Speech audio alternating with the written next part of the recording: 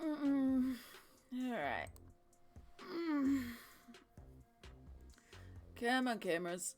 I forgot to do any sound checks this morning. I forgot to do a lot of stuff. I'm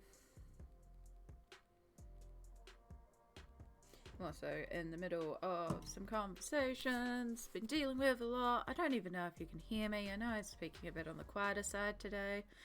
I've literally just rolled out of bed. It took me like 3 hours to get out of bed this morning. So it's okay that you're a bit of a downer today, Chai, because for full honesty, I'm just not feeling it today. It was a really bad night in terms of pain. So the pain is very, very high today.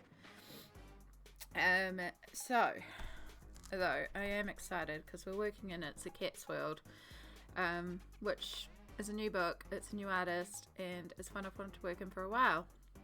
So, you can also colour along, because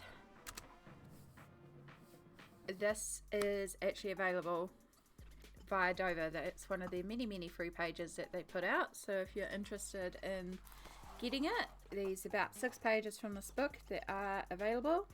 I did put on the Discord a few options for people to vote on. We ended up with a bit of a tie between 2 of them, which is fine because I'm going to take my choice from the 2. So both Dessert Kitties and Farm Kitties one. I'm going to take Dessert Kitties because this means I can use a lot of colours and rainbows and happiness and also cakes.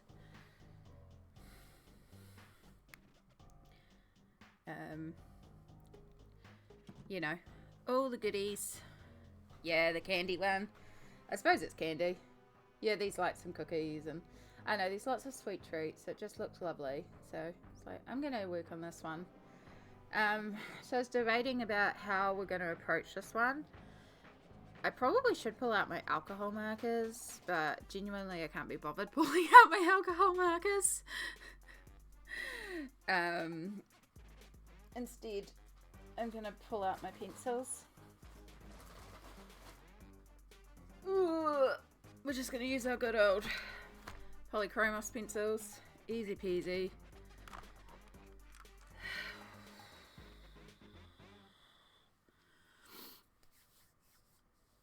I just got to make it another hour and then we can take pain meds. I mean, not an hour, 45 minutes. We've got to make it to the hour.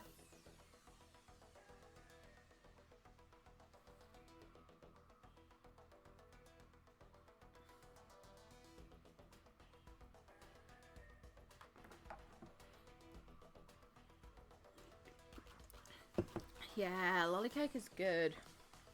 Maybe I should get some lolly cake to take with me to the potluck lunch tomorrow. That's the other thing, is this weekend I've got so much on and I'm already exhausted. I'm already exhausted and it's not the weekend. We haven't even started. I haven't even started the weekend and I'm already exhausted about the weekend.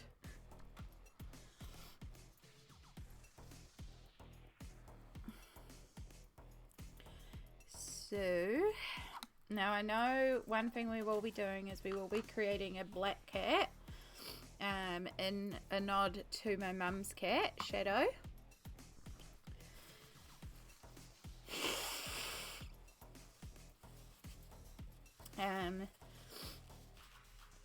We have a bunch of like fruits around as well. I can see cherries, blueberries, raspberries, strawberries, so we will be using a lot of reds and blues. We might try and keep the kitty quite dark and then the rest of it quite light and colourful. I think that could be really fun.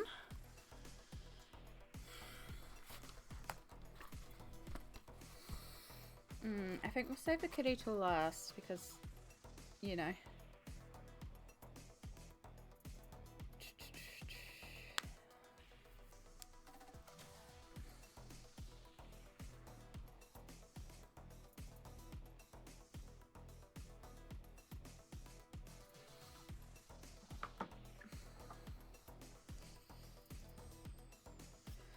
Alright, let's start with the blueberries. Let's start bringing up a reference.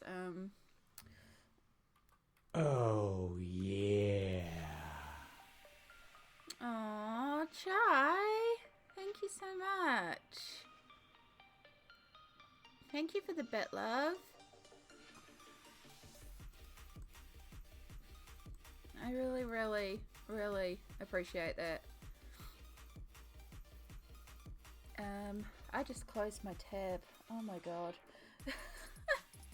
It's the morning.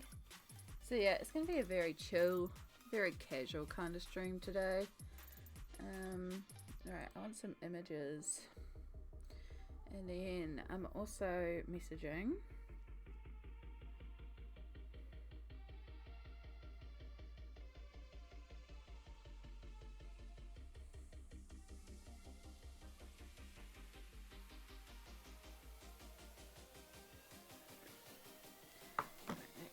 There. So one of the things I need to do is pause that preview so it stops gumming up my computer.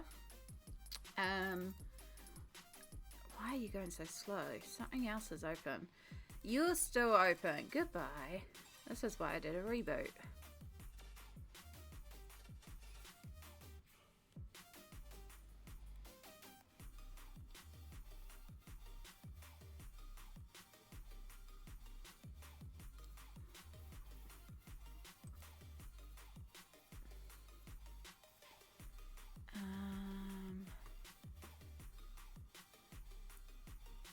Right, so if we look at the reference of blueberries and get our colour chart. Oh god, that hurt to lean forward. Polys, Prisma, Prisma, Prisma, Polys, Polys.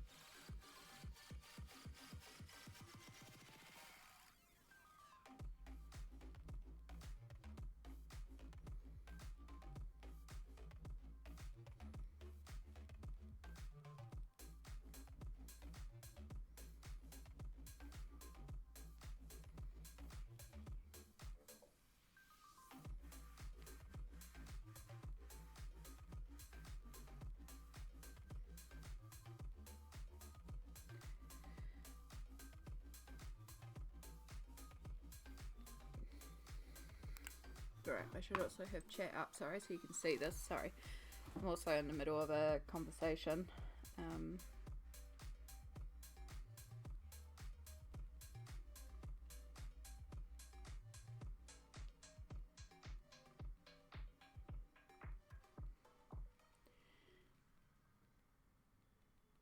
that's not how we spell it. Stop auto-correcting phone.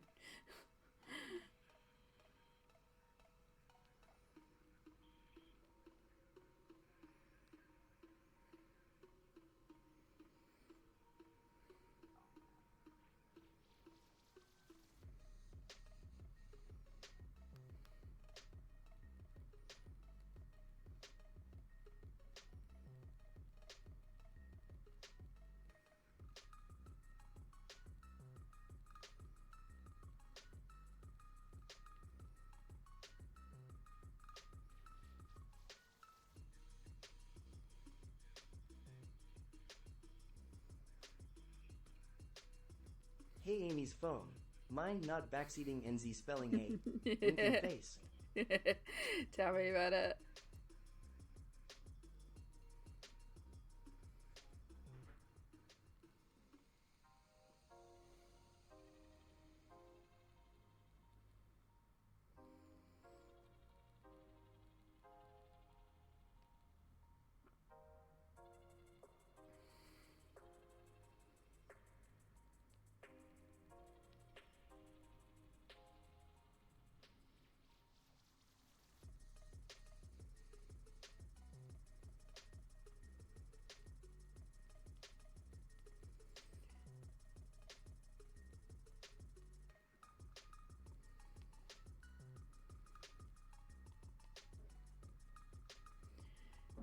Sorry. Sorry.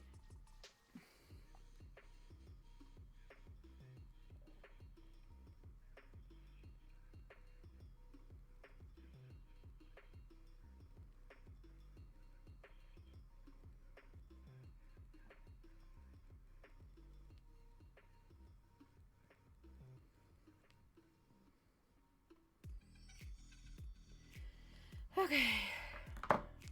Right. Winky face. I love it too. I love how Woodouts reads emotes. It just cracks me up so much. So what I am doing is turning on that. So we're just looking at some blueberry references, because when I don't know what to do, I look at real life references because it's just easier. If in doubt, just look at real life. So if we look at some of these blueberry references and we use our color chart, we can see we've got blues with little tints of green into it, but then some of them we've got more pure blue.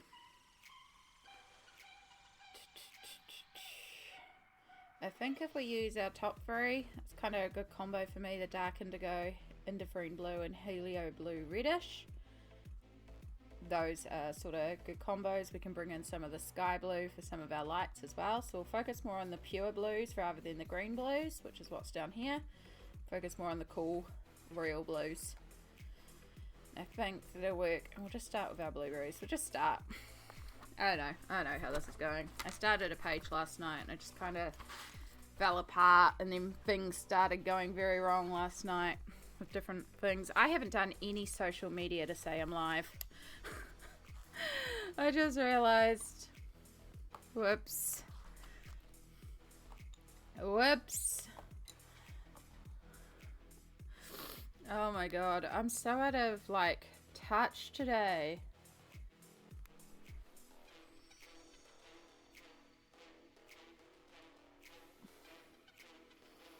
We'll just do a quick Instagram story. That's all we're doing today.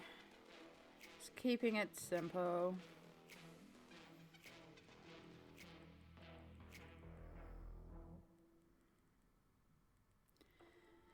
Oh my god.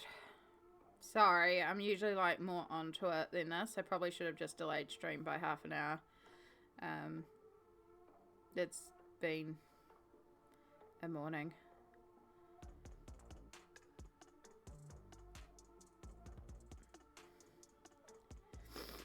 Link. I almost genuinely didn't stream today.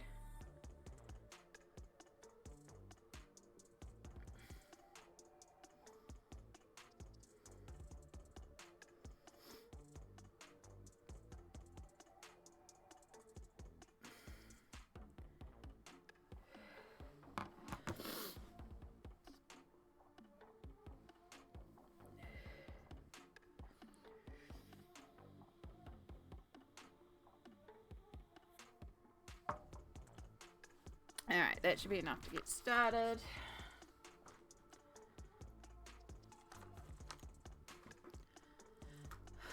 Alright, let's put this actually back on the chat so I can see things. All good, Chai. Enjoy your lurk. We'll be here for a little bit. Again, it's a very chill day today. We're just kind of pottering.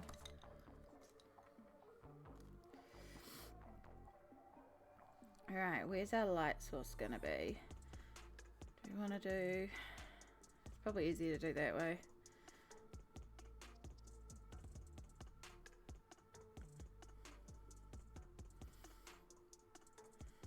So it'll be the best test to see how this paper goes.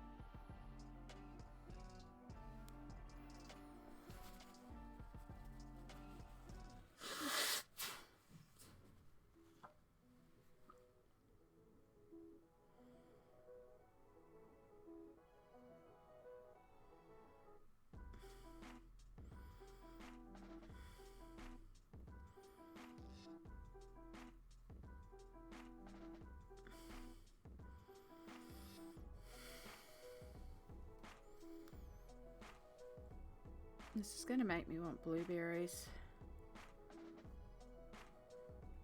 Have some frozens.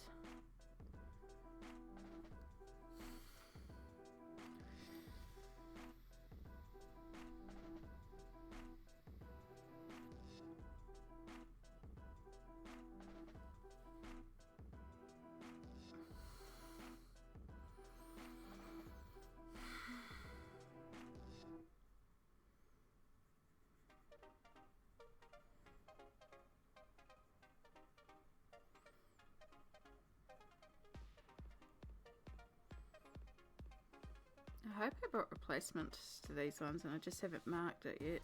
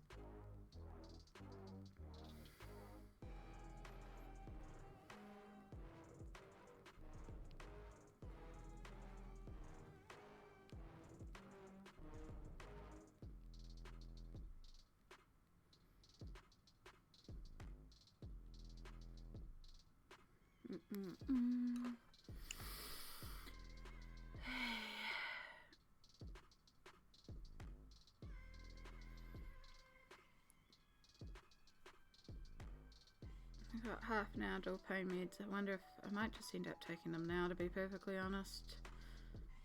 It's a little early, but I really need to get these meds in me. I need to get my next dose.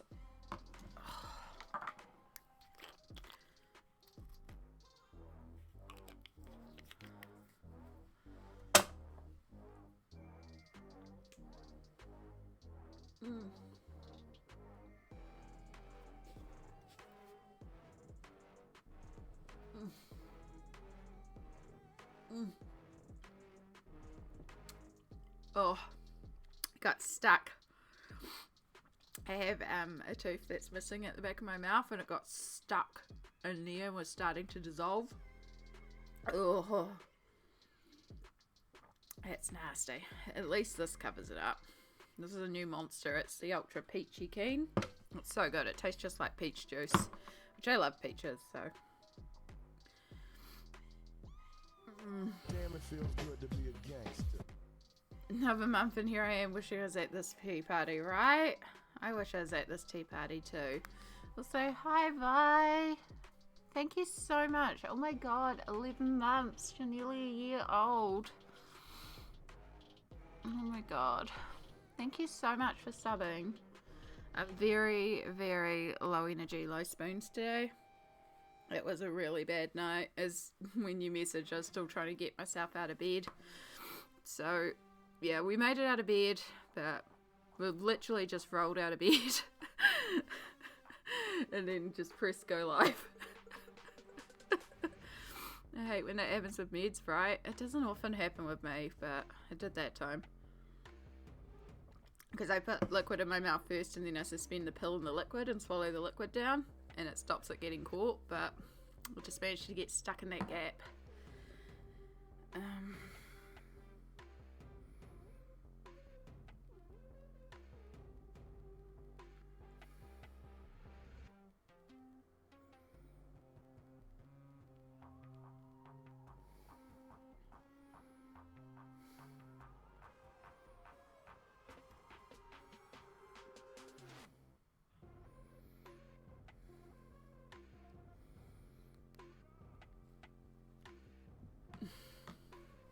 Yes, we do love the self-care. We just took some more pain meds. It's going to be one of those days where I just have to be really onto it with pain meds.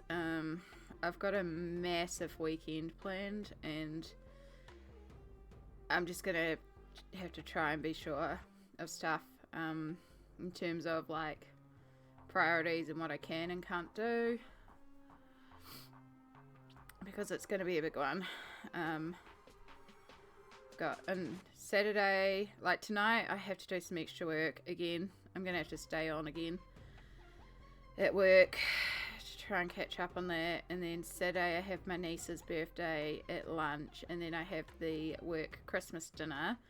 Now the work Christmas dinner I'm actually looking forward to, because it's just nibbles and a drink, so I'm just gonna go for a beer, catch up with some people, and then bounce out real early. So that one's actually least effort than my niece's birthday, because where it's at is not accessible for me, so I have to mobilize on my crutches for it instead of my walking frame, which is a lot more effort. It's going to be full of kids. It's going to be a lot of people I don't know, except for my mum and my brother and sister-in-law and niece and nephew, obviously. I'll probably end up playing babysitter to my nephew, because like once I'm there I can't really mobilize around easy. Yeah, so that one's going to be a little bit more awkward. I mean, the Christmas work do, the restaurant is also not the most accessible either. So, yeah, it's just going to be a rough Saturday. It's a long Friday. And then Sunday, of course, is regular Sunday fun day. And we'll see how we go on the day. It probably will actually end up being a game stream, which we haven't done games in a long time. But I think it'll be nice to just have a break and do some games. I don't even know if my Switch is charged. I'm working on the resume rewrite. Ooh, good job, Vi. Good job. Sell yourself. Sell yourself out. No, not sell yourself out. Oh my god. Sell yourself. Wow, you're amazing. You deserve to be recognized for your amazingness. That's where my brain's trying to go.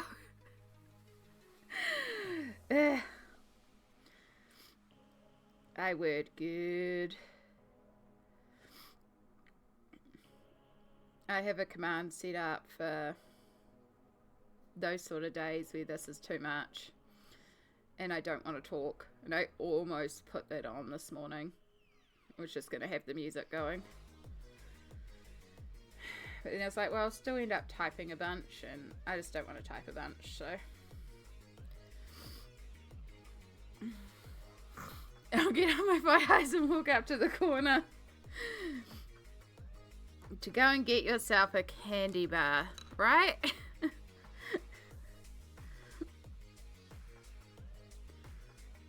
That's what happens. I totally know.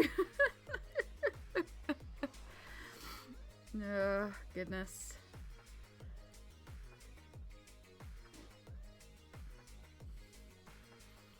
I also didn't make it to the supermarket yesterday. I went and got my blood tests and my prescription, and then discovered that the doctor hadn't sent through one of my prescription items, and it's the important one. So, yeah, I had to go and contact the doctor and be like, yo, where's my injection, please?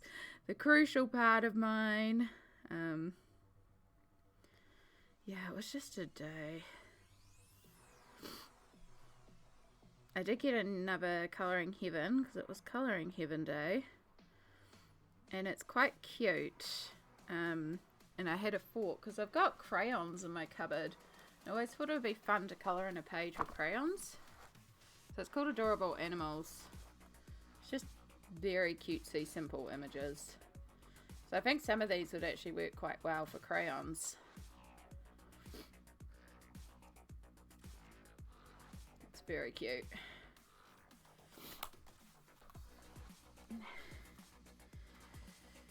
Oh goodness.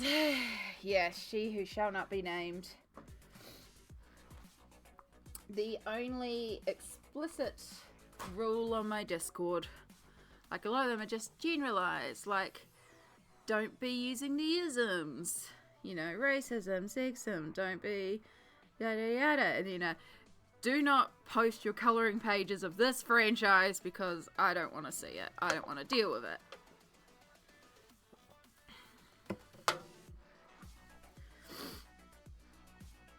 But also, I know it does affect a few people in my Discord as well, so yeah.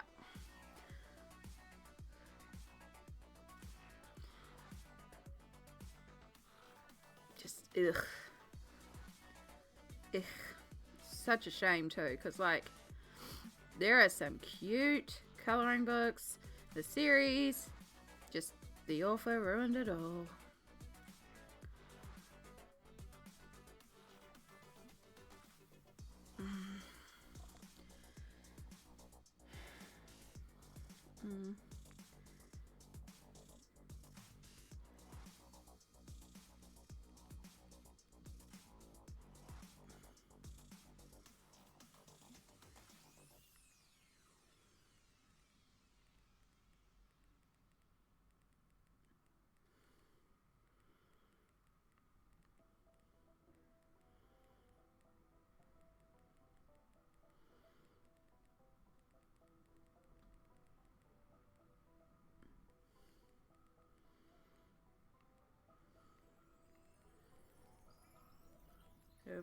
Sorry.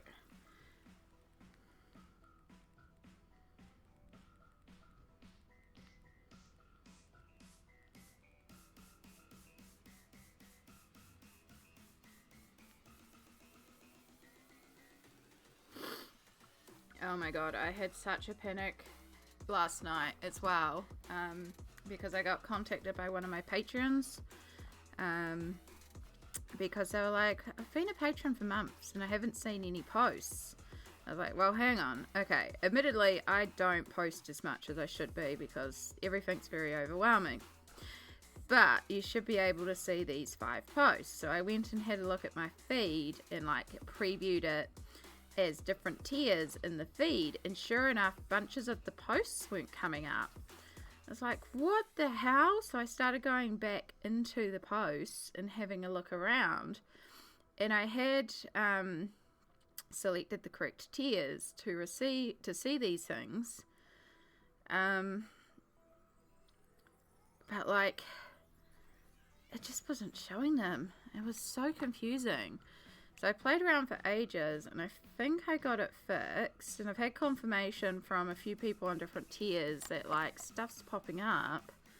But now I'm like really worried because tomorrow there's actually a video going out on YouTube, which is a very, very sped up version. And I'm talking 5 minutes compared to like 6 hours of real-time footage that's on the Patreon of my colouring page. And it's like, yeah, this is a quick time lapse of showing the process of what I've done, but it's also like, you know, I have a Patreon, by the way, because I'm starting to get the hang of it, I thought. And now I'm like, well, do I just stop that going out? Because I don't want to advertise it if I can't guarantee this stuff's going out right. Because a real phobia of mine is making people feel like that I'm not giving them what they're paying for, or I'm ripping people off, because again, I know how hard it is with money. Like, my budget is exceptionally tight. I know I get a lot of colouring books, but I budget that for my sanity because this is my mental health wellness hobby, so it's really important to me. And the books themselves are my collection items. So I do a lot of budget shopping. I do a lot of splitting up of payments. I cope, but I know it's tight. I don't go out to restaurants. I don't go out for dinner. I don't go out to movies or shows or stuff like that. Like, this is my fun money. And in the last fortnight, that's been $20. So it's not a lot, you know? And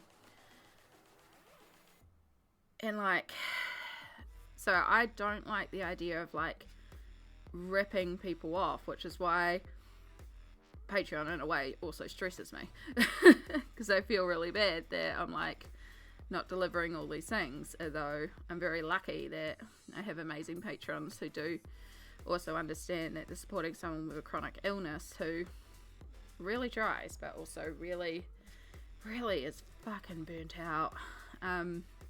So yeah, it was just complete panic last night trying to figure out what's going on there. I hope it's okay, but I'm like, do I just take down this post? I mean, I can schedule it for another day, like it can go out later.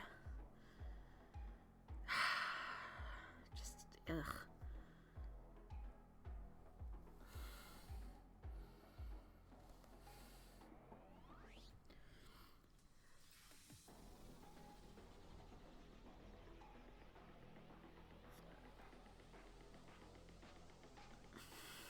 Okay, well, I can say straight away that I freaking love the paper and Polychromos pencils. Like, oh my god. They're just laying down like butter on here. I'm going to have to get more Creative Haven books. Actually, I have a couple of Creative Haven books, but the Creative Haven brand range is huge, by the way. We're talking thousands of books. But they get in a lot of different artists. In a way, they're like Colouring Heaven, but way better paper. So, and actually a lot of them are cheaper than Colouring Heaven, but they're not magazines, they're actual book publications, so might have to look into it. I do want to get some more Teresa Goodridge, which is the artist that we're currently colouring, which, by the way, if you do exclamation project, the title of the book and a link to free pages, including this page if you wanted to colour along by, if you want to colour into the Join the Tea Party, you can. It will pop up in chat, so you can also get this colouring page and colour it yourself if you want to. There's a bunch of them that you can download for free. I added a bunch of them to my folder.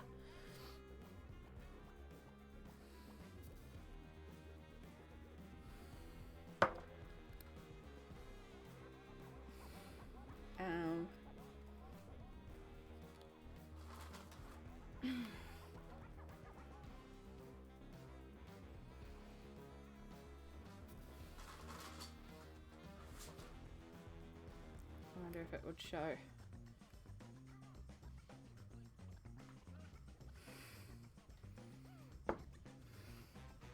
No, it's not going to show. I'm also still in a conversation.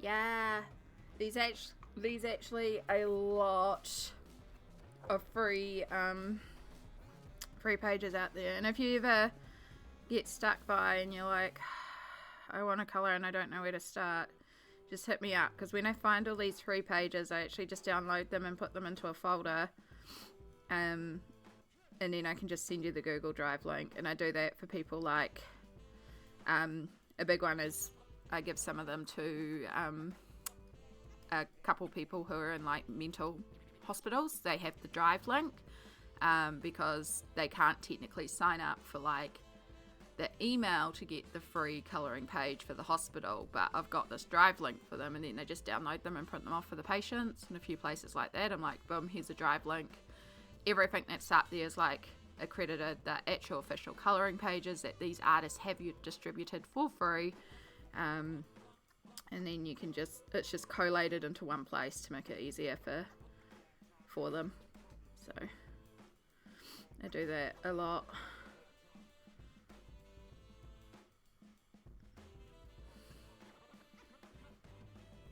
And I put a bunch in there, including these ones in there. There's a bunch more to go through with the Dover ones.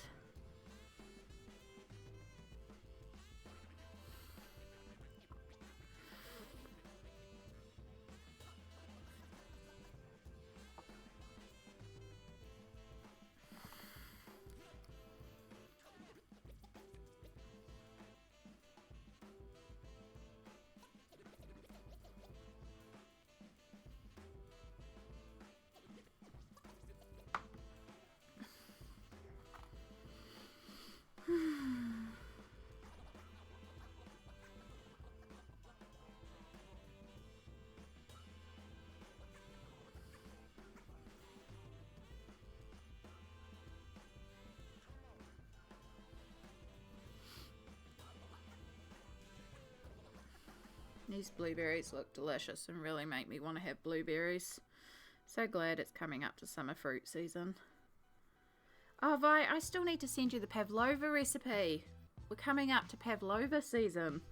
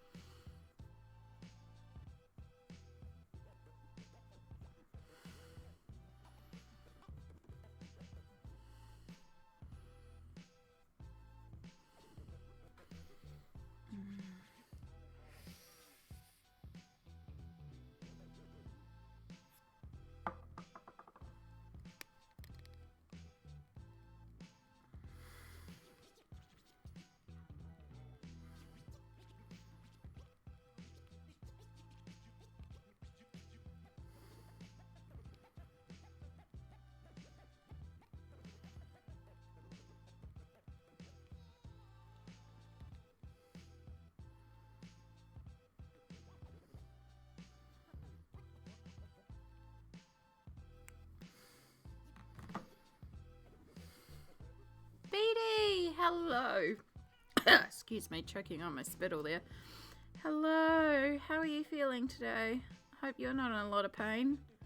We had a very bad night last night, so we're in a lot of pain today, but we're here, we're low energy. We're doing kitties. There was a tie between, I know you voted for bubble kitties, but there was a tie between dessert kitty and sunflower kitty, so I used my privilege as the actual colorist of this page and decided to do dessert kitty because I was like, I want to color berries and candy and yummy stuff and, you know, the good stuff. It's okay. It's, as you know, it's just part and parcel. I could tell it was coming to a bit of a flare time this week. It's been a week of stress and stuff, and it's a busy weekend, so it's kind of like, of course we're gonna flare. So, but again, my bloods aren't showing it because my CRP never indicates anything, even though I am always swollen. So like this ring here, for example, so this is why I always have rings on my finger. These are my markers because my blood tests, my inflammation markers don't actually show the inflammation in my body because it'll be a little bit of inflammation, but it won't be enough to be an elevated inflammation marker in my body.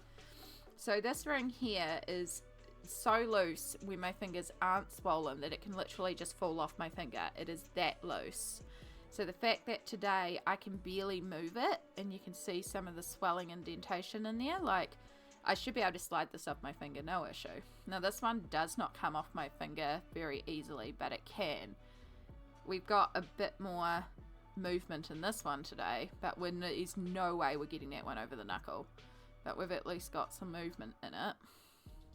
But yeah, these are my markers. So when, you know, I'm flaring up and I go into hospital and I'm like, I guarantee my markers aren't going to show anything because my CRP is never raised.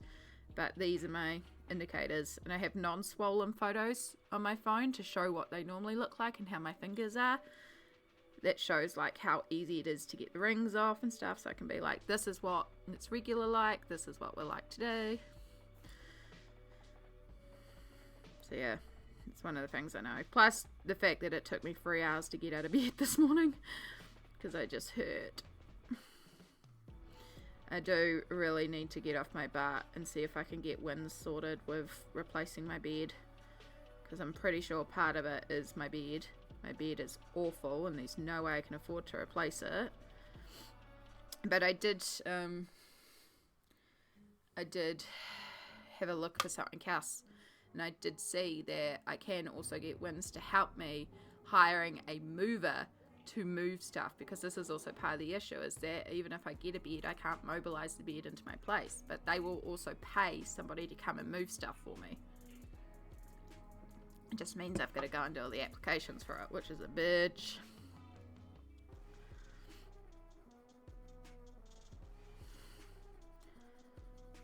Like, the bed getting delivered is not an issue. If I go somewhere that also has delivery, that's fine. It's moving the old bed out. Figuring out where the hell the old bed goes.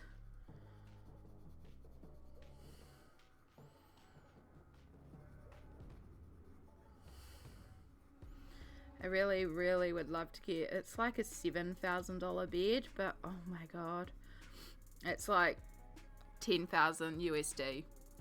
It's 10 grand basically. It's a 10 grand bed. But it's like, it's got the electronic motor of a hospital bed, but it's in a proper comfy bed, and the idea is that you can raise yourself into sitting or flat or put your legs up. Like, it's got that same thing that a hospital bed has, but it's a comfy home bed, not a hospital bed. And I was just like, oh my god, that would be amazing for those days where I literally can't move and have to stretch myself up, because that would help me get up to the sitting position, because I could literally use the motor to crack my back to get my back moving so that I can get up out of bed. Like, oh my god, that would be amazing. Yeah, that's so cool. It's like, well, there's no way, like, there's no way I'm ever going to afford that bed. There's no way working income is going to support that bed. Not unless it was like complete medical, and then they would just say, well, why aren't you going to the medical supply company and getting one of the actual hospital beds? It's like, because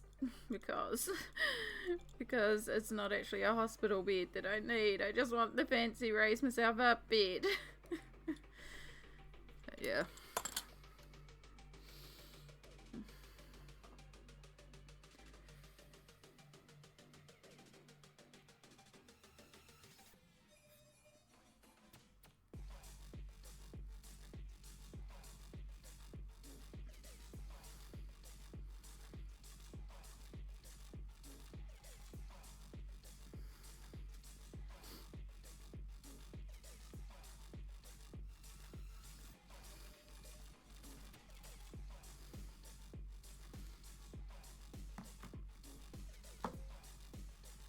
Yeah, comfy beds are wonderful and necessary, and it's this, oh my god, words. I'm also not doing well talking today, so I've just done the shading on that blueberry entirely wrong, and it has a completely different lighting source.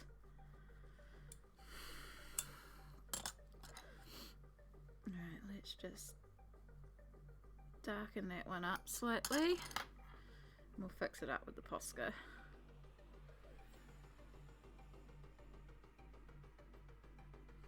Alright, the blueberries are good, but we just want to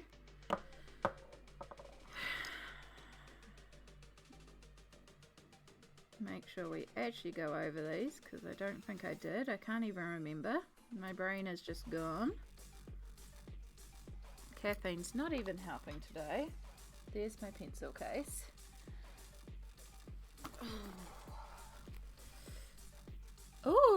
you got Small Victories? I have it pre-ordered, but then I got a notification it's delayed. It's like, come on. It was meant to be here on the 9th. Yeah, it was meant to arrive yesterday. And they've said the stock's been delayed getting to New Zealand again, which is really annoying because I either get these books early or I get them really late, which isn't actually like the book's coming when the book's coming. It's not that, but part of the thing is, so for example, with the Kirby books that I pre-ordered, both of them arrived slightly early, and there's a real bonus to that with the YouTube channel, because if you're one of the first to put up a flip through, you're going to get the traffic on these new books. And that's what happened with especially Colour Universe, because I was one of the first ones to get that one up. And like that book cost me $22. I've already made $8 USD, so about $12 in ad revenue from getting that flip through up first, which also helps cover the cost of the book. So like Joanna's Small Victories, I was like, okay, that's cute as a concept. It's something I probably would have got eventually when it went on a really good discount. But because of the YouTube, and I know Joanna's popularity, I was like, okay, that's one that's wise to pre-order, because I won't be one of the first, because I knew Colouring with Emily has a working relationship with Joanna Basford, so I knew she'd be one of the first ones to get it. I knew there'd be a few English artists that would get it early on pre-release, because Joanna does a lot of this. So it's like, okay, that's fine. But it's like, well, as long as I can get it relatively early and get a flip through up, it's actually going to justify me getting it early, because I can do a flip through and, you know, earn a bit of cash off that to help cover the cost of the book, because you're watching my videos on YouTube and watching those ads does earn me again ad revenue, and it builds up. But because it's been delayed, that one's a bit more like so yeah. And I'm not doing that with like every book. I'm debating doing that with some of the mythographics that are coming up, because I know I want to get more mythographics, and like that's another one that's got a bit of a following. Kirby, obviously I love Kirby. Kirby was a guaranteed pre-order regardless. There's the rest of Kirby's books that are coming out that will probably, I'll do the same thing.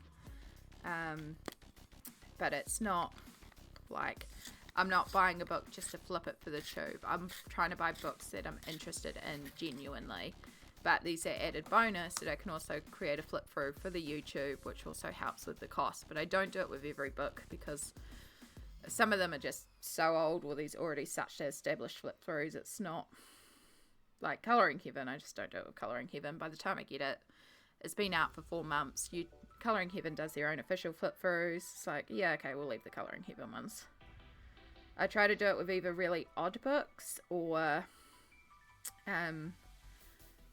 like books that I wouldn't see normally flipped, or those new release ones, for the few times I have new release.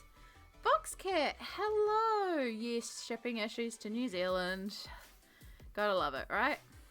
Gotta love it. There was one book that I got, it was a long book, and the publisher actually, not the publisher, the company that I ordered it from in New Zealand got their stock a month early, and they shipped it straight out, because I had it pre-ordered. They only got like 4 copies in, so they just shipped it out a month early, which meant I got that video up so early. Everyone was like, how are you getting this? It's not out until this time next month. And I was like, I know. It was so cool. It was so cool. Can't even remember what it was. Feel like it was Enchanted Animals or something. Straden Peterson, maybe.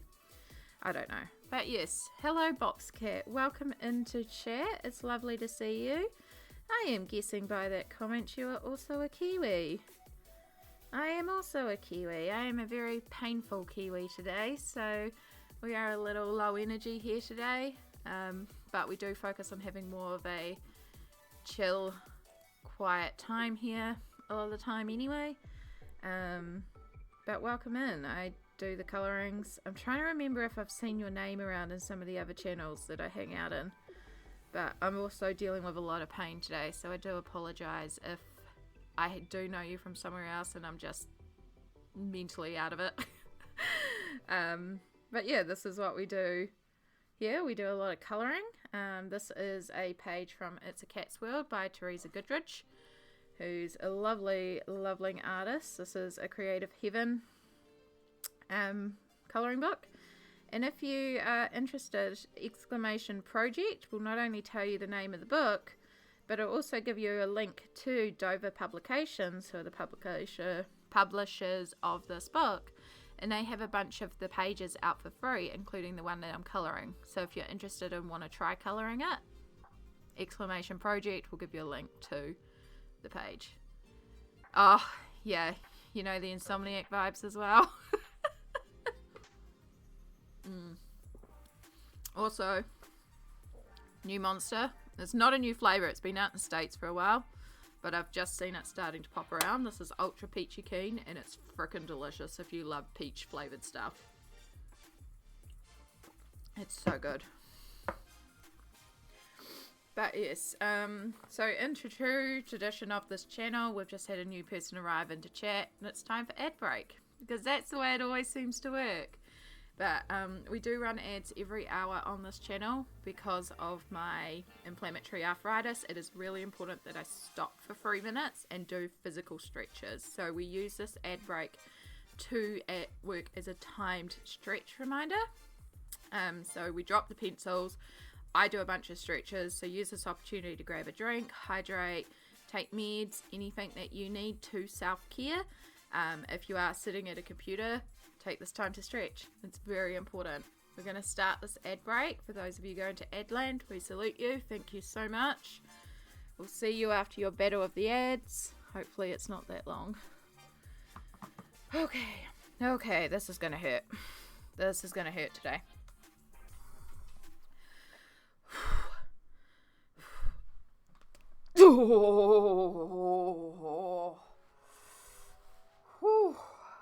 Oh, the clicks. Oh.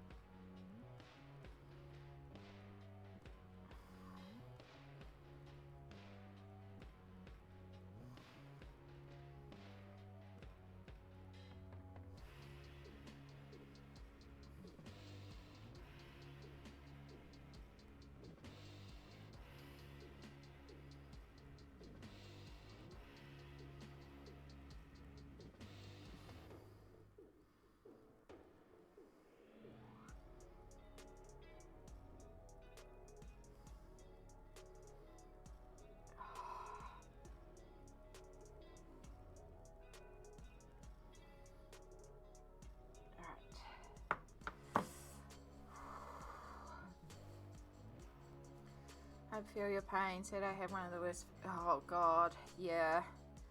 It's not great. Like, I can tell it's not a full flare yet. It's definitely like. So I'm not due my pain injection until Wednesday next week. So 10, 9, 8, 7, 6, 5. So this is day 5. We're halfway through my injection cycle. I was about to guess halfway, but then I thought I should actually count, and I was right, it is halfway. But the pain is right at like what I'm normally at on a regular injection cycle, as if I was on day 8 or 9, which is not a good sign.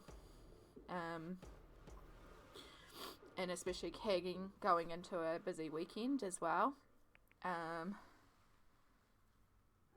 Oh my god, you have ankylosing spondylitis too, Box Cat? Yes, fam. That's what I have. I have a particularly aggressive form. I'm glad you've only got the early stages. So yes, it is super crucial you follow me on these ad breaks and do your stretches, because you know what happens when we don't move every hour. You get it. Yeah, I have a particularly aggressive form that we haven't managed to stop the flare. I had a particularly bad flare up before I got my diagnoses, where I was in a massive flare for about 6 months continuously. I had joints out to here, and because of the fact that I was flaring for 6 months before I got a diagnosis, and we got this flare under control because of some issues with doctors and stuff like that, I also have permanent damage across my body. This is actually why I started colouring, because I was an artist, and the flare up in my hands and over these joints here caused me to not be able to hold a pencil correctly. The damage kind of rendered me unable to use my hands, which was terrifying as an artist. And then once we started getting sorted, I found one of my old colouring books, and so I started colouring in that as a means to sort of try and learn to hold a pencil again. And yeah, I fell in love with colouring, because I always loved the colouring part of my art. Like, the sketching part was okay, but I loved the colouring, so it's like taking my favourite part of the art process and focusing on that. And so we just deep dived into colouring, and now this is what I do. It's everything in terms of my mental health and wellness and stuff like that. But I'm glad you're only in the early stages, Kat, and please don't freak out, because I've got a friend who's in early stages of AS who sees me and my walking frame and everything that I have. Thank you for following. Don't freak out because of the stage that I'm at. There's a lot of people with AS who never ever move beyond that early stage, who never ever need more. There may be a painkiller on the bad days, who just, manage to keep going. Again, I have a very aggressive form, and I have some underlying complications that aren't helping. So, but I'm glad that you discovered us. And Sammy, hello, welcome back. Hope you're doing well. We've got another Kiwi. Sammy's also a Kiwi. Box Cat's a Kiwi. Beatty is an honorary Kiwi. Because we adore Beatty here too. Damn, it feels good to be a gangster. Beatty! Oh, thank you so much, lovely. Box Cat, welcome to the G Squad. Enjoy your now ad-free viewing, your lovely emotes, and most importantly, your G Squad memberships entitles you to crochet blankets and cups of tea. Welcome to the G Squad, aka the Granny Squad, because we're all grannies here. We're all elderly people in one way or another. It's mostly spirit. Enjoy your Zimmer frame for us to race each other on, because I do use a Zimmer frame to mobilize as well. Yes. But yes, you definitely still need to stretch. We do our stretches every hour. So yeah, I just it's been a journey, but we do alright. Definitely some days are better than others. As I said, today's a bit of a bad pain day. It's a bit of a low energy day. But we're still here, we're still streaming, we're still carrying on, and I really enjoy it. I love hanging out with all y'all, and it makes the bad days a lot easier. Because legit, otherwise I would just be drugged up in bed watching some bullshit on Prime or something.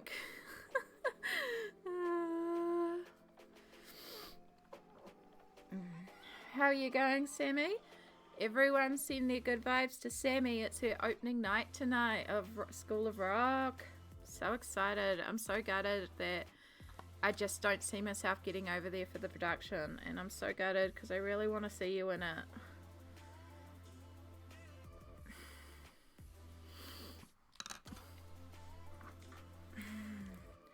Alright, I think there's enough shading on the blueberries. So now we've just got our final little step. We're going to grab our posca. Now we're just going to add shinies.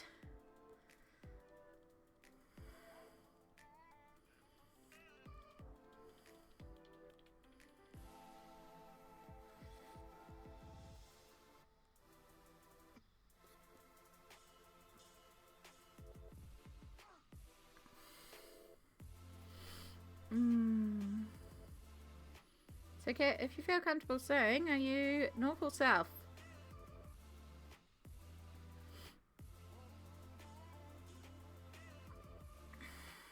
Yeah, people all over the place. We had a new friend visit us last stream, and they turned out to be very nearby to another one of our Kiwis here. It's always fun. It was very fun when I was browsing Twitch one day and I discovered a Kiwi who was in that chat that I did not know, who was actually 2 blocks away from me. We worked out, without doxing ourselves, we just kind of gave some vague landmarks near us, and I was like, yeah, that's about 2 blocks away from me, and they're like, yeah, that's about 2 blocks away from me, and it's like, seaside, mountainside, and they're like, mountainside. I was like, I'm seaside. Okay. Auckland, oh my god, I have family up there. I'm Taranaki, New Plymouth, but I was up at Auckland semi-recently because I have friends who are friends up there, and I have family up there. I went up for Armageddon. They live out Langhome to Tarangi, and oh, I do love staying with them. It's not even like being in Auckland.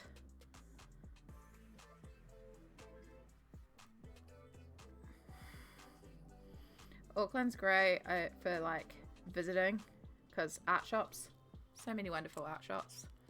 But then, yeah. You went to Armageddon this year? Heck yeah. I went for one day and I caught COVID. Which I'm not surprised about. I did try to keep safe, but yeah. Yeah, not surprised.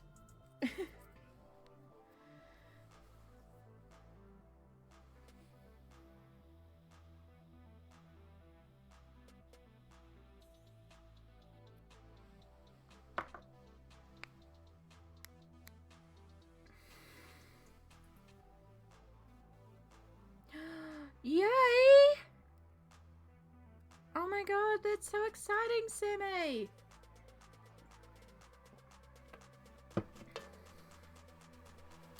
Oh, hells yes. Well, then I really need to get on to Wins in the Bed. That's so exciting.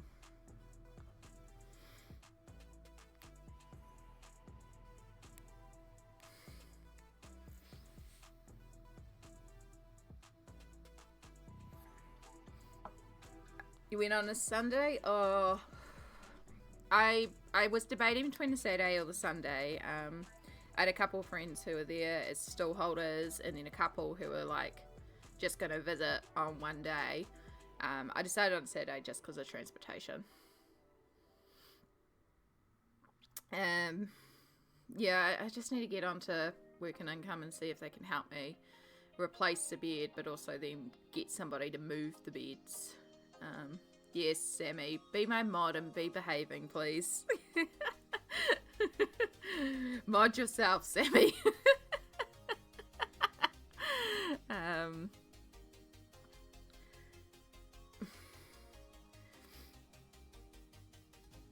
Sorry, I'm also in the middle of a conversation with someone, and it's very important as well.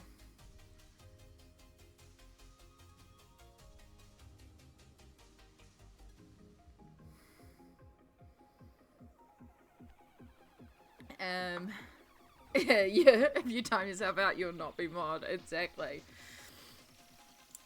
I don't want to take away your mod status because then I have to reset everything back up for you to have access to because you've got the extra mod rights. And it's like, ugh.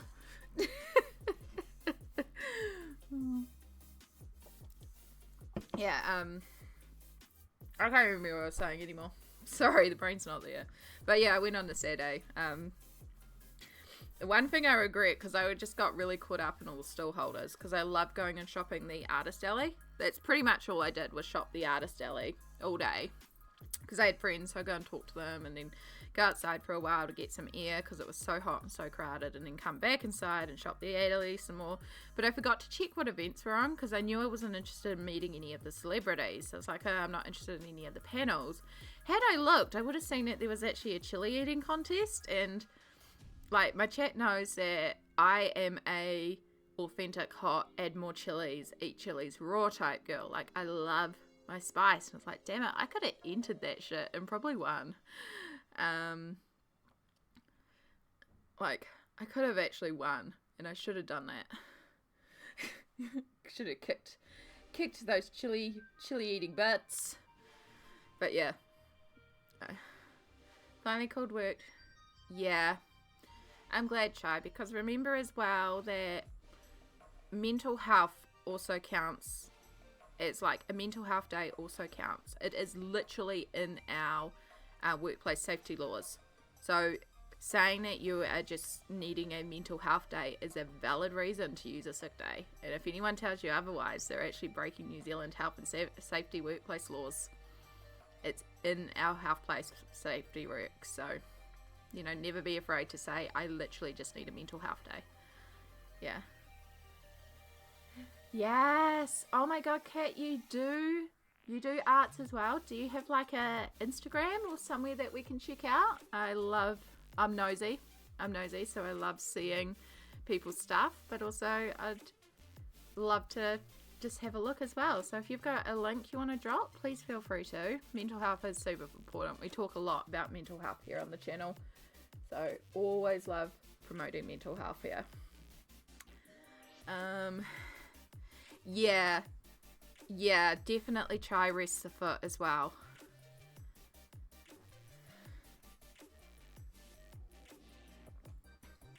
How's yes, Sammy. Chai is also another one of our fellow Kiwis. Kat's also a Kiwi, as you might have guessed from the talk of Armageddon. Okay, thank you for the warning. We do appreciate that. So still feel free to drop the link, but there is a warning in place that we have some horror stuff. So I won't show this on stream. But remember, keep yourself safe if you are triggered by horror stuff. We appreciate the warning. Oh, that's some gorgeous work though. Oh, I love digital work. Oh my God, the Addams Family print.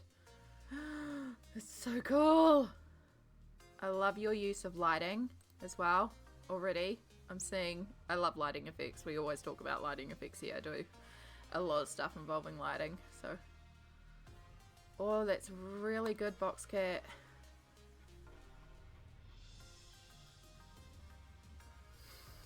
Oh, the lighting on that.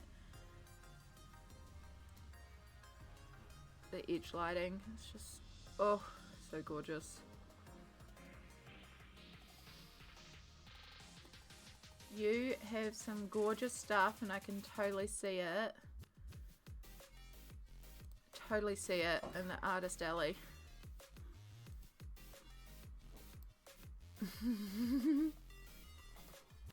Oh, that's gorgeous. Those blueberries look awesome. Yeah, thank you. I'm just like... Alright, let's do some cherries now. I'm actually here to colour. I'm actually here not just to chat. I get so distracted. Alright, so we're just going to pull up an image of cherries, because if I'm in doubt, I look at an image. So you can see our cherries here. Looking at some yummy cherries. I love cherries. Cherries are just glorious. They're so expensive though. So expensive. But oh my God. Right. I'm pretty sure we're going to be using dark red. I feel like that's quite a good cherry colour. And then adding in some madder. I want to go for these more darker reds so that we can keep our warmer pinker reds for the strawberries, even though strawberries and cherries have a lot of colour, but I really want to pull in like those really dark colours of the cherries. In fact, I might even pull in some of this Caput Mortem Violet. I don't know, I don't use that colour a lot. And then we will also bring in some Walnut Brown, because we want to start really bringing in those darker reds. So there's dark red, and then I think we'll use madder as our light. Go and get some of this funny named one that I probably don't use all that much. Oh, come in hands. Cool. And then the other thing that I'm going to do, because if you look at some of like the darker reds, they have almost that purple tone to them. is I'm also going to bring in a bit of probably mauve, which looks very purple, but if we work that lightly as a shadow with our bright reds, this will help tone down our reds to bring in that more purple tone, that more richer ruby purple. I'm not wording right today. It works in my brain, trust the process. Oh god. And then we'll bring out walnut brown, which we can also use on the stems are green. We should do really stems as well while we're here. We'll just pull out some greens. We've got brown at the top, and then they're usually quite a bright green, so we'll probably just bring out leaf green. I use it all the time. It's one of my staple greens. It's just a really pretty green. Leaf green. And then we want a darker green, so we'll just pull out, let's just pull out a one at random. Not really random, we're going for one in here. We got pine. The stems, there's really not much to them. Okay, all this for 2 tiny cherries here, but we can pull some of these colours into our strawberry up here. You can't even see where I'm pointing because of the window capture. So we've got 2 tiny cherries here, we've got a couple of raspberries here, and we've got a strawberry here, so we can kind of use these colours along the way. And then we also have these cookies here, which remind me of Shrewsbury's. The Kiwis will know what I'm meaning there. Yes, rice is a very, very good motto and completely correct.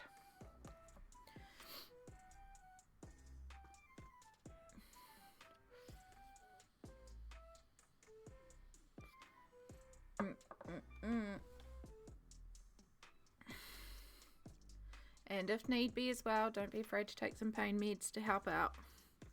Prescribed legal pain meds. Alright, so now the one issue we have here is we have a drawn on highlight, but we're actually doing our lighting from a different angle. So I'm actually going to just use our posca to block out these lines because they're not correct. That's actually where our shadow is. Alright, that's our stem. This is our cherry. Do I need to sharpen everything? Probably. Mauve's fine. You need extenders. So I got in those 10 extenders, plus the 2 I already had. I probably need to get some more. I probably need like 30 extenders to be perfectly honest, because so many of my polys are so short.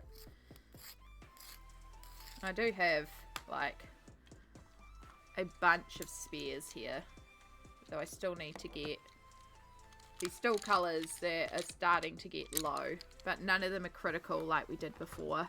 So the retirement home got a few more contributions recently as well, so there's a couple of newbies in there.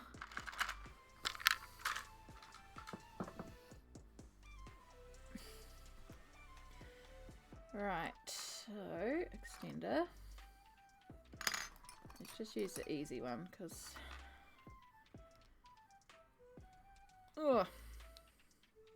this one's a little easier to get them back out of with my hands. So because our light is hitting here, our darks are on the other side, so we're just going to start getting our darks in. And then there would be a little bit of shadow from the leaf as well, so easy.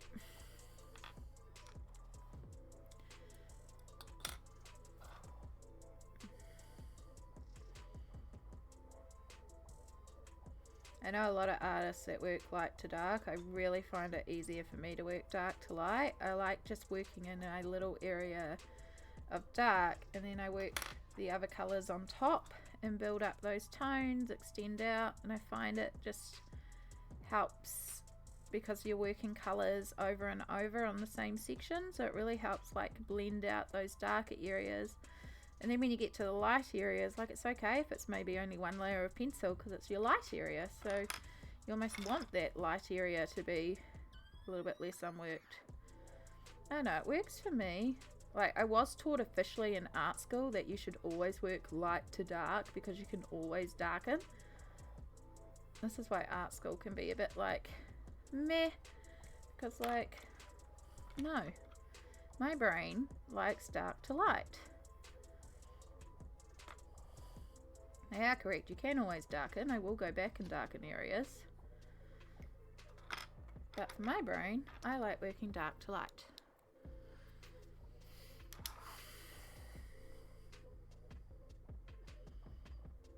Now we're going to work our purple very, very lightly. We're going to use this just to darken and add in that sort of rich cherry tone.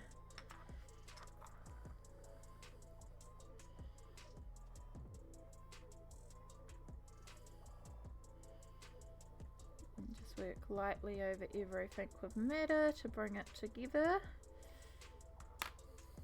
I think we've got quite a lovely, we're probably a little bit out of focus there, but lovely cherry goodness. See if we can refocus you.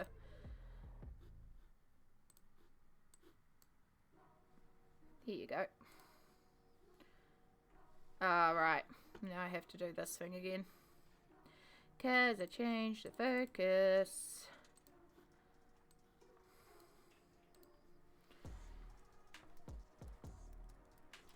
We have a command because I always forget which order to do it first.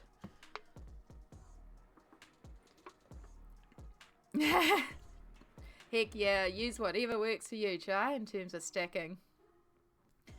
You do shadows first, makes sense to you too? Yeah. I never got why art school was like, you have to do it this way. It's like, nah, just do it however works for you. Honestly, most of the stuff that I do now, I did not learn in art school.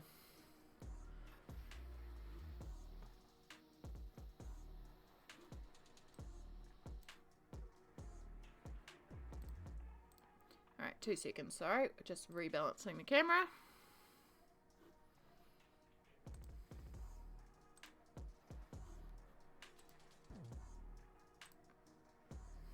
Oops.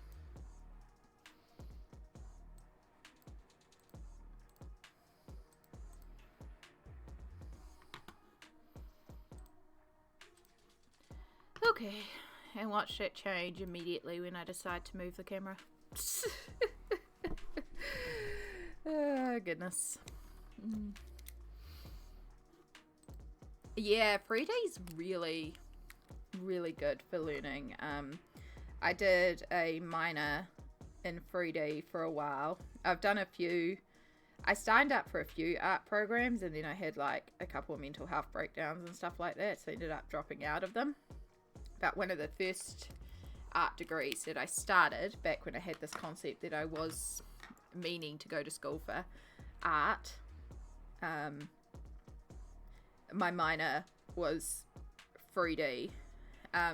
Now the tutor barely knew what he was doing, and he was always getting the X, Y, and Z planes mixed up when he was explaining stuff, and then he would do it and it wouldn't work, and all the students were like, well, if you can't get it, how can we get it? And I was like, I think logically this is meant to be here, this is meant to be there, this is meant to be there, and also we should be working on like 1.2 speed or something like that. I can't remember it exactly. This was a long time ago. So I did really well. I did really well in the animation one, but the greatest thing I learned from that was lighting. Lighting was just so good, because I could make these things and I could just play with where to place the lights, which helped me figure out lighting so much. Like learning how to take a 2D object and visualize it in a 3D space and how that interacts with light. That's probably one of the biggest things I learned. Oh no, I think we have a shattered core. Okay, I think we're okay. Hopefully. It's not a good sign. I also need to empty this pencil sharpener.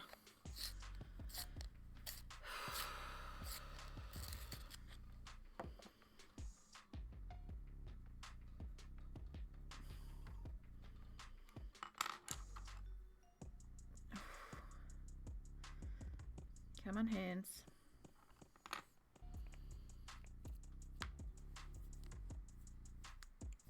Lucked out and had a tutor that worked at Weta. Damn. Oh, jealous.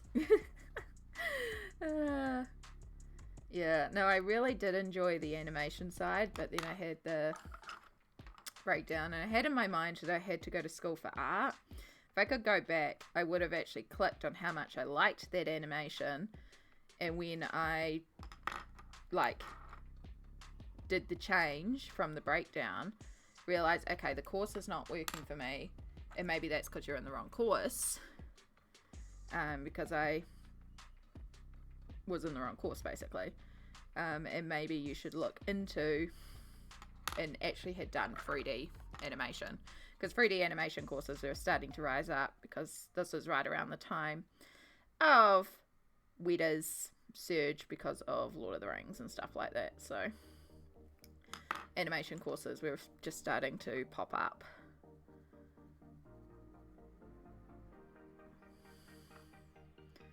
If I had done that, things would have been, but also, you know, you can't live your life in regret. We went down the pathway we did, and that's how we ended up here today. And also then I ended up going back to school for psychology, which was really interesting, and I really enjoyed psychology. Then we would have continued on into art therapy had we not had the illness. Art therapy, and then my psychology, my master's in psychology, maybe even eventually a doctorate, but psychologist was probably the long-term goal. Alright, I like our cherries, they look yummy.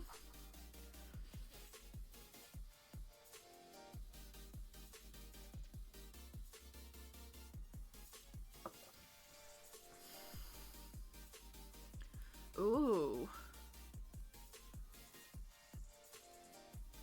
Yeah, there's all sorts of crazy technology now with the computer modeling and the 3D that they can do. That's just like, how? It's so cool to see. Now I work in a paint shop.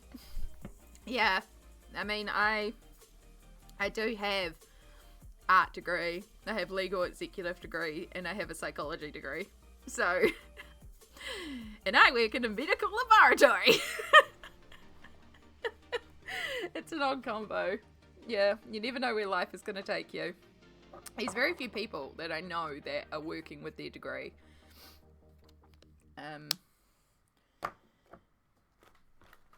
It's just, you know, the way life goes sometimes. But as I said, also with the diagnoses, the life plan changed a lot. So now we work with what we can. I'm just trying to see if there's something around here that I can empty this pencil sharpener into, because she's getting very full. Not quite. Alright. So, there. We have raspberries. Do we do them as raspberries? Do we do them as blackberries? Boysenberries? What are we thinking? We have still got a strawberry to come, so we are going to be adding in redness. Maybe good to do like a boysenberry, maybe? Let's have a look at boysenberry. They're probably meant to be raspberries or something.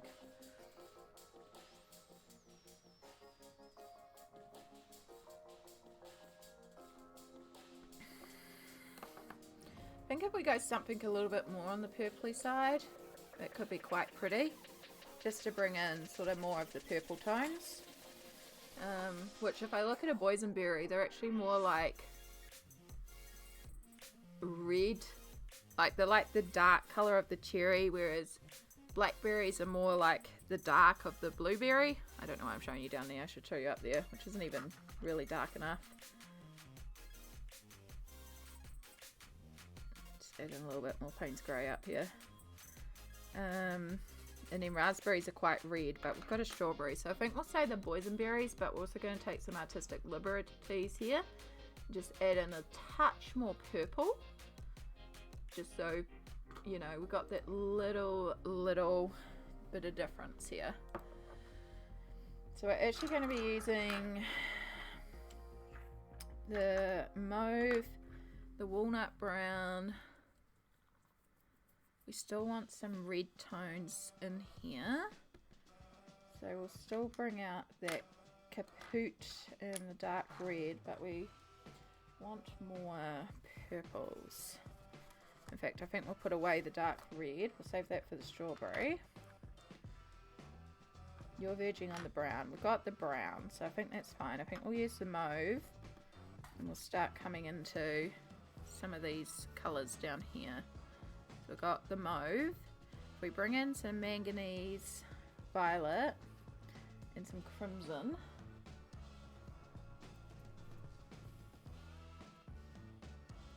Crimson. And see how these two go. Again, we're kind of making things up here, so we may have to do some playing around later. It's the same concept, we work light to dark. We'll also bring in some of our Payne's Grey, because I love using Payne's Grey.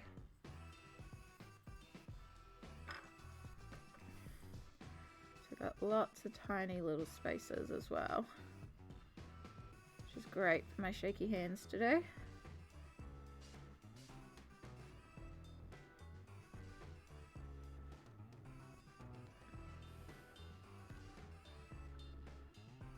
Same deal as before. Add in our shadows, keeping in mind our light's coming this way.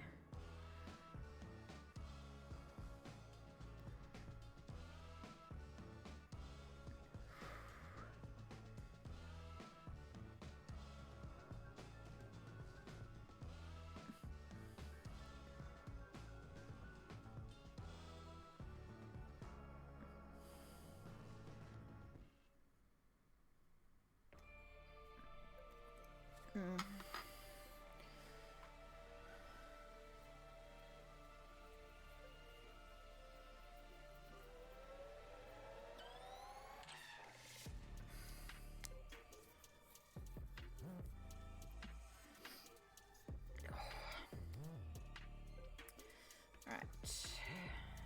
Oh, we only did one of them. Oh my gosh. Amy, come on.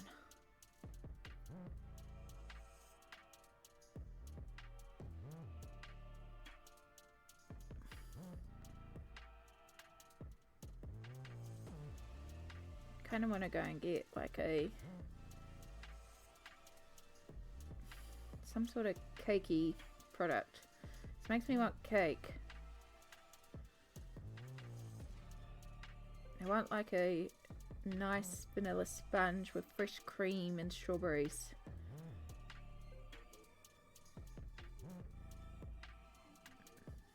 Quite simple, but just delicious, you know?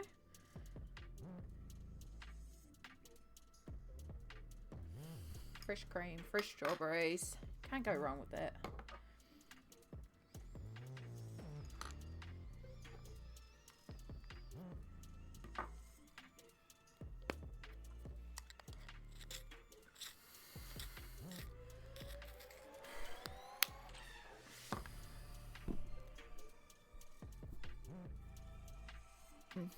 Sorry, my hands are shaking a lot today, as you can see. I usually have quite stable hands, but they're not cooperating today, so we're doing our best.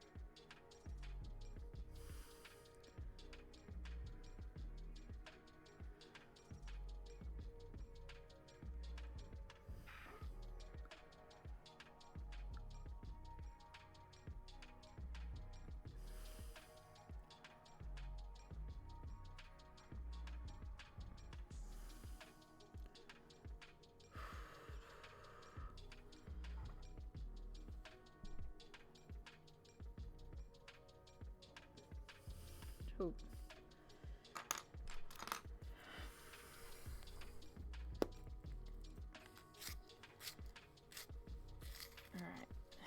again with our crimson, and then I think we're also going to add in some madder just to really make the red pop in here. And we also need to add in some grey and brown just to sort of help desaturate some of the purples, because it's looking like very bam purple, very grape purple, artificial grape purple, not real grape.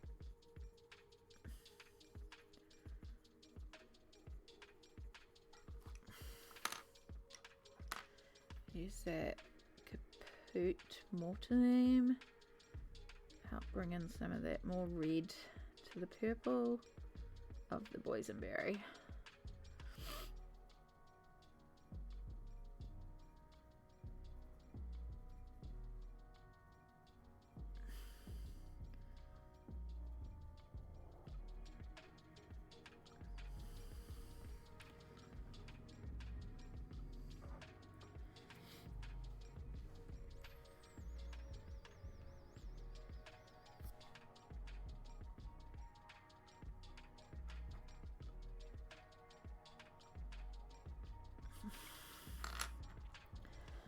And then we're going to lightly use madder just to fill in the rest of those white spaces and add a slight red tint to everything.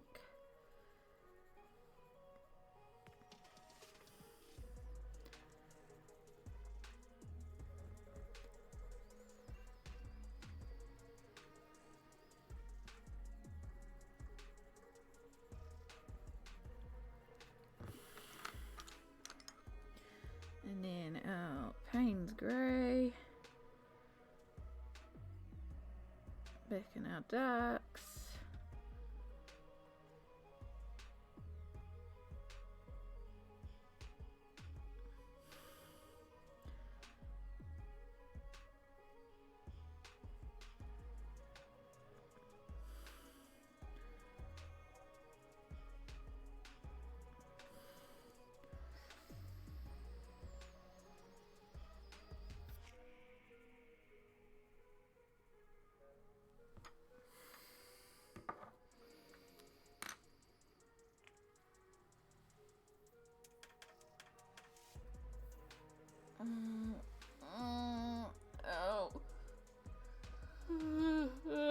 Oh.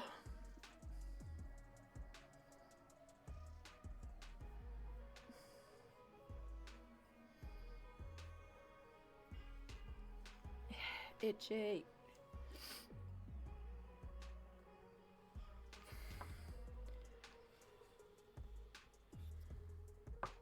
All right, posca.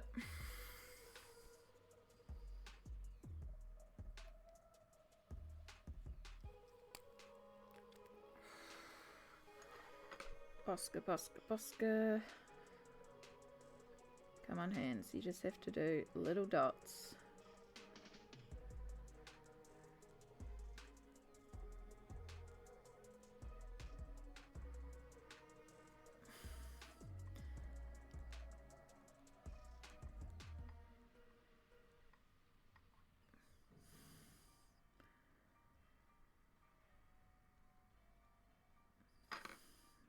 Wrong place there.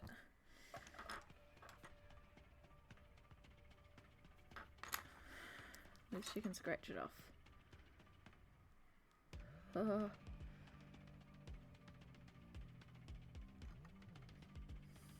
Alright, some of those are towards the bottom, so they wouldn't actually have too many highlights. This one's at the top would have a lot more.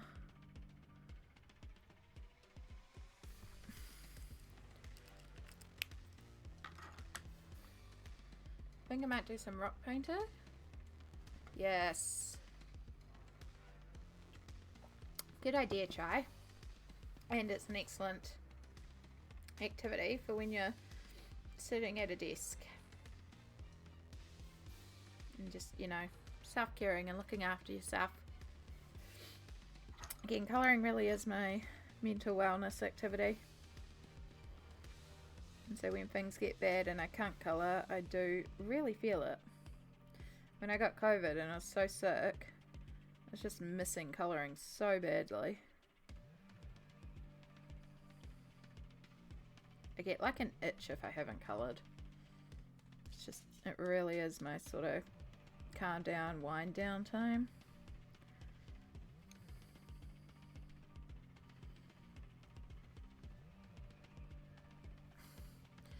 Here we go. That looks delicious. I want that fruit tart. Yes, it really is.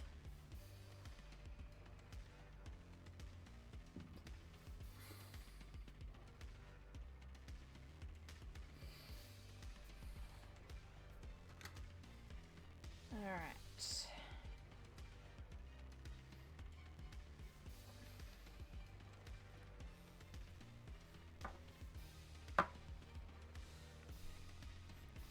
So we actually have 2 strawberries up here. I saw the one, I didn't see the second one.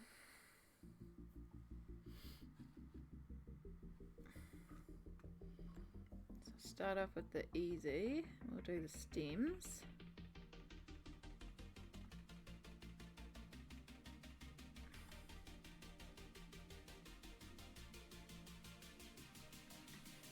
It's fairly rather easy.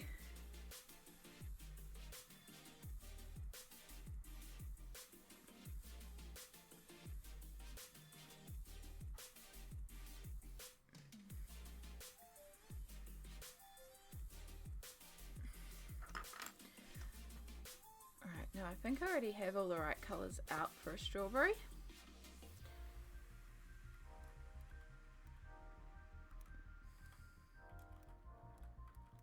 It just depends how red we want to go. I think we might pull out a couple of brighter reds. Because we have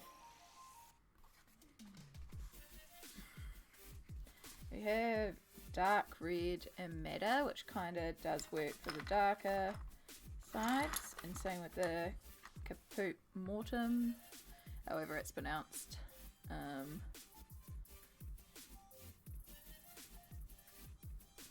We need to move into some of our brighter reds. Let's pull out middle cadmium. Actually just kind of works as a dark. I think we'll just go for our deep red. There may be a bit of scarlet red. Now a lot of the time strawberries are drawn with white pips. The seeds aren't actually white, it's more that the light catches on the rings around them and highlights the seeds themselves, so they actually have a bit of green and yellow to the seeds. But I have an idea on how we're going to produce that. So we'll start by colouring the strawberry entirely.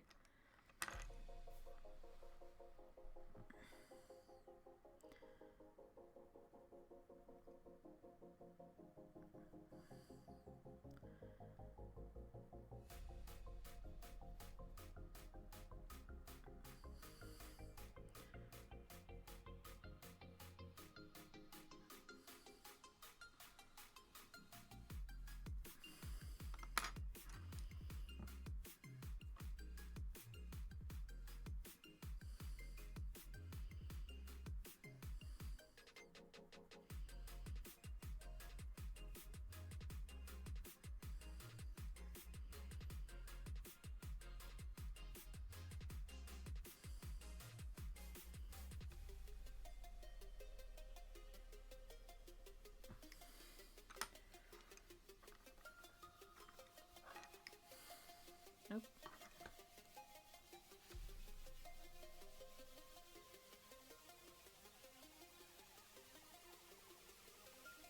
Yes, that would make sense.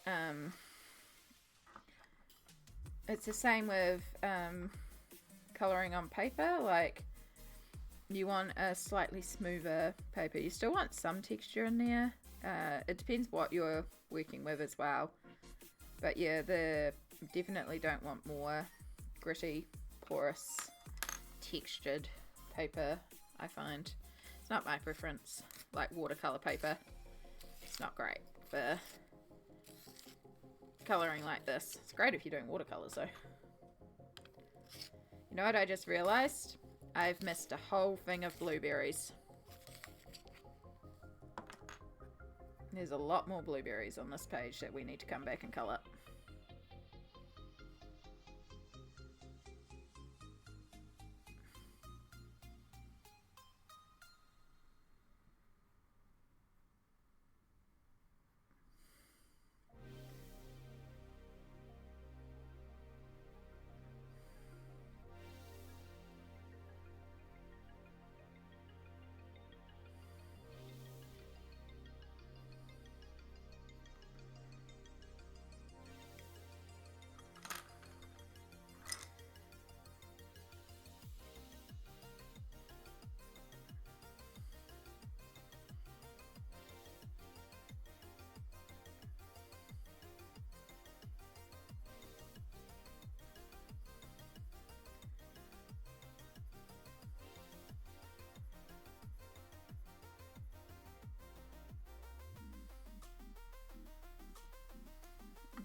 Where's our brown?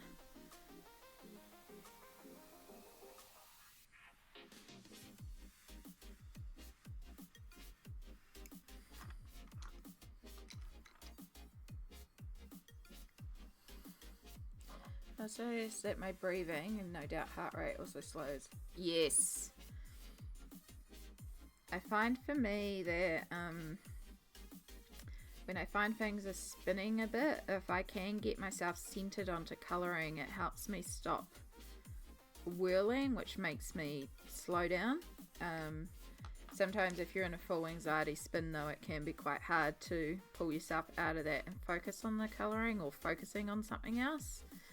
But I do find coloring is sort of the thing that does tend to pull me out of the spins. So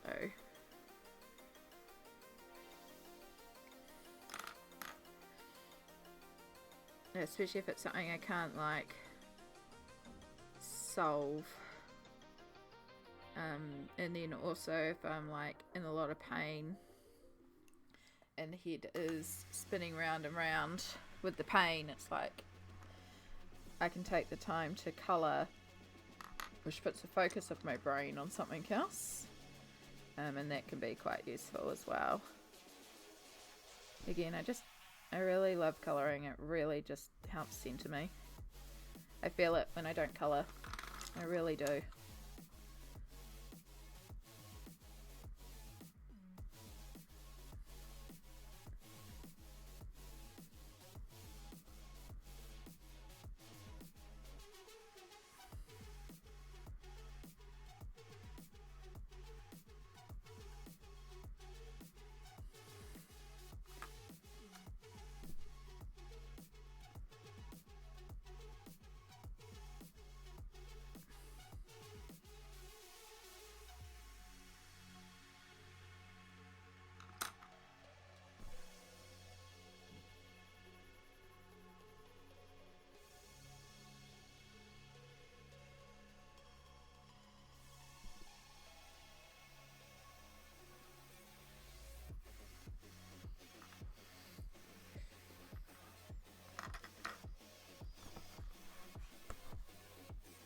Alright, seeds.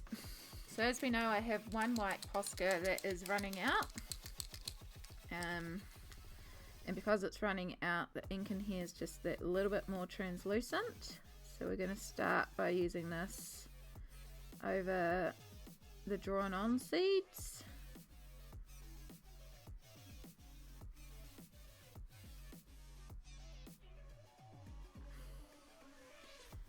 And we'll just add in a couple more for good measure.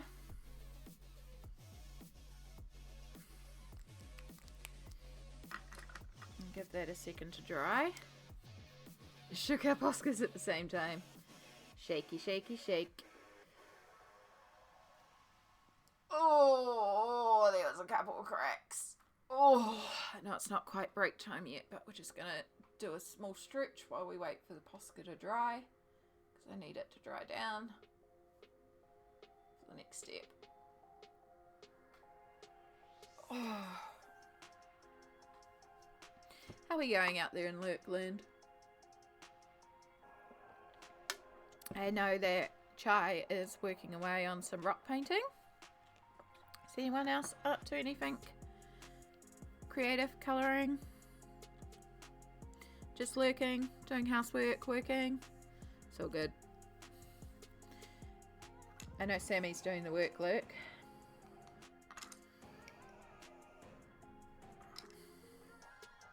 So we're going to use our Catchu Mortem, which is like our brown, like a red brown colour. I'm just going to lightly colour over those dots that we made, and it'll take it away from white to more like a slightly off brown. We're working real lightly here. We don't want to scratch away the posca. Going to use a little bit of walnut brown and do the same, working really, really lightly here. It's more just about tinting that posca to a slightly pale brown colour.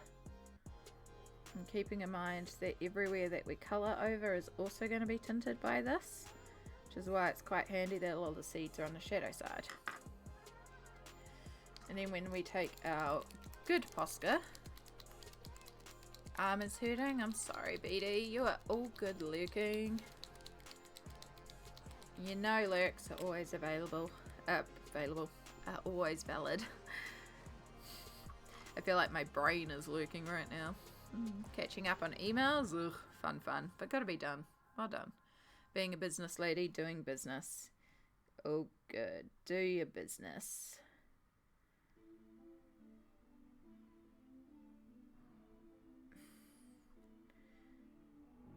And then because this posca is new and fresh and bright white, we've got quite a contrast between it and the other posca that we've coloured over. So it reads more as your shine highlight rather than just your posca. Alright, I've gone way too intense though in there, so we're just going to scratch some of that off. I'm going to remove that one because I kind of hate that one. That doesn't kind of work too. That side. No, it does need a bit up there too. Ugh. It's because it's not a correctly shaped strawberry. Like, strawberries aren't heart-shaped. Half of it's in frosting. I do understand that.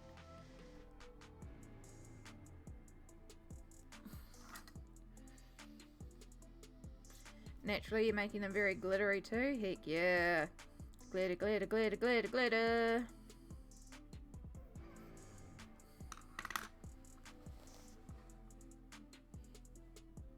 I like that. Alright, so the blueberries that I missed, because we have a bunch of blueberries in here. I think this is... I wasn't sure what I was going to do them, but I think I'm going to do them as lemons. Because lemon blueberry cake, so delicious. But yeah, we have a bunch of blueberries in here that I missed, and now we need to colour in a bunch of blueberries again. Luckily, I still have the pencils all over the table. That makes life easy. And these ones are going to be getting cast shadow from the top. So these ones, I don't think we'll end up doing any posca on because they're in like, they're in shadow basically.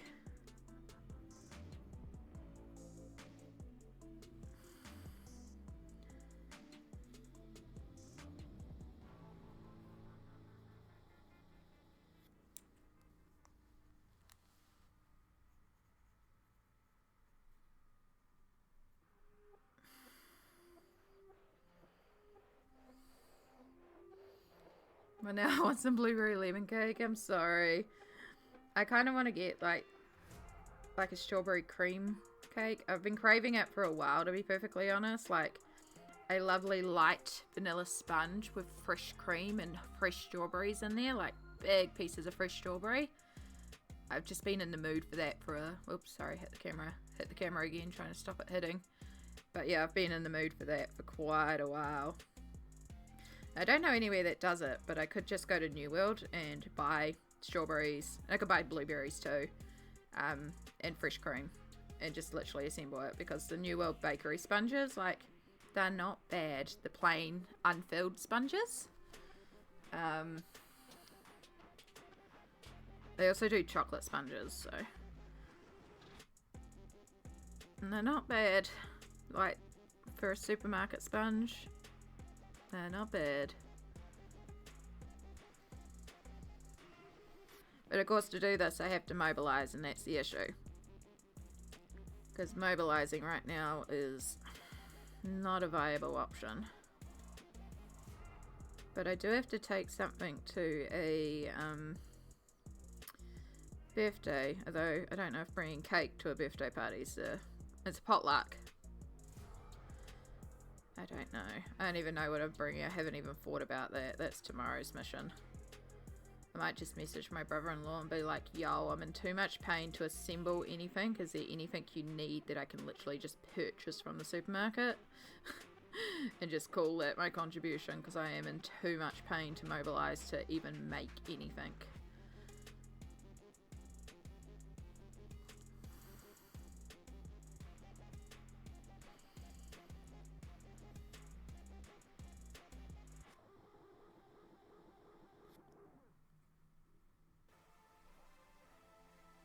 I don't actually know how I'm even getting there yet. I haven't actually asked anyone for a ride. Should probably figure that out. Otherwise, we're also taxiing. Ugh. Don't need that expense this week. I wish we had better bus services on a Saturday. We only have 2 buses. I mean, literally, we have one bus that does one half of the city, then it does the other half of the city, and then it does that at 10 o'clock, and then it does a 1 PM service, and that's the 2 runs it does on a Saturday, and that's it.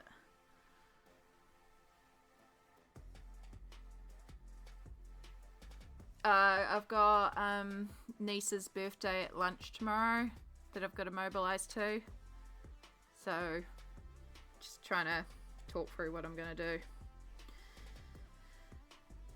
It's at my brother and sister-in-law's. It's the place where I have to like mobilise on crutches everywhere, so it's also like if it's a really bad pain day, it's going to be also really difficult to mobilise around. Blue, white and pink glitter on your fingertips. Nothing wrong with it. Oh, this pencil sharpener definitely needs emptying on the next break as well.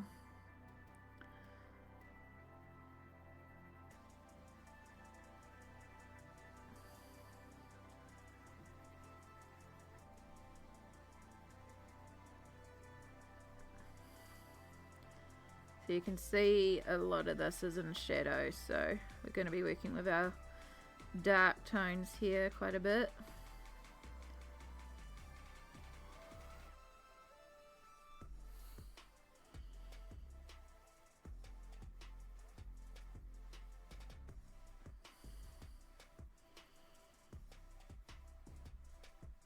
The other thing I could do is I could mobilise round to the little bakery that's just around the corner from me.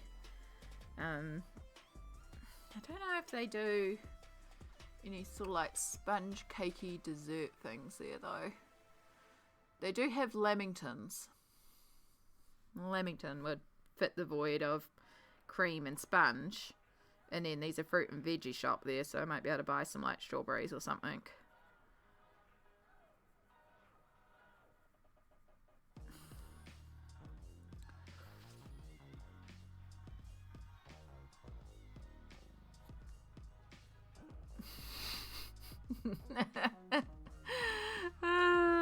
Sammy, thank you. I appreciate it because I really couldn't handle a lot of stuff today, so thank you. It's why we do keep this area, it's why I have such a focus on safety in the channel, because it keeps not only all you safe in terms of the channel, but it means when I am having a day, I can still come here and know that this is a safe space and I don't have to worry. So I do appreciate it.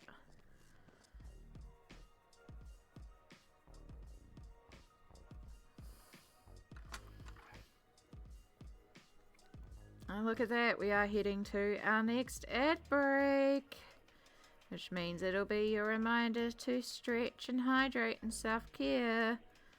I will be doing all of this. I'm actually going to chuck you on the be right back screen because I'm also going to have to mobilize to the bathroom, which does mean that we are possibly going to be a little bit longer than 3 minutes while I mobilize around, because it does take me a hot minute to get over there. So I'll chuck you on the be right back screen, and while we're doing all that, make sure you take this time to also self-care, hydrate, stretch. If you need to take meds, take your meds. If you have washing in the machine, make sure you've got your washing out. All those lovely self-care things. Do you need a snack? Have you eaten breakfast today or lunch? Do you need to eat breakfast or lunch? Do you need caffeination or do you need decaffeination? Make sure you take these couple of minutes to just look after yourself. And then we'll come back and...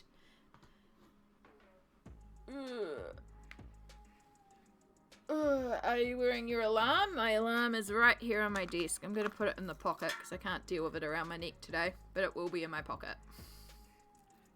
Oh, look, sandwich coming in right as we head to an ad break. Tradition.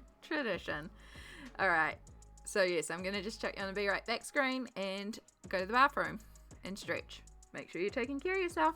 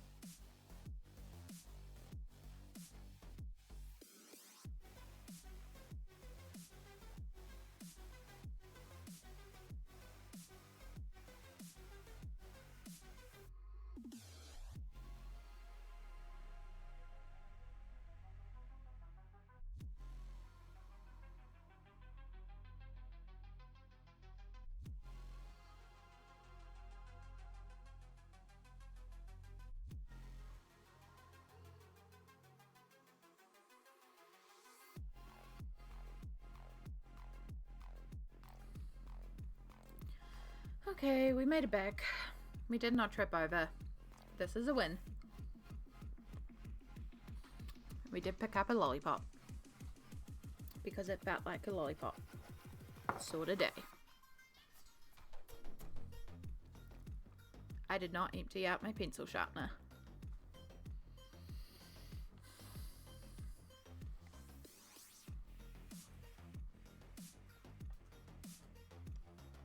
There's nothing around here. I've cleaned up my desk too well, and I haven't cleaned it up at all. There we go. That'll work.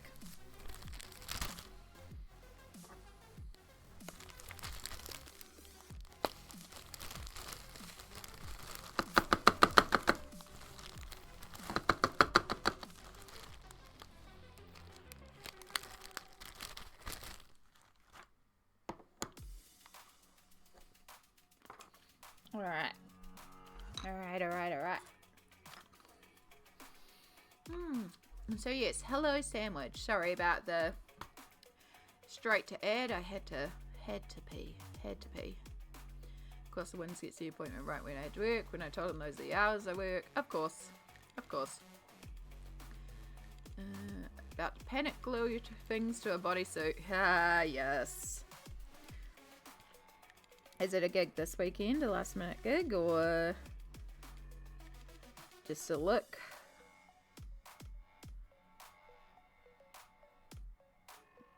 Bit of hot glue.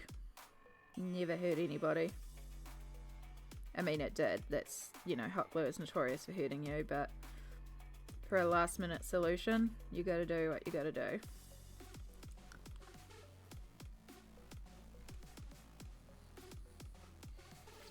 You're attending a show tonight. Oh my goodness.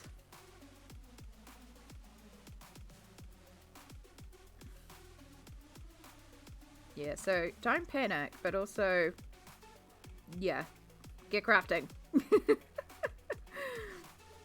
You got this. I've seen what you've whipped up on the fly. You're good.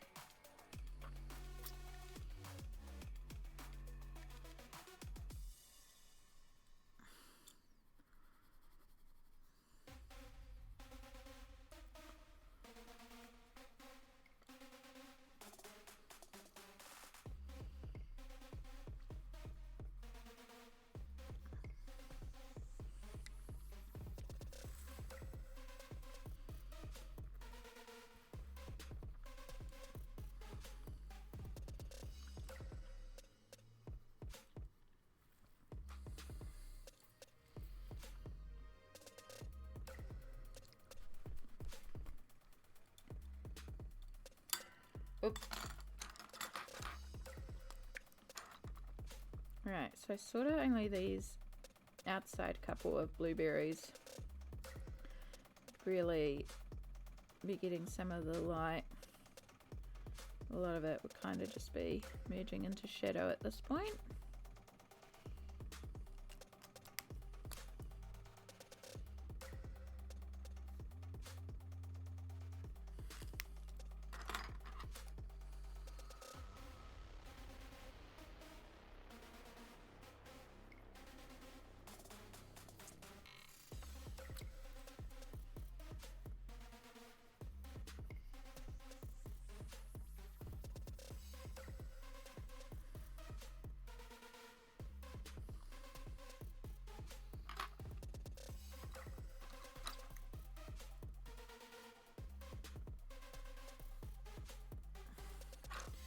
Alright, there's our blueberries. Actually, all our blueberries now.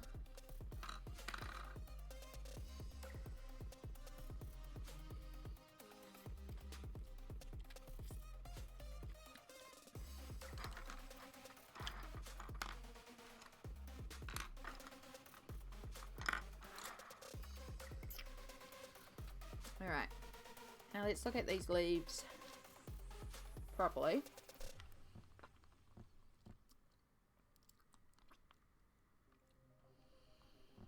We should pull out some permanent green as a mid-tone.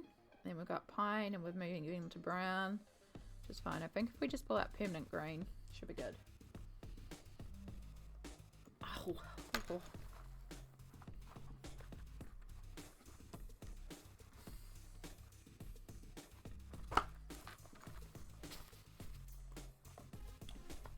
I already have so many pencils to clean up off this table.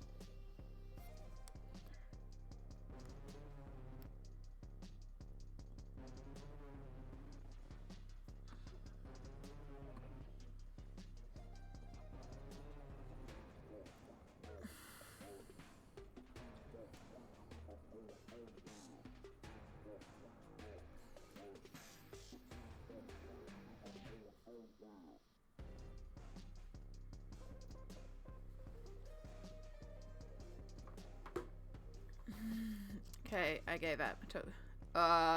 Yeah. Good idea though. Good idea. You know, there's no shame in admitting that you're at that point and you've got to take it. And we do reach those points sometimes.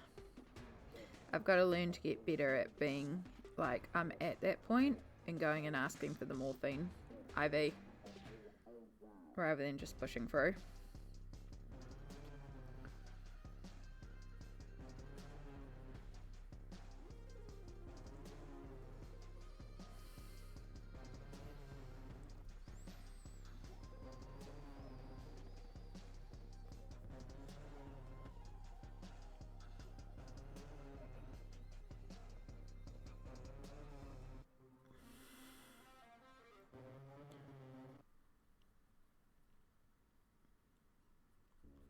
I can tell I'm not quite 100% with it today.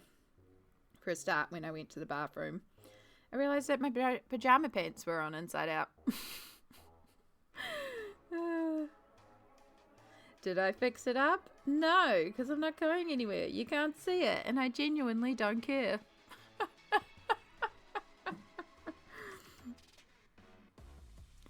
Gonna go microwave a quick butter chicken rice meal? Yeah, good idea. Good idea. I think I'm mostly out of, like... Now, I've got a few meals that I made in there, but I don't actually know what they are because I never labelled the bag. So I've got a few mystery meals in there. I think it's time to pull out one of the mystery meals. Just hope for the best. It's something good. Yeah, at least they're on. Exactly, BD. At least they're on. Apparently I had enough spoons to do 2 rocks for now, and that's okay. That is okay. Chai, that's wonderful. Good job on doing 2 rocks. What's the worst thing to say before a driving exam? This thing does have it. Oh. Off. Hey, Ryder.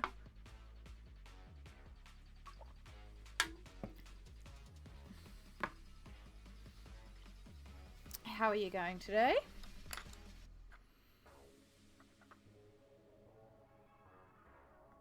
Alright, we've finished off our first green. Let's go round with our permanent green.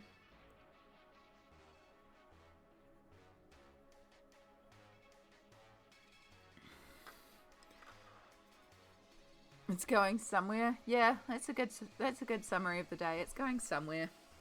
We're making sure we stay cozy and warm and trying to keep comfortable. It's one of those days. But that's okay. Some days are like that, you know? I had a really bad night with pain, so we're just gonna keep meandering on through.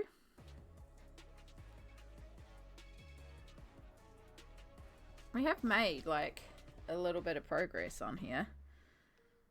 I'm liking how our little dessert kitty cake page is coming out, even though we haven't started on the kitty. But I don't know, I just really want to start the cakes. They look delicious.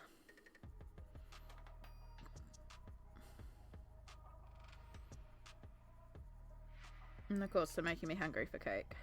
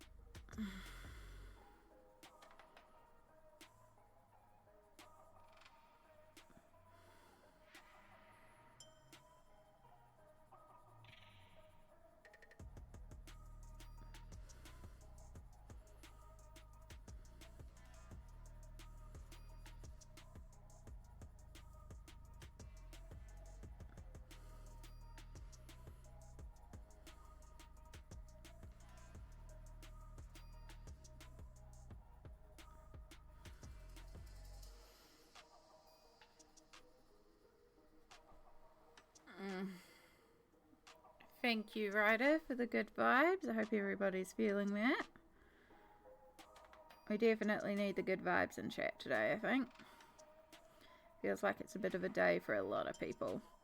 But you know, I'm proud of you all. Because sometimes just surviving the day, that's enough, you know? Just making it out of the day, making it through the day. Some days my only goal is to literally make it through the day.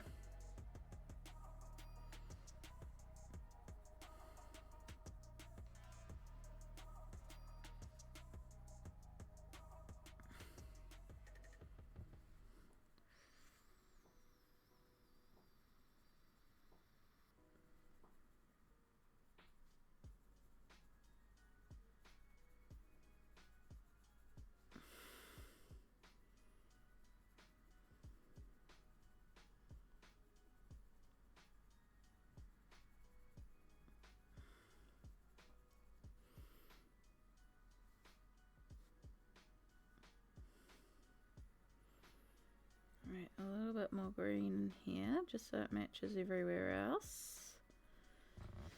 And we can start bringing in our leaf green. Our bright cartoon green. And I'm going to leave some of the highest points uncolored. And I'm actually going to bring in a bit of yellow from the lemons into that. It's like a real light color, or maybe a yellow green or something. I don't know, I think we'll bring a little bit of yellow into this, because the leaves aren't like shiny like the fruit necessarily. So we'll indicate some highlights by using the light yellow, just in certain areas.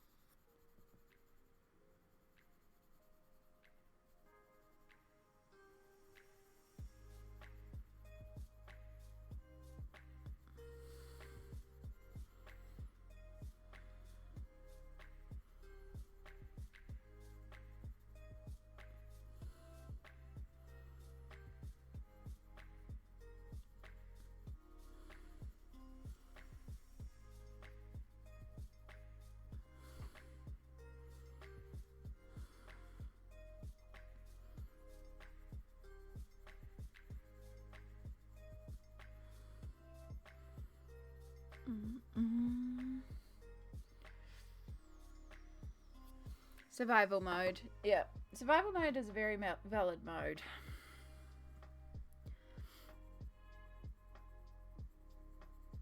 And it doesn't mean that, like, even while in survival mode, you can't have good moments in it, you know? Sometimes it's just like, you gotta do what you gotta do. So try and find the joy in what you've got to do. Because survival mode is hard enough.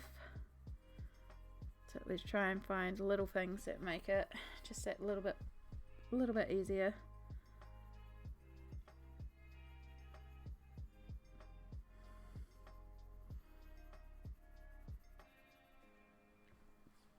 Oh.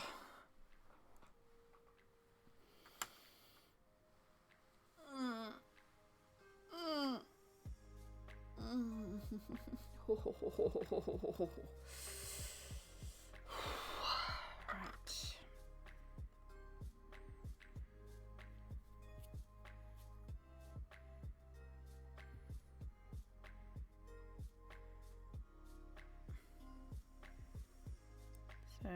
use some of our walnut brown to really emphasize these dark areas. And then if we need to, we can also come in with our Payne's grey.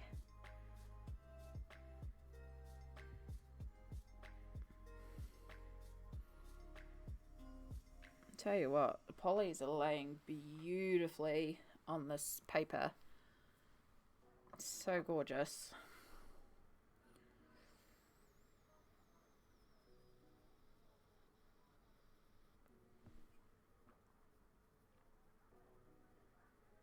I think I started one in another Creative Haven, like the Owls one. I think that was the first Creative Haven I brought just to try the paper, but I didn't really care too much for the images. It was one that I just got on clearance. It's on my old work in progress list anyway, the sales page. Can't remember what I was doing on there. I know I started it with felt tips because I started it in bed.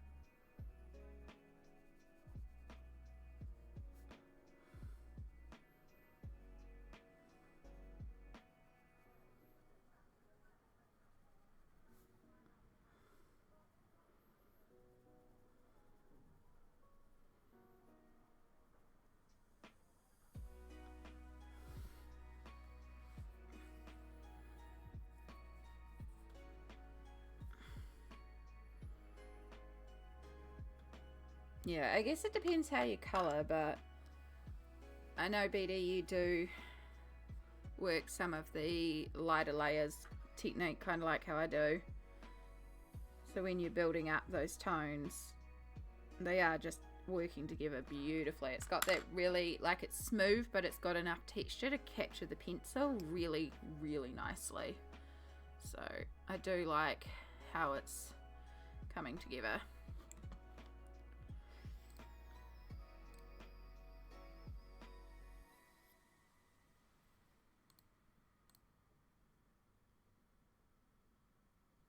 You're gonna struggle to find it now, aren't you?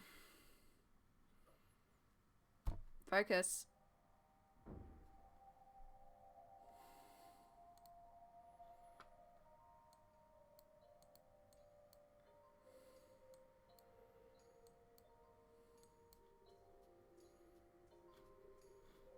Oh, let's go do that thing again. I shouldn't have zoomed in or zoomed out. Configure video. Auto.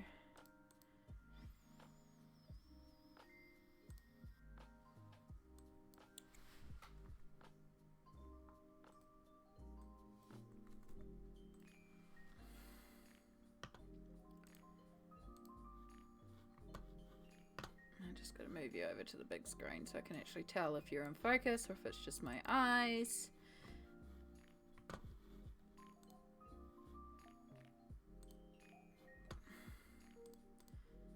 Alright, cool. You're still not on.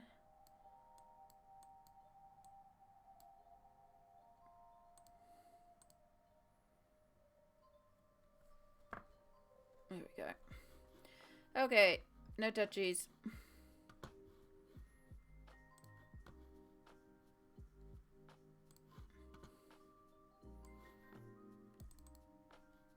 Bye! Hello!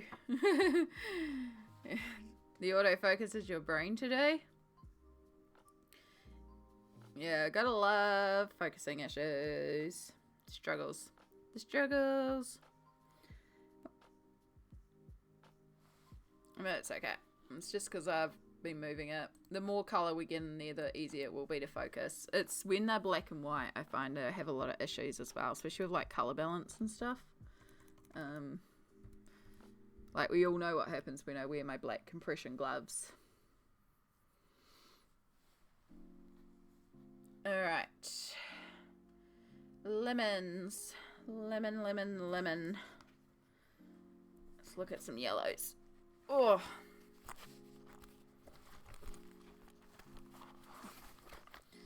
So, to make sure we're staying consistent, we'll keep our walnut brown.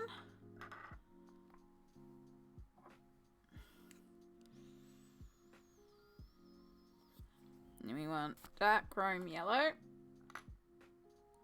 It's sort of like our dark bright colour. Some of them even have like a little bit of orange moving into it, which could be quite pretty and help tie in some of the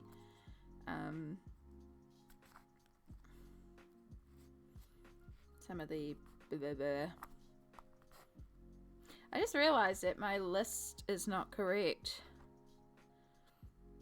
We have cadmium yellow, dark chrome yellow, dark chrome yellow. That's incorrect. 108 should be dark cadmium yellow. Pretty sure that's what that is. Alright, let's pull out some cadmium orange for some more orange tones. And then let's pull out some light chrome yellow.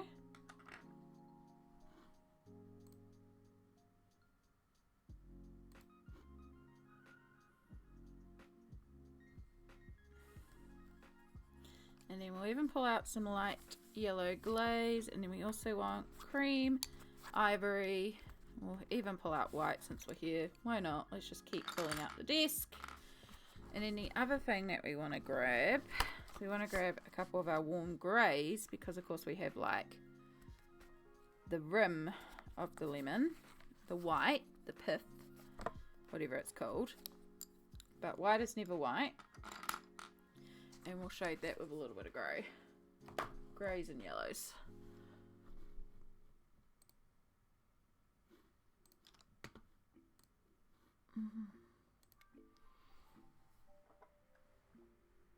Grab a cushion, yes. Yeah, the orange will also help the yellow pop, as you said. The rind is like the yellow outside, and then we've got that white inner, that's the pith, right? That inner white bitter area.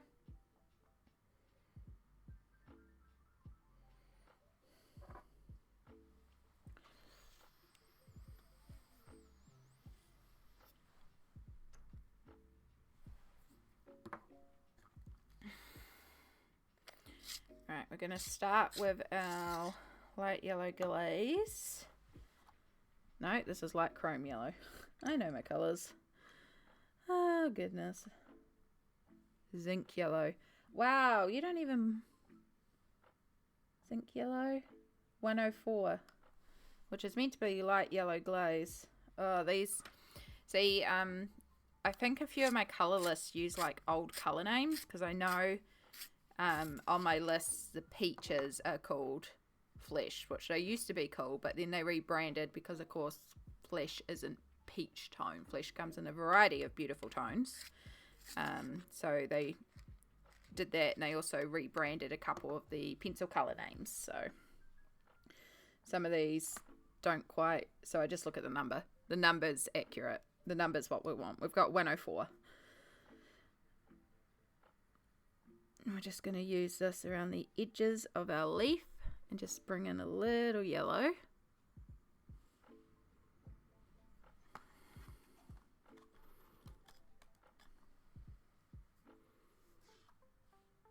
I feel like my overhead light is blinking a lot today.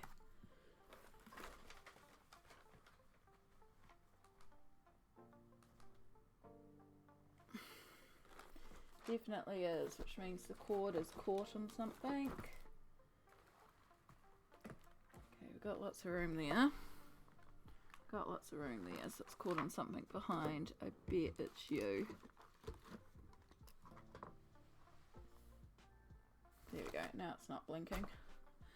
Alright. Yeah.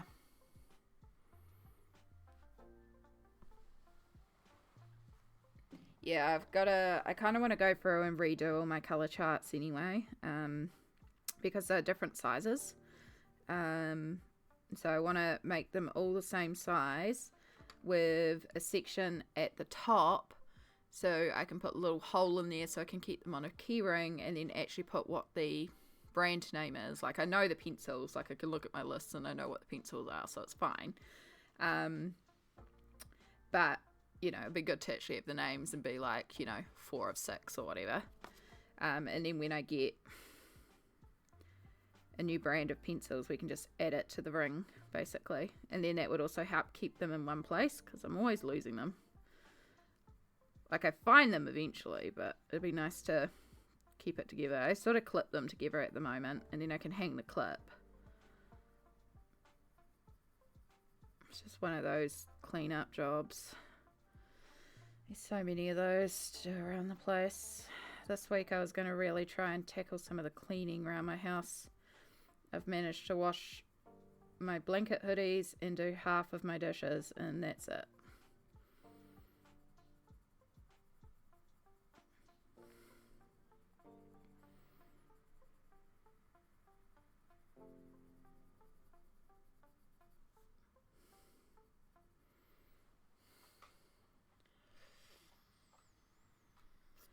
My Inktense also has the colour turquoise listed on it. That turquoise is either one of the new 28 or I've missed one from the original 72. I'm not 100% sure there. But I do want to create the new Inktense, including the new 28 as well, so that I can eventually get the new 28. And Pablos are one of the things that I do want to get to eventually.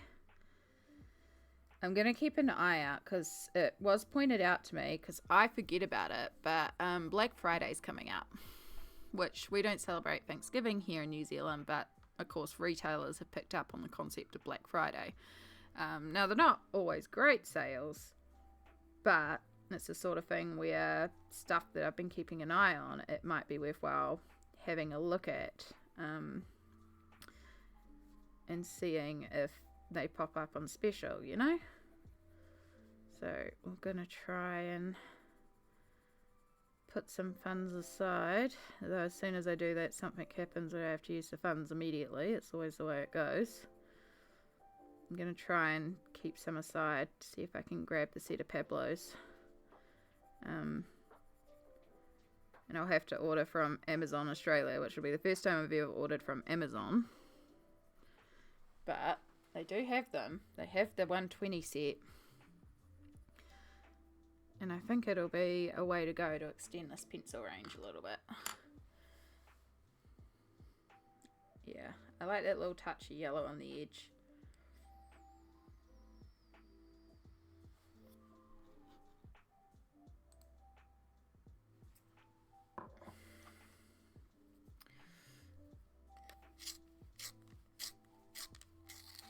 But yeah, there's like a few things that are on the wish list that we're just going to keep an eye on, and see if they pop up on sale. We'll see. And it also depends on what I can afford, as per usual. But that's usually how I do buy these sort of things, is I wait until there's a big sale and try and grab it then.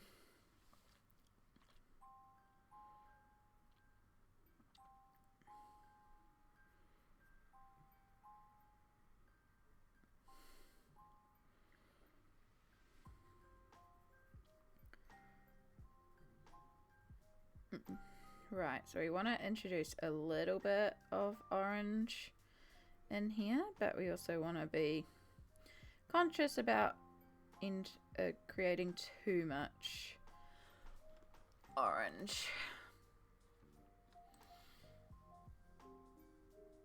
I wonder if we also just disregard the lines and re-add that in with Posca, because the divides are very big. It's like quite defined big, and most lemons are quite subtle with their inner divisions.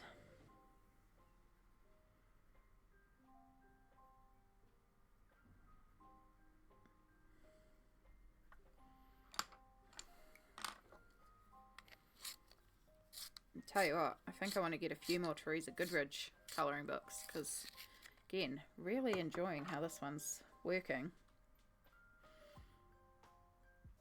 And she has some really gorgeous, like, everyday scenery colouring books, like Country Charm or Country Charm's the only one I can think of like Autumn Charm or something. Like, it's maybe just a barn and some pumpkin and some flowers, but it's just nicely done. And then of course her gnomes one is very cute as well. She has a bunch of them that she's done for Colouring Heaven, Creative Haven.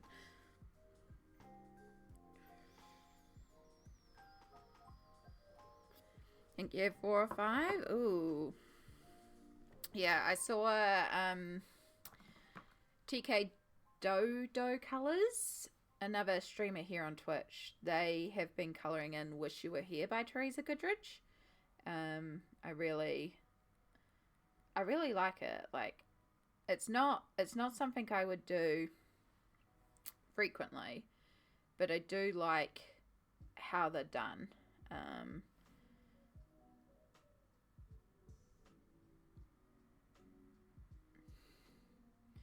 Yeah, so like country kitchens, I think would be quite cute, or Country Charm. It looks like lots of picnics and kitchens and just quite sweet everyday life ones. And then the gnome, Sweet Gnome one is really cute.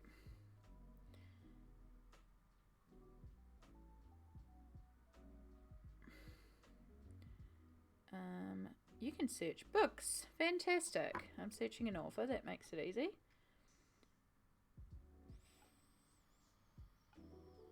Main Street is another one I'm thinking of, which is like shop fronts and stuff like that. It's just something, again, different. I think that's what I'm finding quite interesting, is that it's different to a lot of the other colouring books I have in my collection. I don't really have anything like that in my collection that deals with, like, you know, home living, kitchens. Like, it's just something a bit different, and that's what I'm trying to do in my collection, is fill gaps, get books of stuff that's different. But there's also so many of them that are free, so you can kind of get away with not even needing to buy those books per se, but then I still have to go and print them.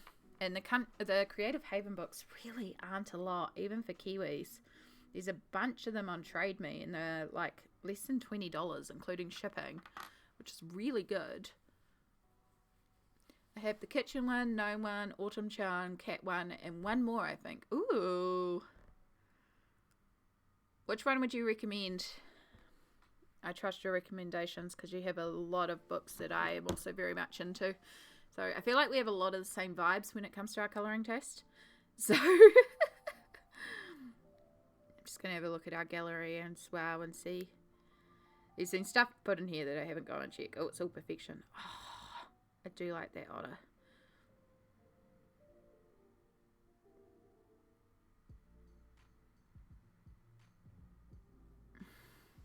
I love how many pictures are in the gallery and work in progress now. BD, I just seen your Kanuko one. Oh, this was another one that I was wanting to also do. It's showing up so badly on screen, but oh my god, that's gorgeous. If you're in the Discord, go to the Whip It Good and look at BD's Kanuko page. Look at the light. Oh, we were saying as well, if we were continuing on with Murphy's Law, that could actually be a version of Murphy with one of the Council of Magicians. Really like Autumn Charm for outdoor scenes and kitchen for insides. Okay, that's good to know. I just need to take a bit of a minute. I'm stretching my legs under the desk. You can't see it, but I'm actually stretching my legs right now. So this isn't just me being distracted. I'm legit actually stretching right now. And I know it's not break, but we're also listening to the body. Teresa Goodridge. I want to see.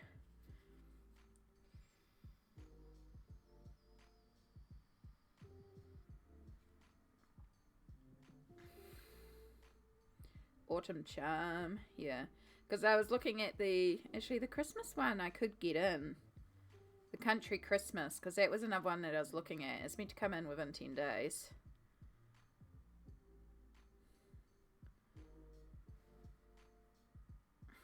Do I need more colouring books? Again, it's not much though.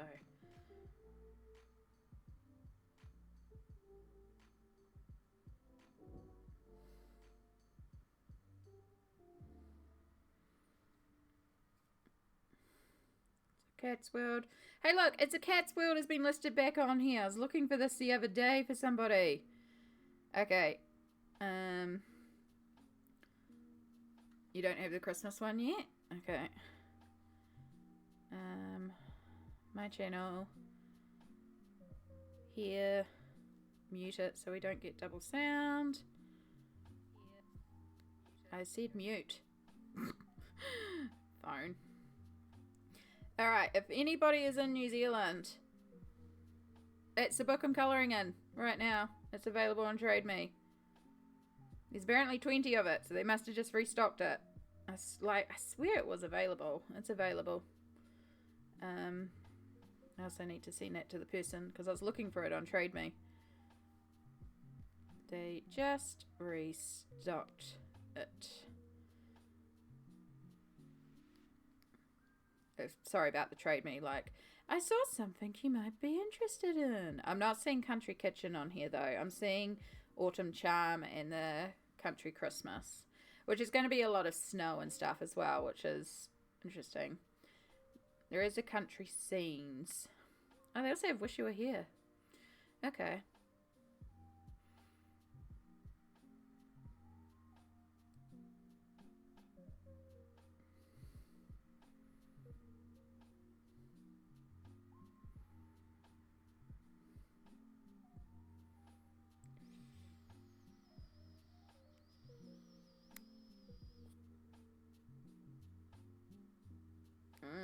Alright. Something to think about. Okay, that helps a little bit. We've got 10 minutes till ads and then we'll do a proper stretch, but that helps out.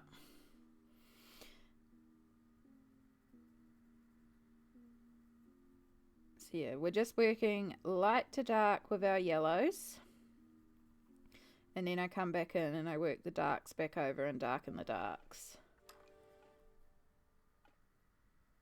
Because I do things like mist sections that are meant to be dark. But also, after you add in more tones, you realise sometimes your darks weren't dark enough. And there was all that white on the page. I don't think I ever went up there with our second yellow.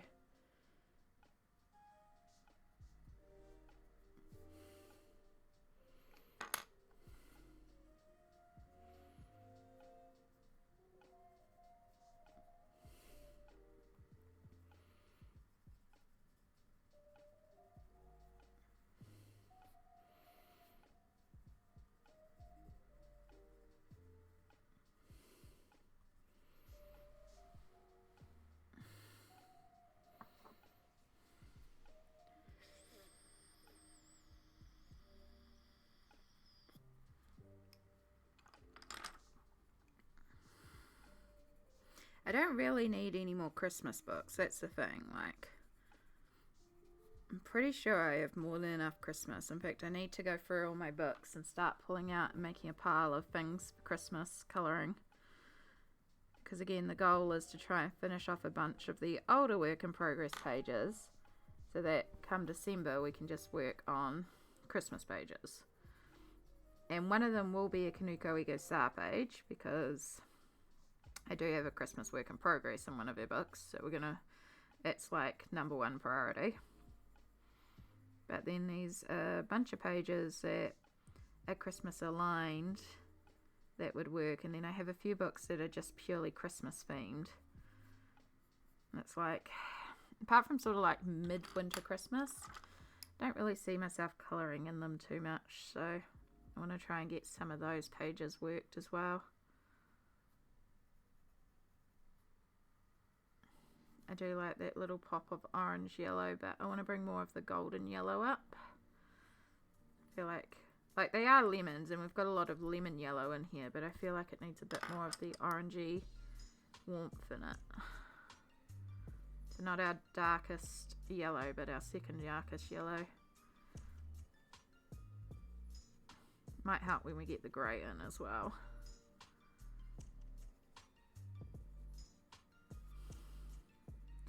They're looking a lot like the lemons I pick up from the magazine store under me.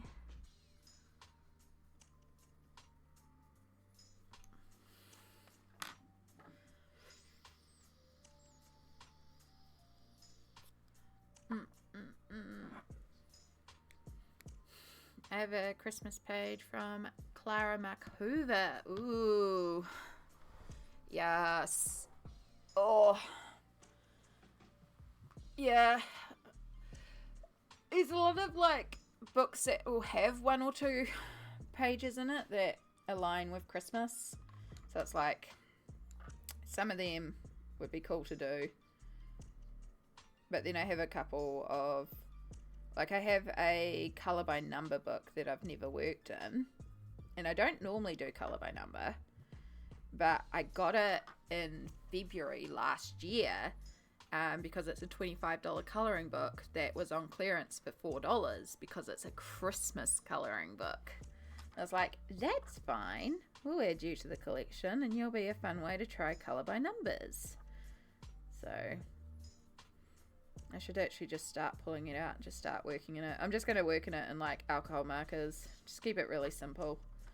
Nothing fancy in those ones, but sometimes it's nice to have those sort of lighter books to work in, especially if you're doing a lot of like really detailed stuff. It's fun to just have a break one where it's just like pick up a marker and colour in a section. But yeah, I'll either just pull out felt tips or alcohol markers and just go for it.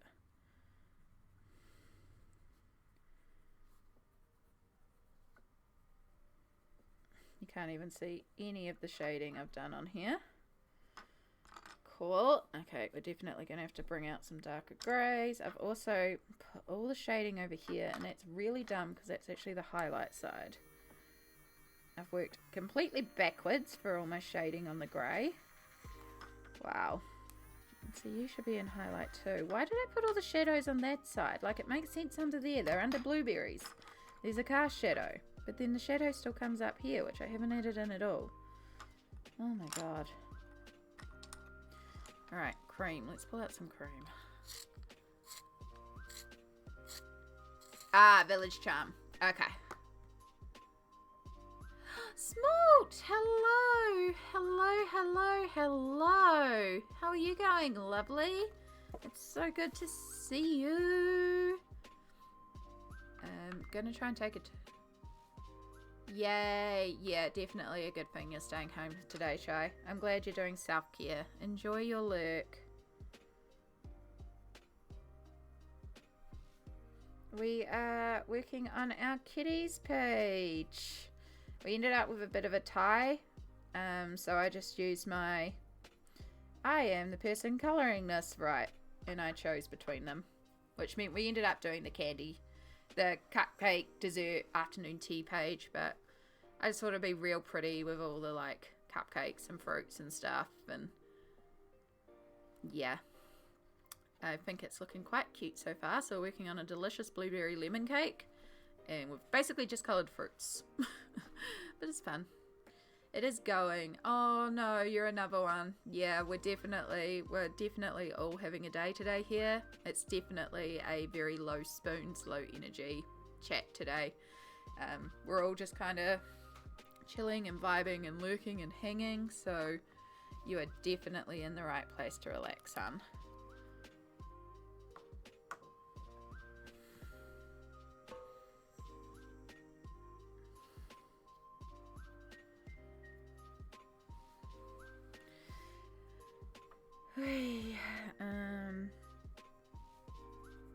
I was going to say something and I have completely blanked on what I was going to say.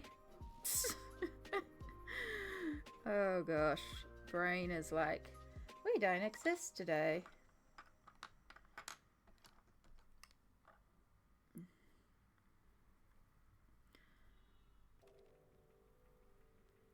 What are we working with there? 106. Yes, it is what I'm after.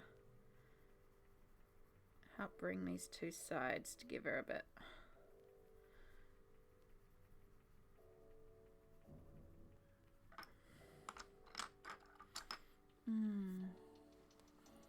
Village Charm is another one you'd recommend? Okay, let's go back to the list and see what's available. Oh, that's not what I want. And now you're going to close everything. Cool. No, I did not mean Teresa Goodridge. I meant Teresa Goodridge. Autumn Charm, Gnome Sweet Gnome, because I don't have access to all of them in here. Christmas Gnomes, Autumn Harvest, Cheerful Inspirations, which is a text one, no thank you. Romantic Country, Cat's World. Okay, so that one's not available on there either. But there's other places I can look, but that's good to know.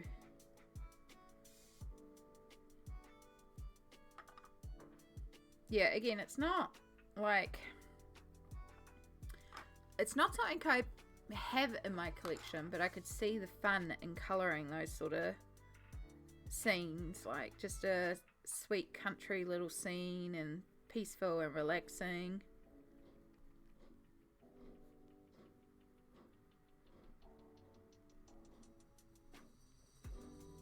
Oh. Sounds like we have repair work going on in the bathrooms next to me.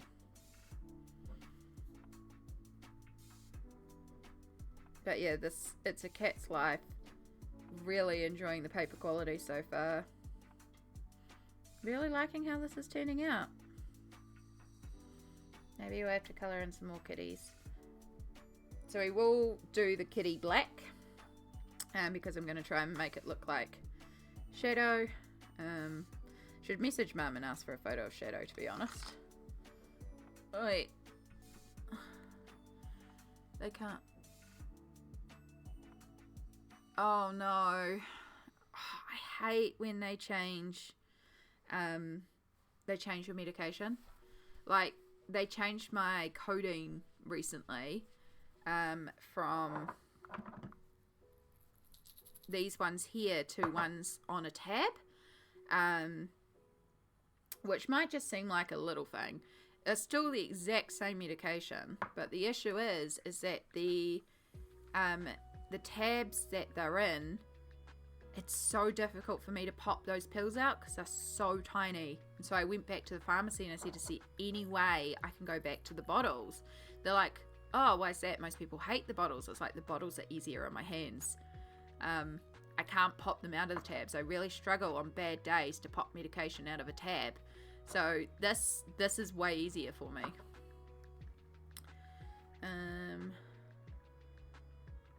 Right. I should do this on the break because we are coming up to a break. Working on this on stream, and I want to shade the kitty as Shadow when you get a chance. Can I have a photo of Shadow you are okay with me showing? Please. I'm sure she won't care if I send you show you some of the pictures of Shadow, but I like to check these things first. Black fur is actually really easy. You just start with a so you start with sort of like a grey, like a darker grey, and it's worked similar to here. We're going to work lots of fine lines to represent texture, and work that down. We'll work a bit of dark, and then we'll work a bit of light. We'll use Posca to bring out some highlights as well. Yeah, stuff like that. Here, I got that. Okay, that's cute from Mum on the colouring page. Mum's a little cat obsessed, so I'm not surprised. It's up at Ellie. She likes kitties. It could be why I like kitties a little bit. I don't have... Yeah. Oh my gosh. Packaging is a nightmare. One of the things that they offered to do for me at the pharmacy was put them into... Like, to sort out my meds into blister packs so that instead of having to open them all, I could just pop the one. And I was like, and they can come in like a little tearable bag and stuff like that. And I was like, that's cool, except a bunch of my medication is take as needed, not take on a regular schedule, because a lot of mine is pain. So, and a lot of it's in bottles anyway for me. So they changed the injection recently too. It's actually way harder now to open. It was redesigned to be easier to open. It's not. It's actually harder for me to open. But I can see how it's easier for other people. So, yeah. Alright. Now, did I pull out? No, that's what I was going to do. And then I got distracted messaging Mum. We want a slightly darker warm grey to start adding as our shadows under here.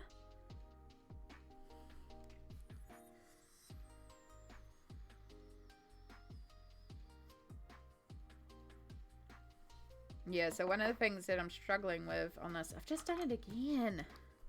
Just put our shadow grey on our light edge. Right, we're just going to erase that whole edge there. Thank God for electric erasers. There's really not a lot of shadow in this top part, so we really don't have to, because that one's getting a lot of direct light. This one has shadow, and it would be down here because we're heading here.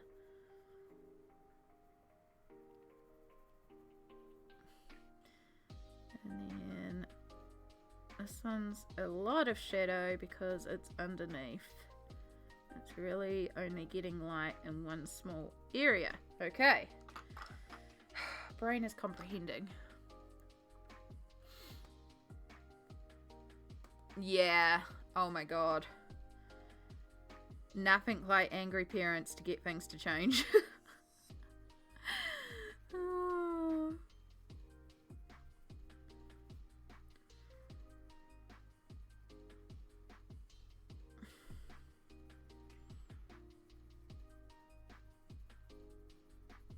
Alright, I am going to follow my instinct a little bit here and also add some of this yellow over the rind, because I feel like the rind is the white pith and all that. It's just too flat. I feel like we need some warmth in there too. Like, yes, it's white, but it just feels too white compared to everything else. So we're going to take some artistic liberties here and add in. And depending on the reference I'm looking at too, like some of them have more of a yellower tone. Just have to be careful we're not moving too far into the orange fam, because I definitely want it to read as lemons, not oranges.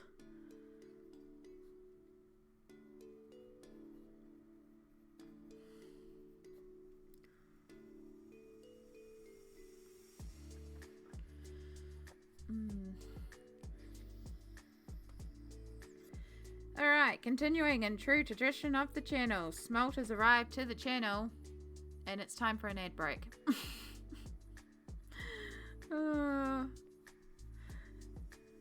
It's always the way. But to those of you heading into Adland for us, thank you so much for your service. Smalt, I really hope you don't get pinged with 9 ads. You are definitely one of our Adland warriors, so I will keep my fingers crossed, but I really do have to stretch today. We're really focusing on self-care today. So make sure you take this opportunity to stretch yourself, hydrate. If you need meds, grab your meds. I've got an hour to go before I can... No, I've got 2 hours to go before I can do meds. Ugh. I'm going to get this ad break started, and I'll see you all in 3 minutes. Damn, it feels good to be a gangster. Smalt, reload! Reload! Smalt, reload! Avoid ads! BD, thank you, thank you!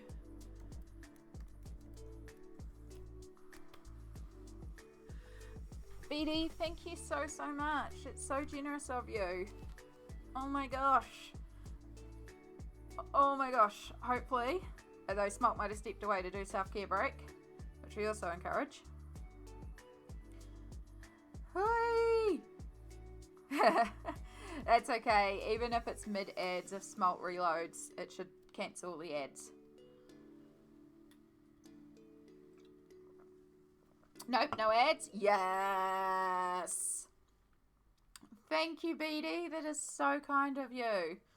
I really appreciate it because Smalt is definitely an Adland warrior for us and often gets the 9 ad bundle. So we really appreciate it. Really, really cannot thank you enough. And Smalt, enjoy all your lovely emotes.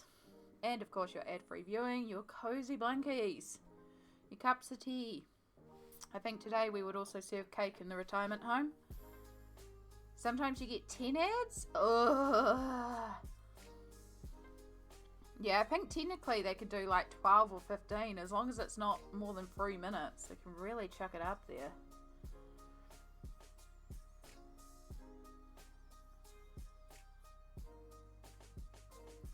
We're getting a bunch of kitty photos through from my mum.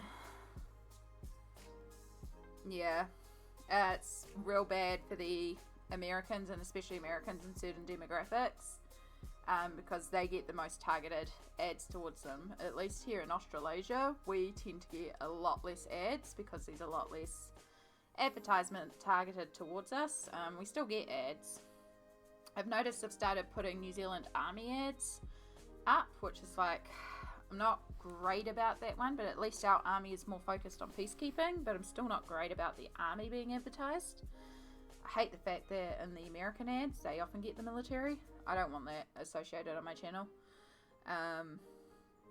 It's one of the big things in the Twitch feedbacks that we've given is that, like, if you're going to make us have ads, at least let us have the ability to tailor ads to our channel guidelines, because like they have this focus of like, now, you know, if you're going to drink on stream, you have to put a mature tag warning up. If you're like dealing with sexual content, you got to put these warnings up, which is great, but let us also put these ad warnings up as well. Yeah. Most of the time I just get Burger King ads or certain video game ads. Some movies. I'm getting Miss Marvels or The Marvels a lot at the moment. That's fine. Oh, legs are shaking today. Alright, that's just newspaper. That's fine. Alright, so let's see if we can open Messenger without destroying the computer. And we'll see if we can get these shadow photos open.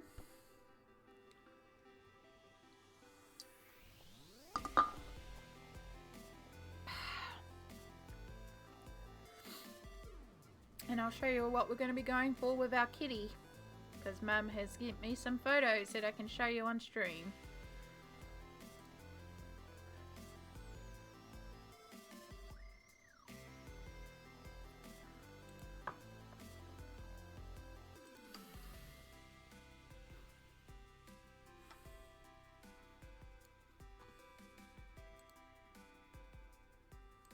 Oh, I just froze my computer. Cool.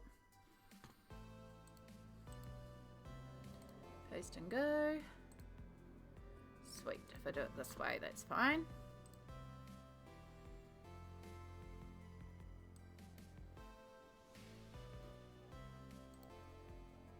Nope. Messenger just crashed. And that was before we got the good photo open.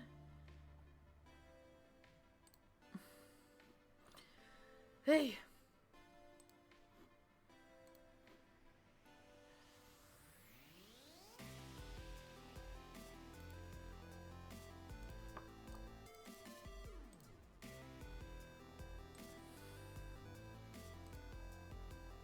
That's just really a close-up of the second one, so that's fine. We'll just have those two up. That one shows his shading a lot more. Okay. Yeah! Yeah! Rainbow sparkles! Also, Fud discovered something really cool. 1, 2, 3, 4, 5, 6, 7, 8, 9. 1, 2, 3, 4, 5, 6, 7, 8, 9. I should really gift a sub to my bot account, although I'm thinking of changing bot accounts, and then I can have these things appear. But if you stack these two, it makes my wee head look like a glitter shaker.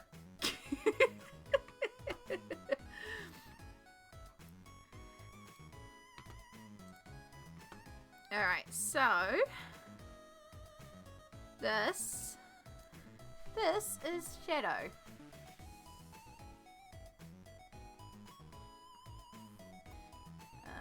So as you can see, Shadow is a almost entirely black cat. He looks like he's got a resting bitch face. He's just got those sort of looks. He looks at you like you are beneath him. It's just his face. He's actually very sweet. But you can see he's also got a tiny white marking on his chest here, and then he's got a little bit of white under him as well. And Piggly Wiggly, aka Knight, the stray that turned up that is the same, has these exact same markings. They look almost identical.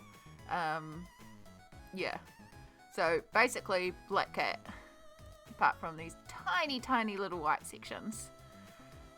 Yeah, so that's how we're going to colour our kitty in the picture. So the kitty in the picture is a bit more of a long haired than Shadow. Shadow's definitely a short haired, and we've got quite a bit of long hair in here, but I think it'll still work for the inspiration. I don't think we're going to see any of the white of his markings though, so maybe we'll do the bow white when we get to do him. But yeah, that's Shadow. So that's what we're going to do. We're going to colour our kitty as if it's a black kitty when we get up to there. For now we have to finish the lemons.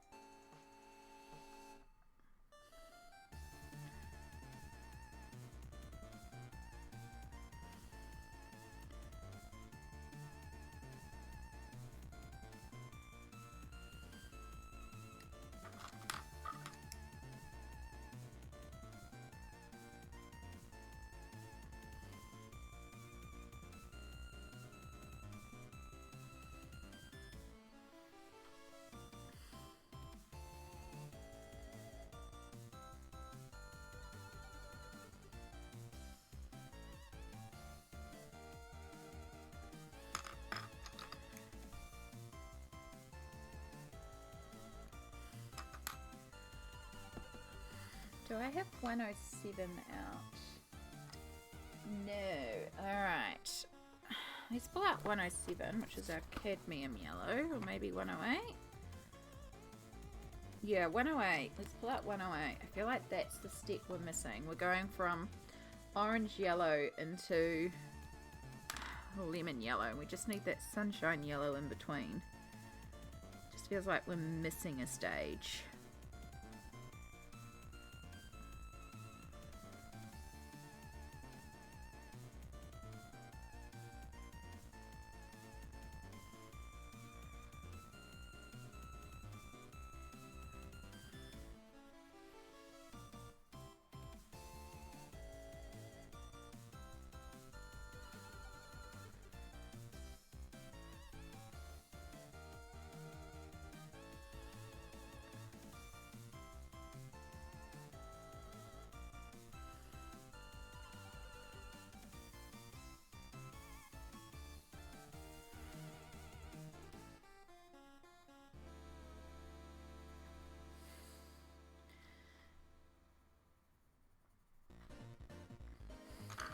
We're up to the video game album.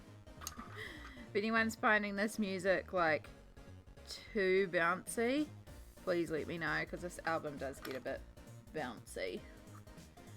Alright, I want that Payne's grey, and I just want to darken right in here into our darkest areas, because they would be quite dark in there. And we need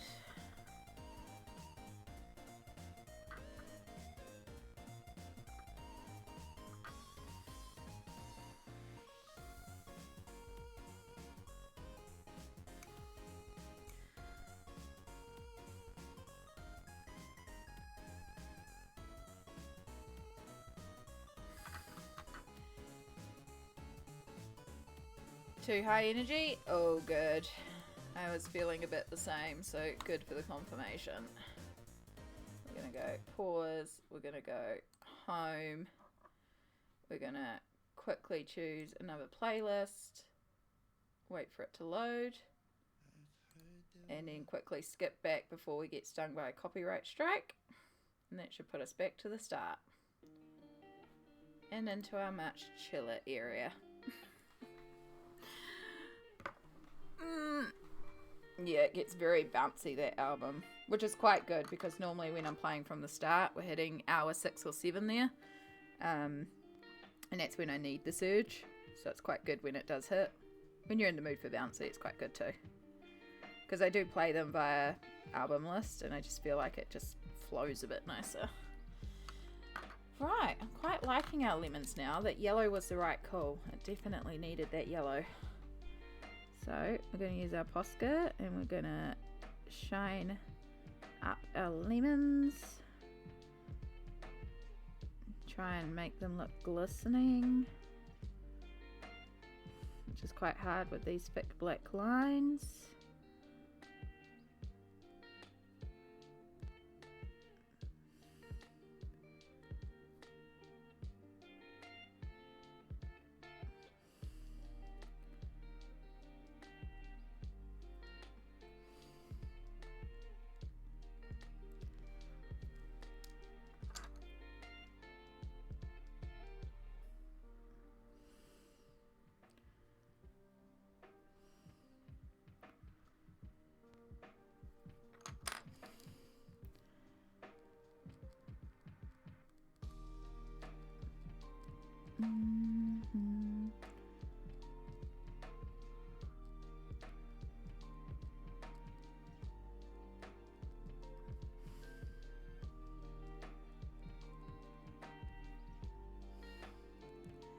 And then just a little bit on this one,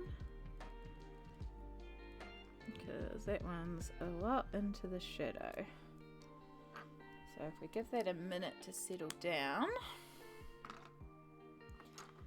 then we can start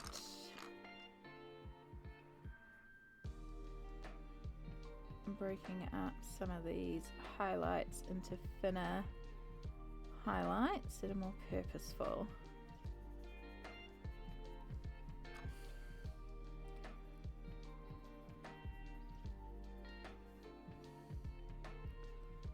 I'm going to take a little bit of artistic liberty here and also fill in some of the spaces in between, because again those white lines are just they're too thick. It's not reading as a lemon with those thicker lines, so I'm just going to like fill in some of these gaps loosely and give the illusion it's a little thinner around here.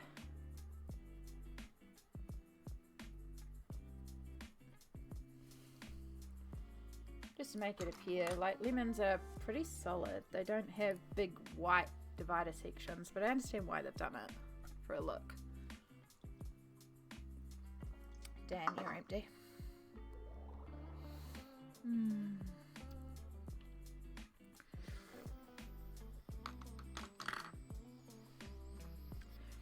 Better tell Mummy thank you.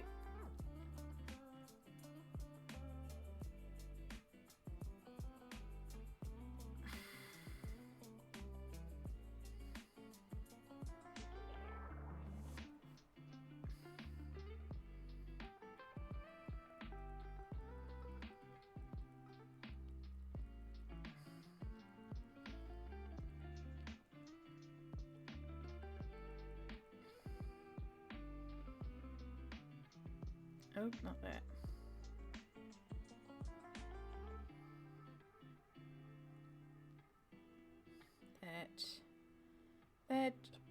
That. Oh, sorry, that's my mum replying.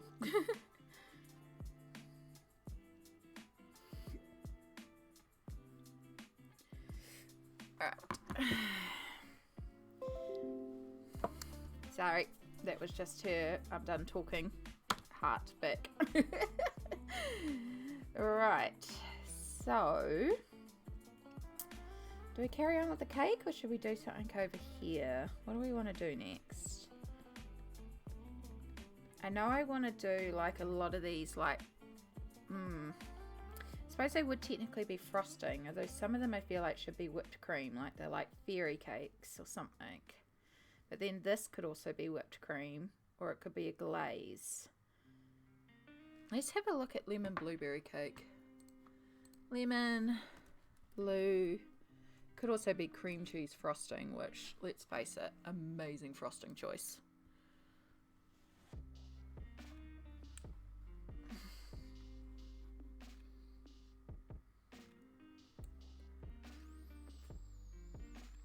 Okay, this is just making me hungry. Oh god. This is just making me hungry. Look at them.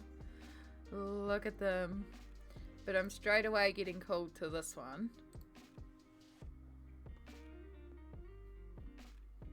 Because you can see here we've got that sort of frosting, but it's a lot smoother here. In our actual picture we have quite a drizzly effect. It does feel more like it is a drizzle, but it doesn't drizzle all the way down like a drizzle, so that also doesn't feel correct. Like a lot of the frostings, when it is, you know, partially frosted, we've got a smooth edge. Also, I think maybe we need to try and incorporate some blueberries into the cake. Like I like that look as well. Like, this kind of works. This kind of works, but it's very like harsh edge here.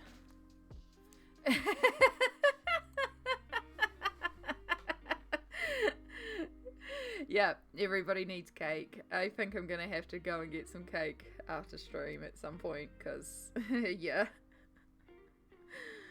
Oh, we're just trying to work out what the frosting would be.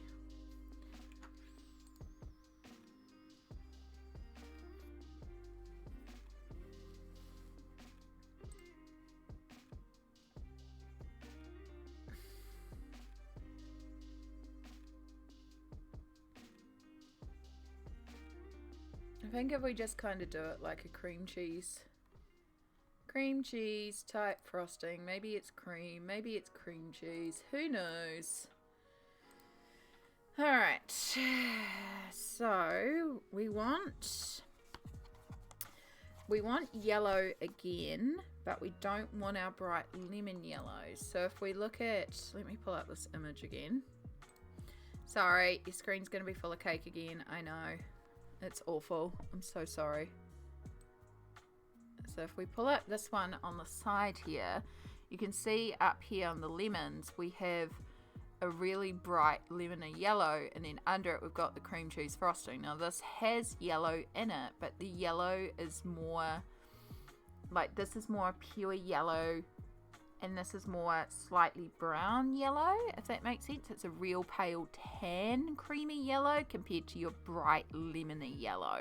So we're actually going to bring in a bunch of tan that we're going to work really, really light to try and capture that cream cheese ideal.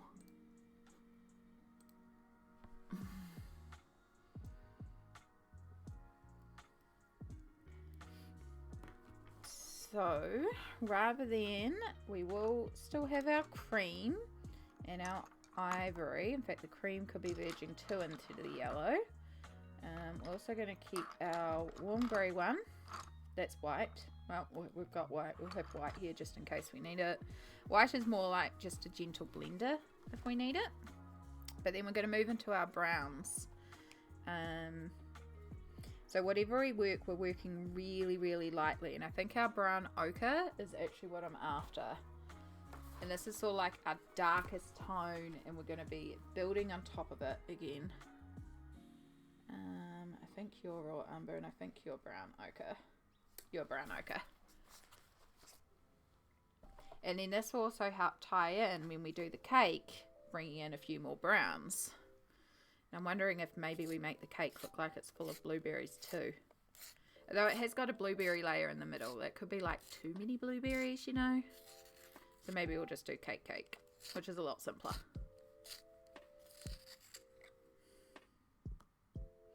Also, fun fact about this white.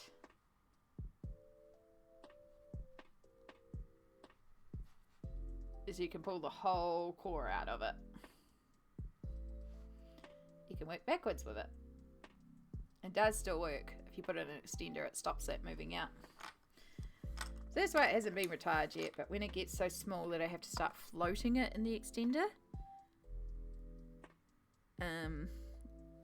then if it's floating in the extender, then that core is going to push down. So that's when it'll have to start being retired.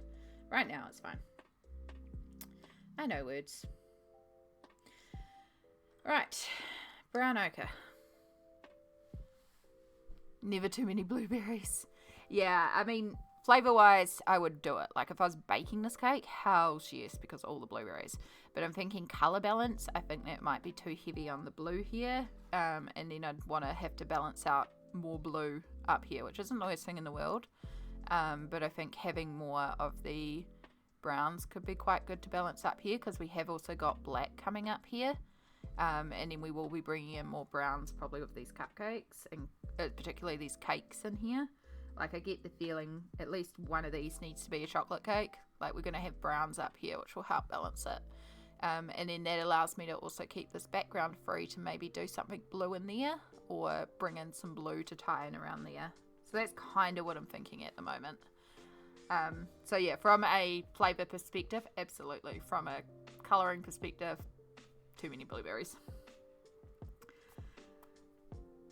Alright, same thing again. We're going to start with our shadows. So under the cake, and we're working really, really lightly here.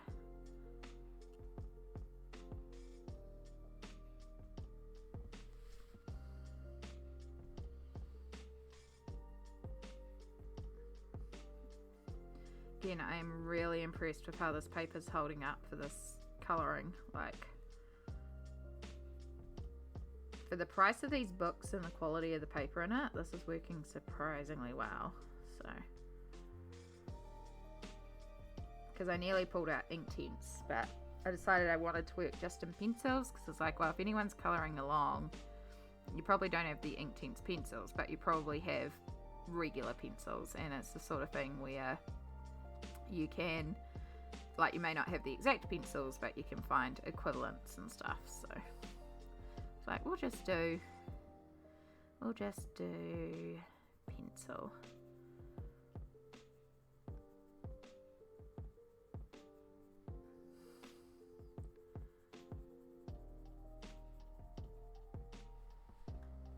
One of your reds is like that. Oosh. Yeah. It doesn't happen often, but it's a bit of a pain when it does.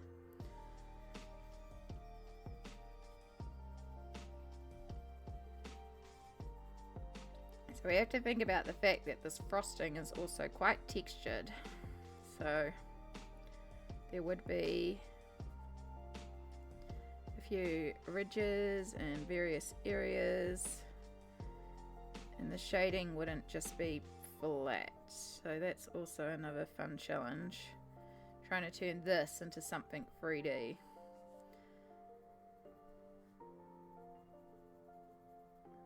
So my plan for it is just to kind of work a bit sporadically with the shadows. So bring them down further, push them up higher.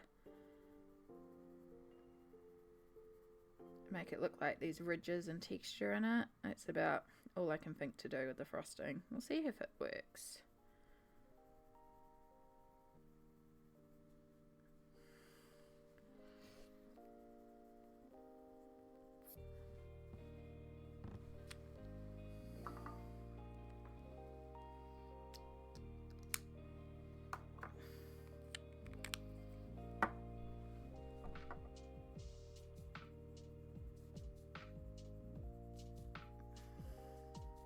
I do like our fruit so far. But of course we're colouring most of the fun things first, so we'll see how we go when we get to something a bit more mundane, like a background.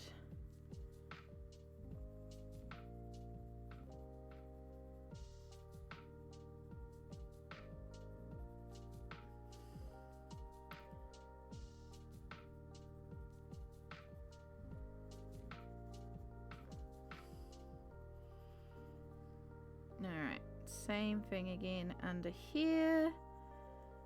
So our blueberries would be casting a little bit of a shadow, but also most of our blueberries are coloured as if the frosting is on top. So you don't have to worry too much about cast shadows here. There would be a little bit in some areas along the top.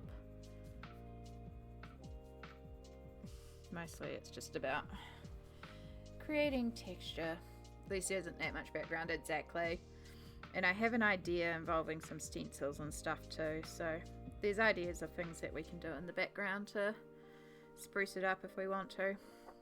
I have a bunch of stamps, and one day I would like to do some stamping in the background. I think this paper might hold up well to masking fluid.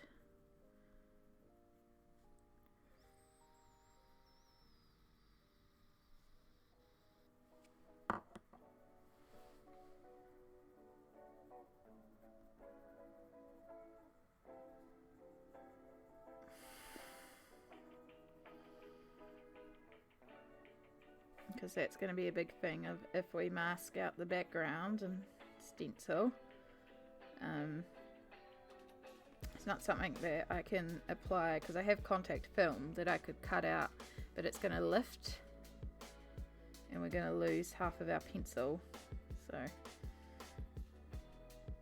I could technically photocopy and then cut it out and just kind of put it down on top and work very carefully as well. That's another option. Or instead of trying to work with stamps, work with stencils. I did get a bunch of stencils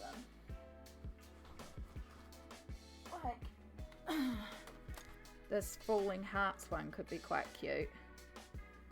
But if we're working up the top, it's just going to look like a lot of hearts. But sort of around here, that could be quite cute to add. Not that you can see anything that I'm doing. You can't even see the stencil. You can kind of see some of the fading hearts there, so like working these lighter sections could be something quite cute if we wanted to. Could be fun. Oh no, that's later on. That's much later on.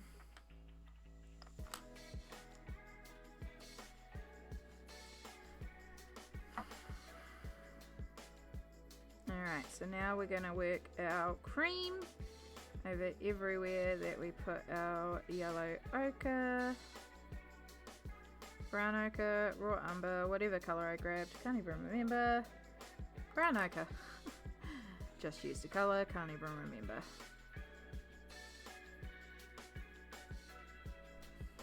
Needs to sharpen.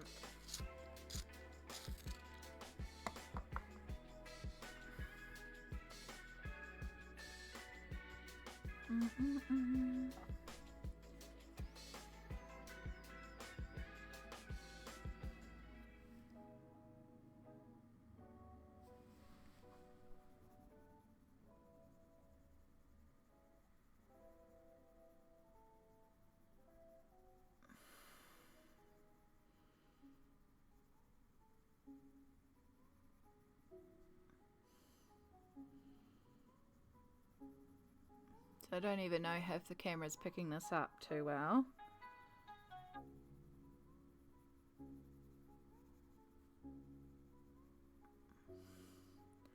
So I'm really just trying to work over the ochre and just extend it a little bit.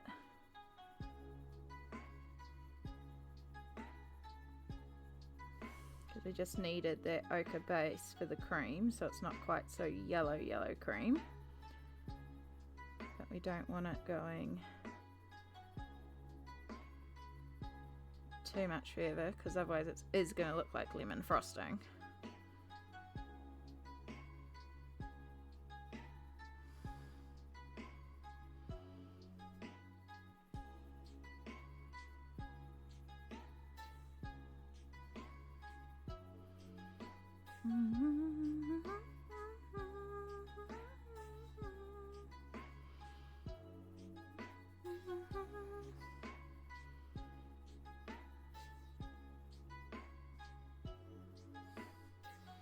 You can see it very lightly. Good, good. And we are working very lightly.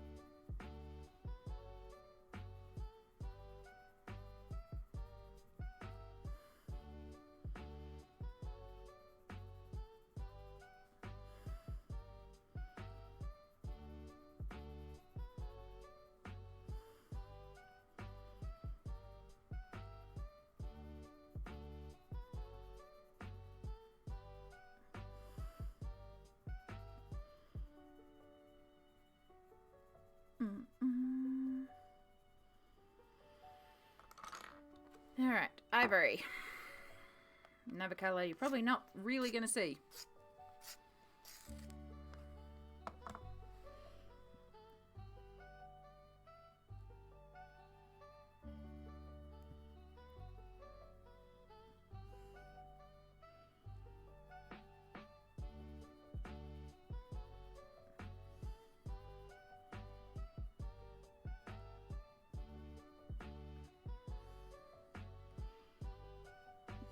We're going to put an extender too.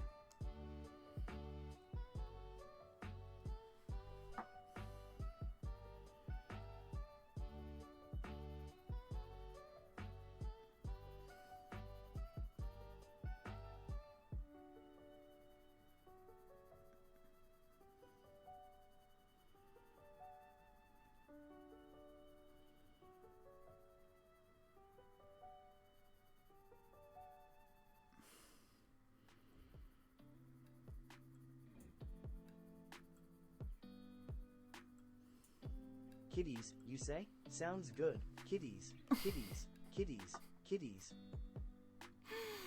Hey bird, we are indeed working on kitties, kitties, kitties, kitties. Or rather, a kitty. Because we're going with afternoon tea kitty. And making people hungry for cake. Oh, how are you going, lovely?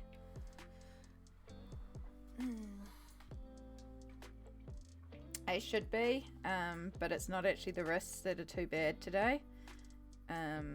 It's actually, I've got compression gear on my feet. It's my ankles and my hips today that are particularly bad. Hands aren't too bad. I probably should though, to be perfectly honest, because if I'm going to start flaring, it's going to start affecting everything. I can't also wear the actual one for my fingers on stream because it's the black, and the instant I put the black compression gear on, our colour balance goes crazy. Because it's like a bunch of black.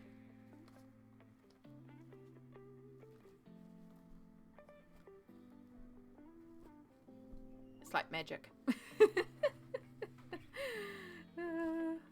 But yes, I'll put it on just to be... Nope, that's the hand one. So we want that one.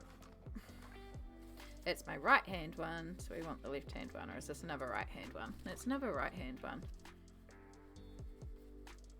Hold on. Yeah, no, that's that side. That's that side. Okay, where's my left hand one? My left hand one is probably beside the bed because I was sleeping in it and then it started to hurt, so I took it off. So it's probably still by the bed. That's fine. We've got the right compressed.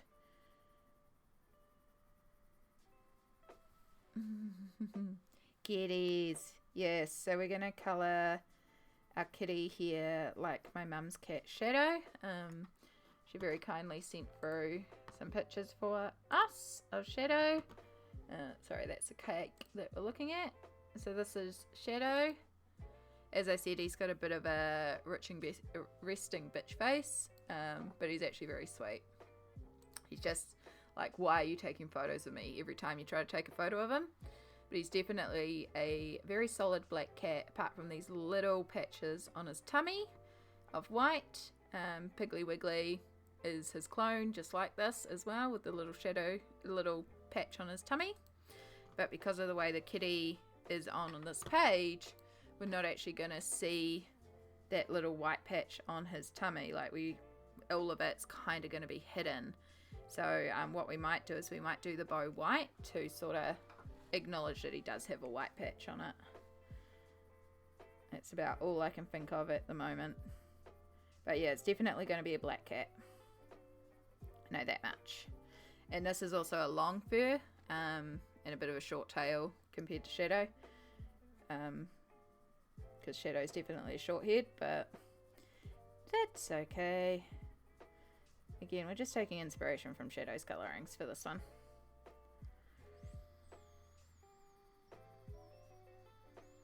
Plus, black cats don't get enough love. Black cats are cool. But right now we're working on some cream cheese frosting. At least I hope it's kind of looking like cream cheese. Yeah, black cats. I like black cats. I think they're cool. I just like cats in general. I like dogs. I'm a bit scared of big dogs. I didn't grow up with dogs. I'm not comfortable with dogs. And I have been jumped on numerous times by big dogs, which does knock me over, even more so now with my balance and stuff. So big dogs are quite scary. I don't mind little dogs, but I also didn't grow up with a dog, so I'm not the most comfortable with them. I grew up with cats. So that was funny. At one point, my brothers, like my younger brother in particular, was always begging for a dog.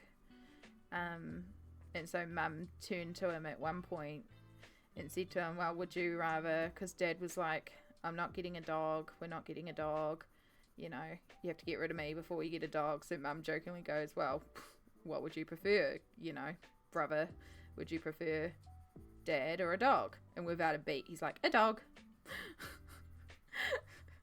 Just straight away, a dog.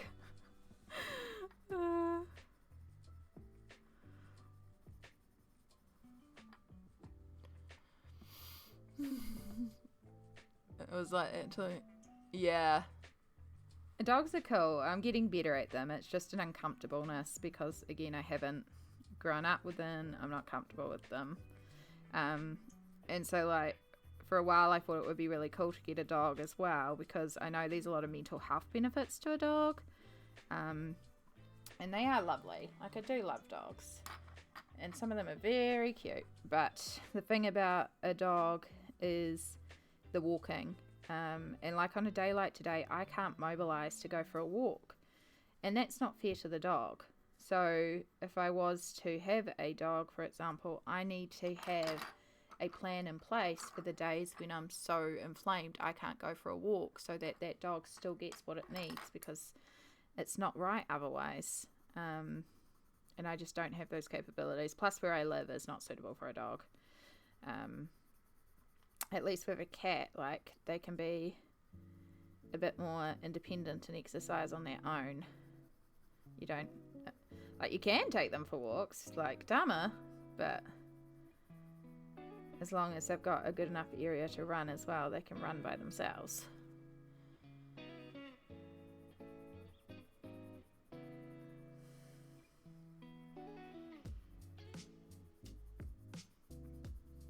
I've also always grown up with my cats having indoor-outdoor access.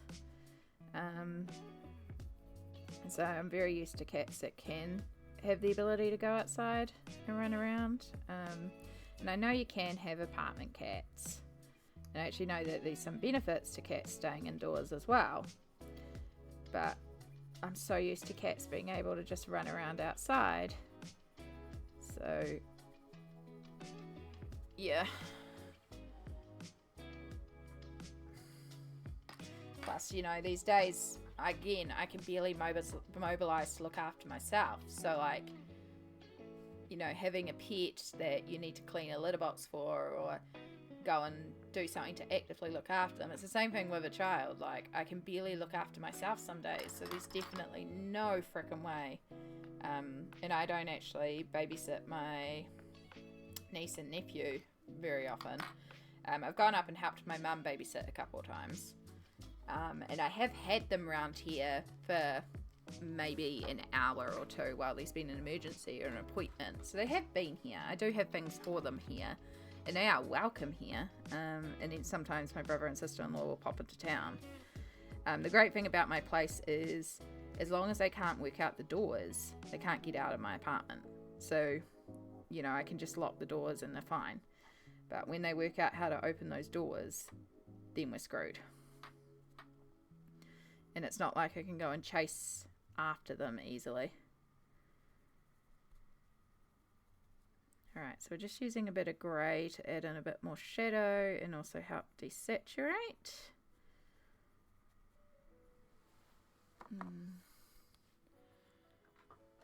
Yeah, Yeah, and it's a bit different there. And I know your walking of your cat is due to safety concerns with where you are on the road and stuff. So that's a different situation. And it could be quite cool for, like, eventually one day if I get a cat, training it on a leash anyway, so we can go for walks, training it that it's okay to go off property. Because I do know people that had cats and stuff like that, and they did train them for that reason. Because for a while there, when I was doing my art full time and I was working towards getting my license, I was like, you know, I could get like a little camper van that I can drive around the country with, and it'd be cool to have like a little kitty who's leash trained so that they live in the camper, but then, you know, we can go for little walks, and then it would be like a little market kitty, and it's like, you know, have the stall and the art, but then everyone's like, oh, it's a kitty, and then they come over to look at the kitty, and then you sell them your art. Because the amount of times that tactics worked on me. You have kitty, I can pet. Oh, look, you have pretty stuff. Okay. You have doggo, I can pet. Oh, you have pretty stuff. Bye-bye.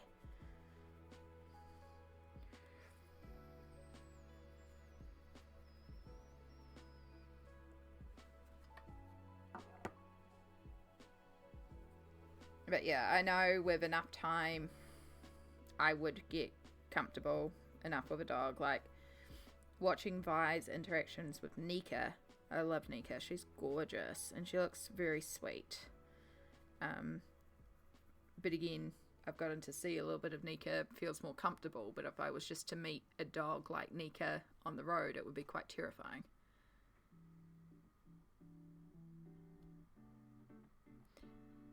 Haven't heard a lot, but I got a Shih Tzu. She plays indoors, but she isn't high energy at all. Oh, that is so cute. ASMR Hush, hello, welcome in. Yeah, we're just talking about pets, because we're colouring a kitty. I mean, I'm not allowed animals in my apartment anyway. But yeah, I use a walking frame to mobilise, and one of my concerns about having a pet is on the days when I cannot physically mobilise, being able to ensure that I could still take care of said pet. Because, yeah, it would be making sure that somebody can either take said pet for a walk, or I have a means to ensure that this pet is still being looked after. Because it's the same thing. Same if I got hospitalised, you know, you want to make sure somebody could come around and take care of the pet. Yeah. Yeah. And I know we're coming up to kitten season here too, and I know that there'll be a ton of kitties that are like, one of my workmates who, on the farm, they have so many cats because they keep on finding strays. My mum's the same. That's why mum has so many cats, because strays, can't bear to let them go. I've always thought it would be a really cool idea to also do fostering, because I know that can be a big thing. And then you get the cuteness of the kitties for a few months, a few weeks to a few months, depending on the states of the kitties. You get them when they're all tiny and adorable, and then you get to let them go to new homes and bless people and become a part of their family. So kitty fostering could be quite fun too. Yeah, so we're colouring this kitty, and I'm going to colour it like my mum's cat, Shadow. So we've just been talking a lot about pets today. But how are you going? Welcome in.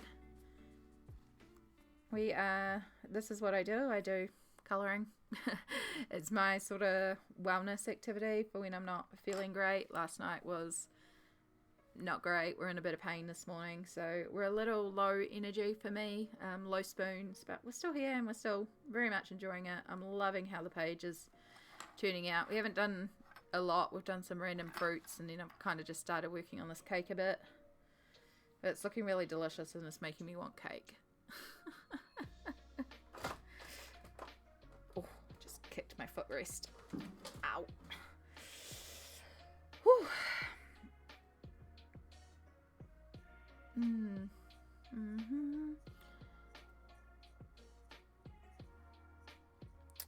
So the last thing to do is we'll grab our posca, Just deciding if I want to do a layer of light grey. I think I will, just to help tone down that yellow a touch. Like, it's not going to be much of a noticeable difference, but it is going to be a desaturation. So this is warm grey 1. So we're just going to work back over everything.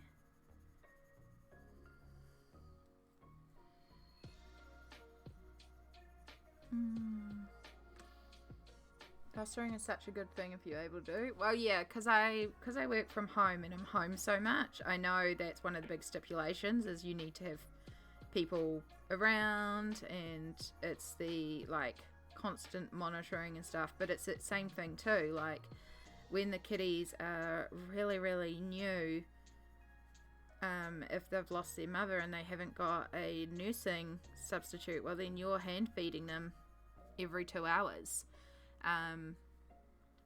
So that's quite a bit, you know, and knowing medical stuff related to the kitties, knowing when you need to call the vet or to get them to the vets. There's a little bit more to it, and it's that same deal of if I'm having really bad pain time and I can't mobilize and I've got kittens to look after, it's just cruel. It's just cruel. I wouldn't want to do that. So, yeah.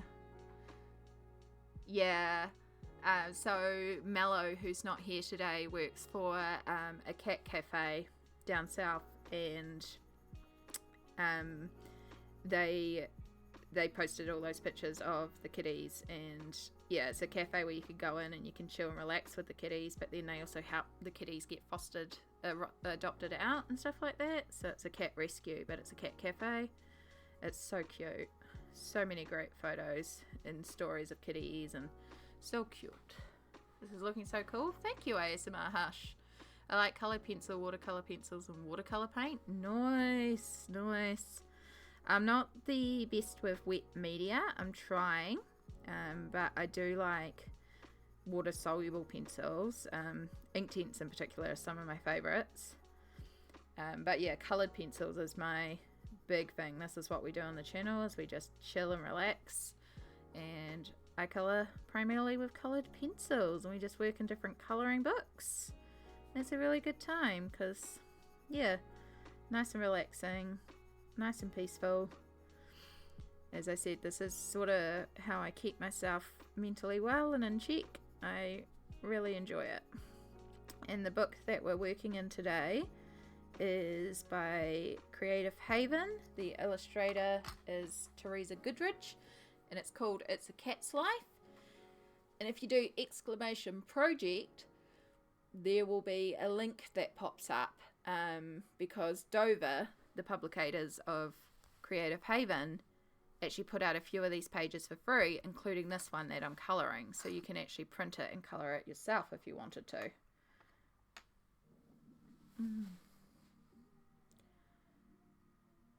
Yeah, volunteering at the SPCA is also good.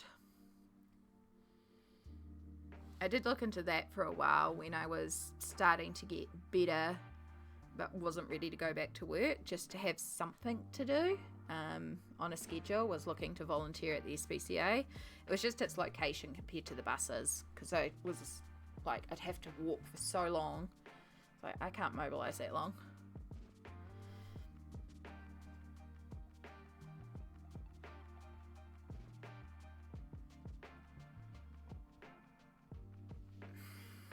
Right, so let's look at our cakes again.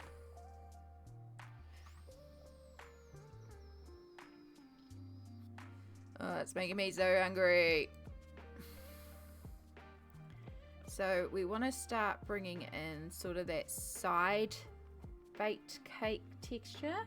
We do need to bring in the brown ochre just to tie that together.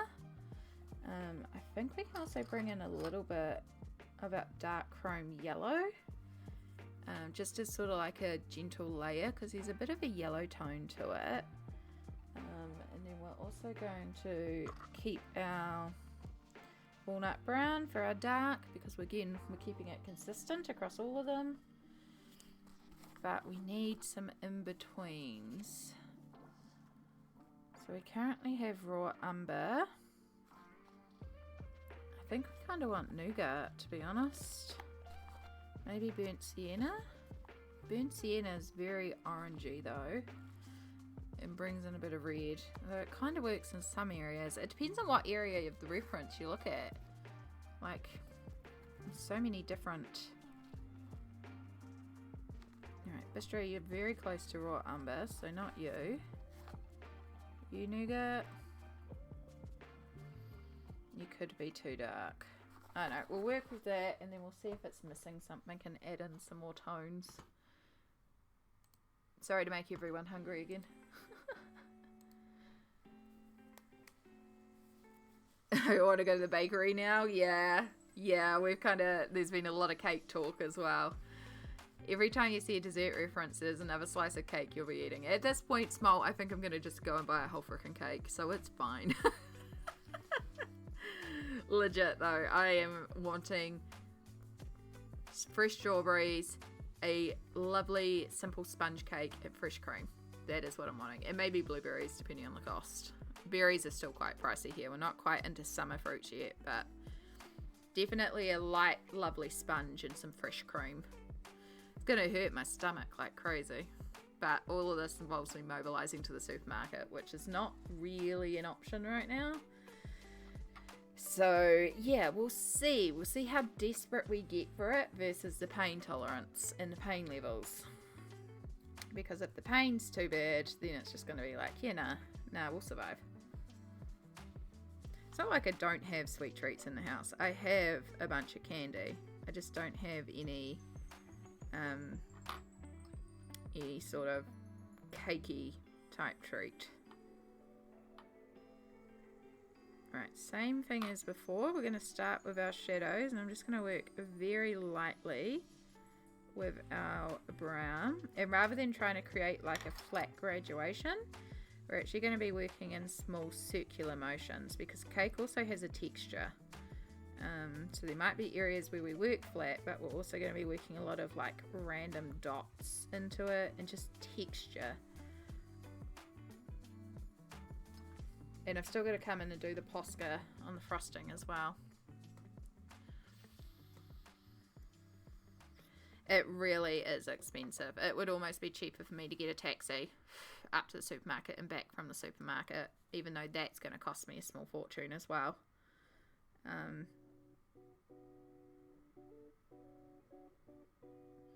Yeah, it's between the markups on the food, the delivery costs, and then the service fees that they chuck on top as well.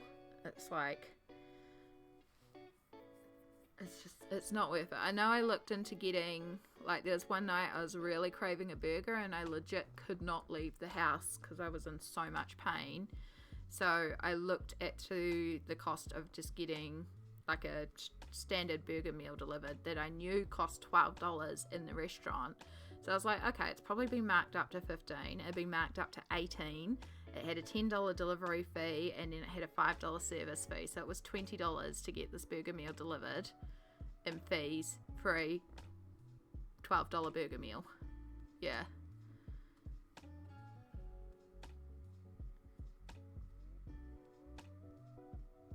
Yeah. It's just, it's really, and again, I get I get half price taxis because of my disability,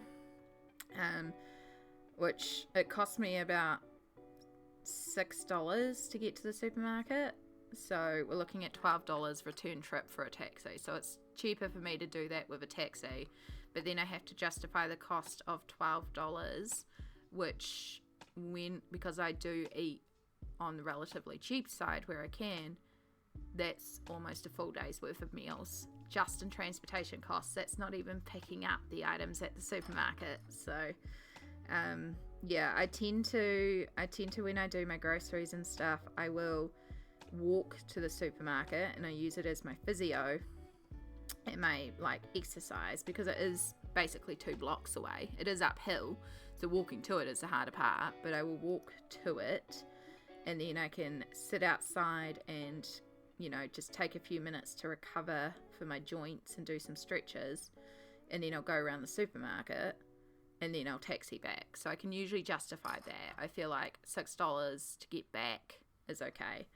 And again, we're walking downhill, so the walking back isn't too bad, but by the time you've walked to the supermarket, walked around the supermarket, and then walked back, it's usually like a lot, especially if I'm walking back with frozens or dairy. So sometimes I will walk back though on a particularly good day.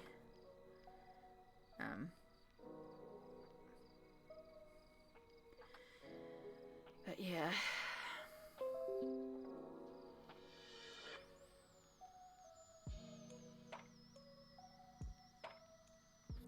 Yeah, I've heard things like that about getting a milkshake delivered, and it was $20 to get it delivered. It's like, oof. The one time I seriously contemplated doing it was when I was in hospital, because I had a bit more money because I wasn't having to buy food because I was on hospital food, but I was also on hospital food, which is atrocious. And so that's when I did download the apps, because I do download the food delivery apps every once in a while and just have a look around, see what's available and see if I can get something delivered. And yeah, it turns out that nowhere would deliver into the hospital. They would deliver to the hospital doors, but they wouldn't deliver into your room. And I couldn't mobilize out of my room. So it was like, well, this is not going to work. And I got a message from one of my friends because I had been talking about how I just missed proper coffee. Because, oh my God, the instant shite up there. And so she was like trying her best to get a coffee delivered to me, and nobody would deliver into the hospital. It was the same thing. But luckily I had family who would like bring stuff up for me and that to try and help out. But yeah, there were a couple times I like ordered food, and then on the way to the hospital, somebody would pick it up for me and bring it into the hospital for me. So that helped a lot. So, oh my God, hospital food. Yeah, it has a cafe in it. It's not the greatest cafe. They do reasonable coffee though. And there's even like a cafe at the end of the wards now with the new hospital extension. And you can order and go and get a coffee from there. But the issue is that I was immobile. I couldn't leave my bed, and they wouldn't like bring the coffee to you. There were a couple times if like you knew a healthcare assistant or a nurse was going to go and get a coffee there, you could kind of like, if you had cash, you could slip them cash and they would pick up one for you too. But you had to know the right nurse who was going at the right time type situation. Yeah. Luckily though, I had friends and family who were really cool about dropping stuff off to me, and yeah, but hospital food. It's like, it's meant to be making you, the hospital's meant to be making you better, and it's the worst food for making me better. I just get so gummed up because it's so much bread, it's so much carbs, so much potato.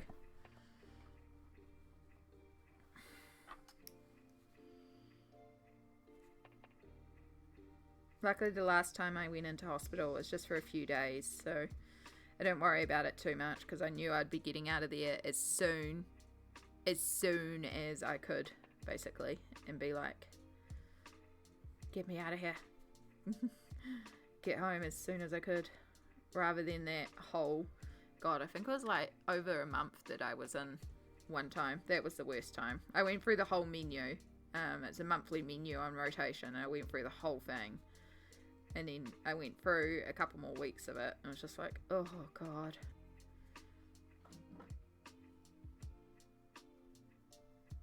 That's when we really started getting desperate. I had like such the most awesome snack cupboard though, because everyone knew when they came up to visit me, just bring me food, because the hospital food was awful. So if I end up in hospital long term ever again, I'm going to be putting in requests for hot sauce and pepper, my own. Like, it can still be instant coffee, but good quality instant coffee, because they'll make your coffee. They have a jug of hot water, so you can just get them to make you coffee. It's just their coffee is shite. And then, like, shelf-stable foods. I mean, they have a microwave and stuff too. Like the nurses and healthcare assistants will help you, will set you up with stuff as well. So you can like make some of your own stuff or get stuff delivered. Just getting it to you. Yeah, when I shared some of the hospital meals on Discord where we had the mystery meat 4 ways, where I was pretty sure it was the exact same dish reheated over 4 nights and just added with different things, where we had like the savoury mince 4 different ways basically, and they called it 4 different dishes.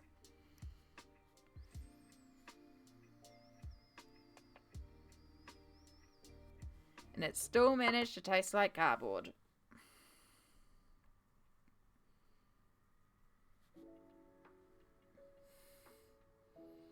Yeah, I don't know. I don't know what goes on with the hospital here.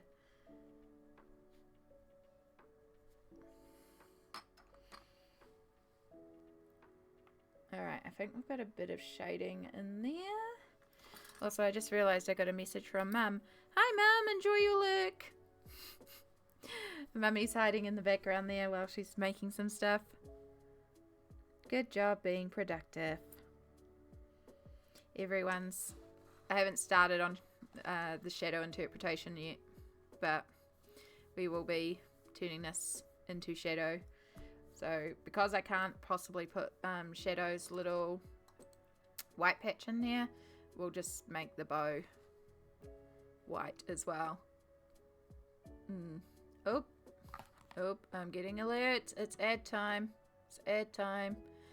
Which is good because I actually need to stretch. So we're going to stretch. I might even make a coffee, to be honest. Make sure we have our pendant alarm. Cool. Alright, I'm just going to chuck you onto the B-Right back screen for a moment. We're going to run this ad break. I'm going to get a coffee started. And make sure you take this time to also do coffee, water, hydrate, stretch, snacks, washing in the machine, if you have washing in the machine. And I'll see you all probably just after 3 minutes. It's, oh god, Ed and Eddie time.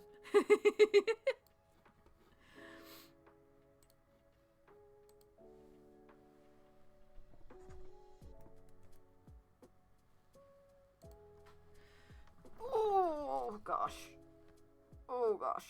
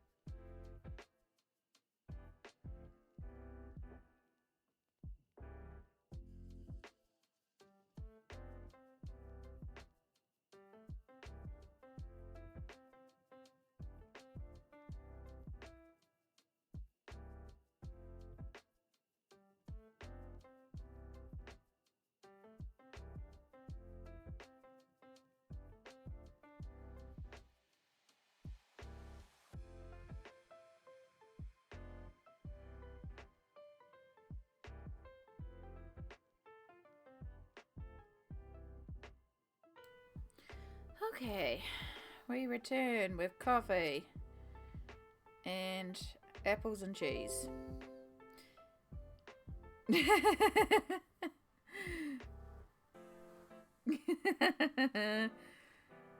Shadow's helping Mum make necklaces.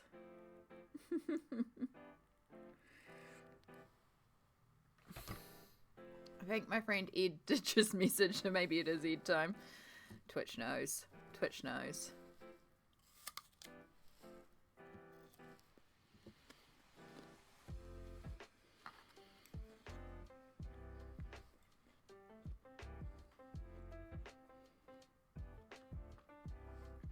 Making sure the mic doesn't pick up the sounds of me chewing.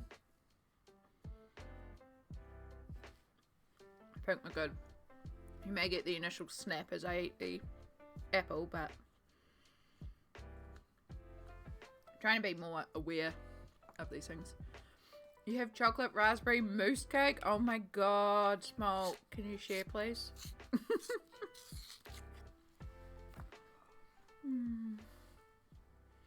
It sounds amazing. Oh, mousse cake. Yum. There's something about mousse in a cake as well, or like just that textural change, that smoothness. So good.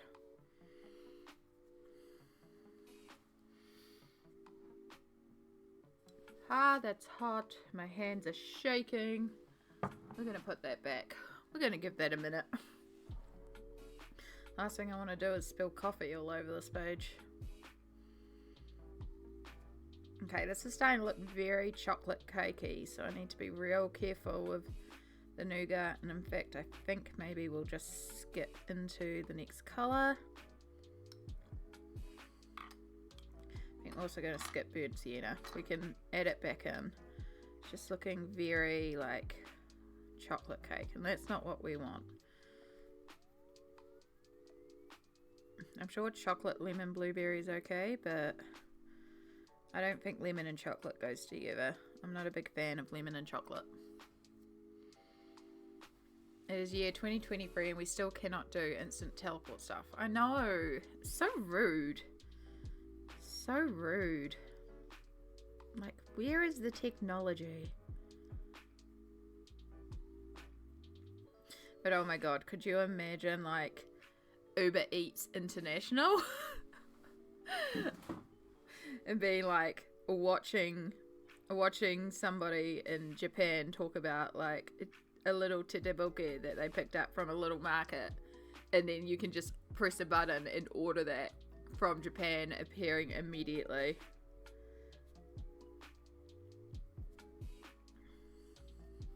Oh.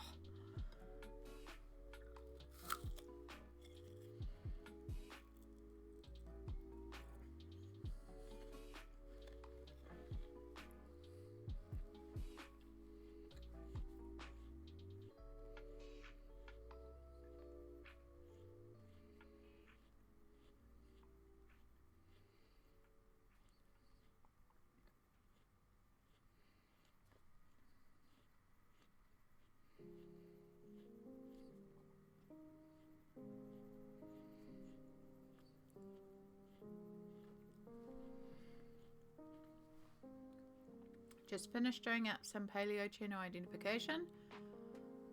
There's a lot of sand. Yeah, heck yeah, Chai. That's awesome. A little bit at a time, a little step at a time. So close to the end.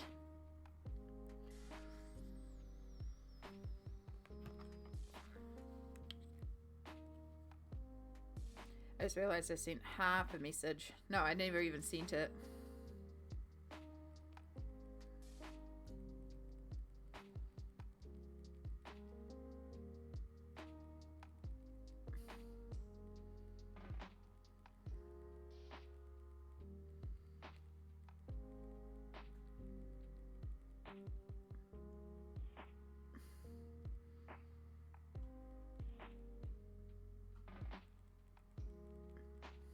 so sorry about that. I normally do that in ad break. I sent that message like an hour ago and I forgot the second half of the message. Oh. Heck yeah. All good, Shy. Enjoy your day off. Make sure you get some rest as well and look after yourself. Take care, lovely, and thank you so much for the biddies before. I really, really appreciate you.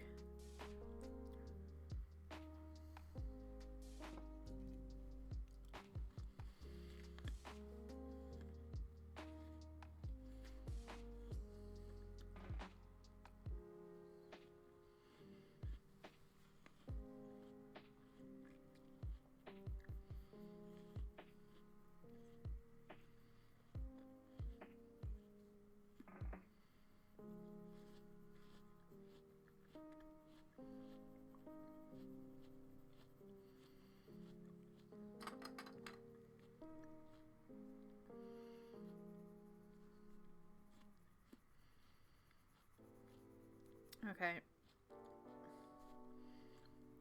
Yeah, we definitely need another medium. The nougat's too dark. We need Bistro.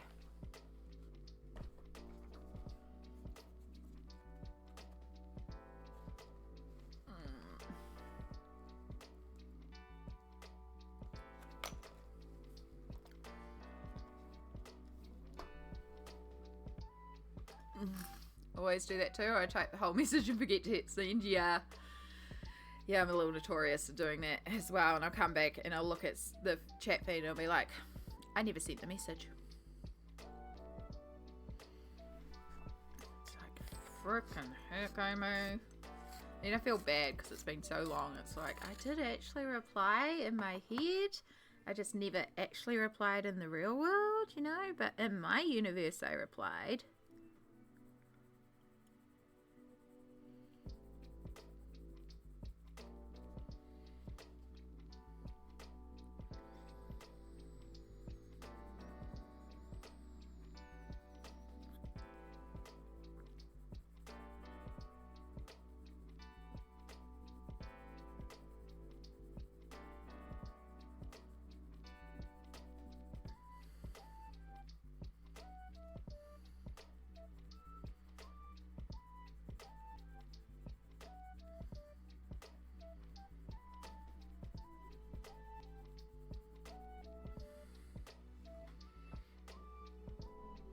Okay, that's starting to look more cake-like. Yeah. So that's kind of what we're going for.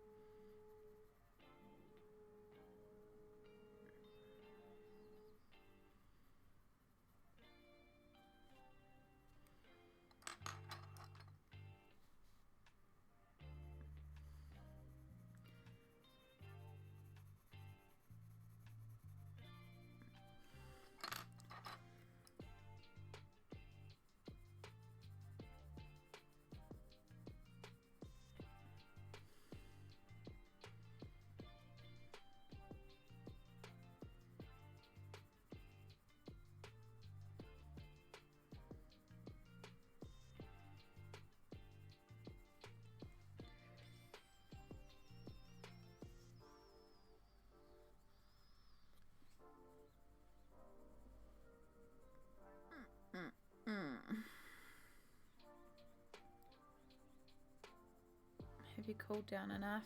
I want some coffee.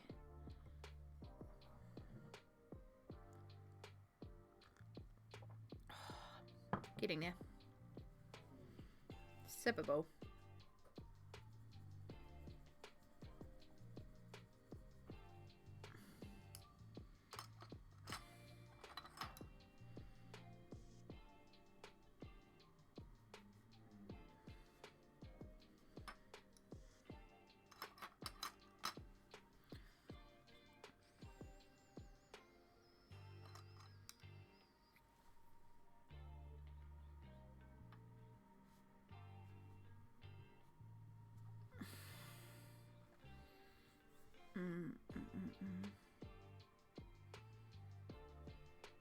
how long have we going? 4.5. Actually, we can take it in 15 minutes or so. It was around, no, it was around half an hour. I took it early. So yeah, this has been 4 hours since we last took meds, which means we can take meds again. Should really just set a timer on my phone, then I wouldn't get confused. Don't get stuck in my teeth this time. Oh, coffee's too hot.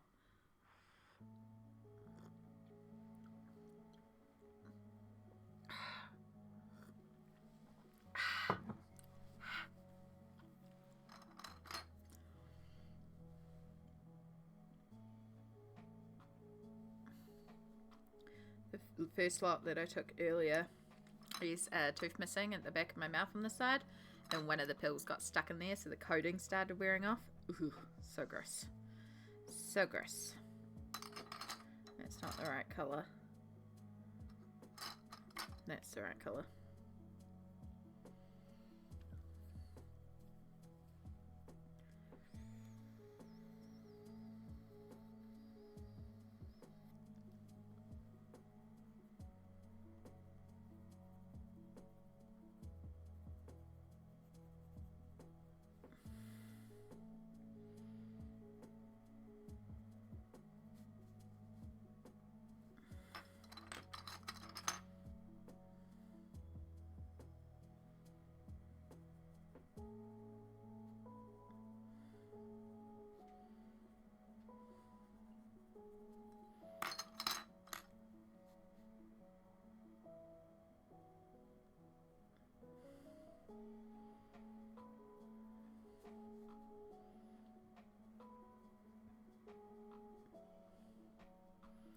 Such slow progress to create texture for the cake.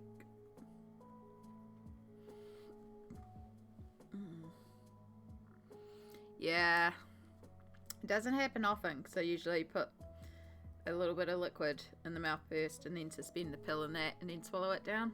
So it means that they don't get stuck most of the time. But yeah, just happened to be the perfect size to get stuck in that little gap.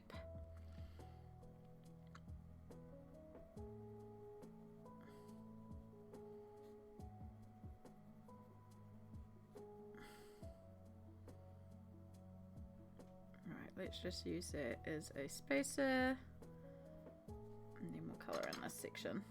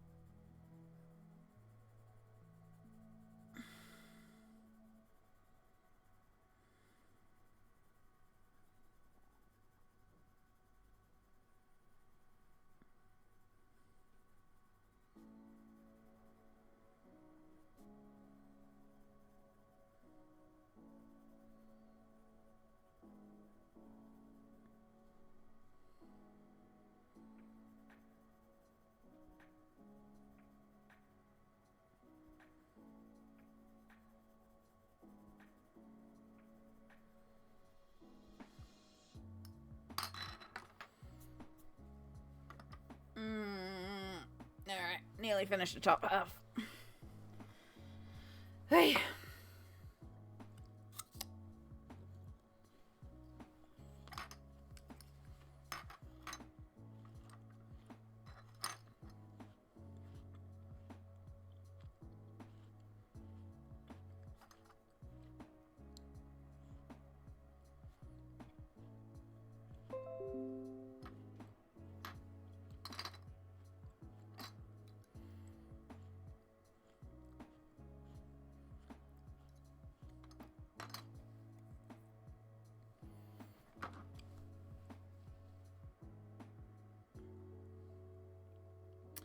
Oh noes.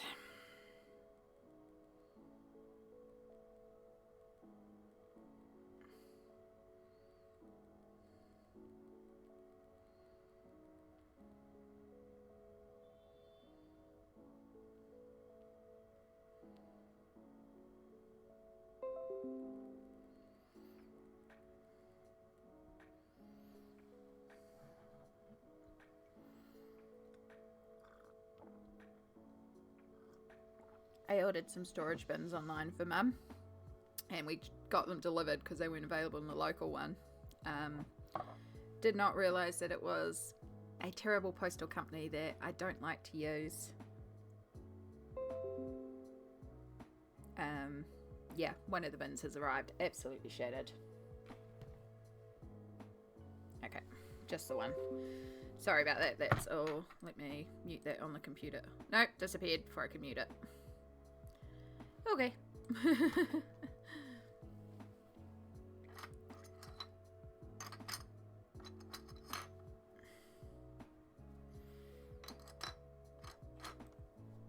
He's like one postal company that I try to avoid ordering from, and they use it. So not good.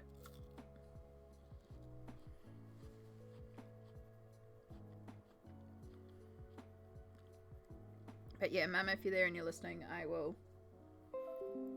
Oh. Ah, damn it. It disappears before I can hit mute, so it doesn't go the din on the computer.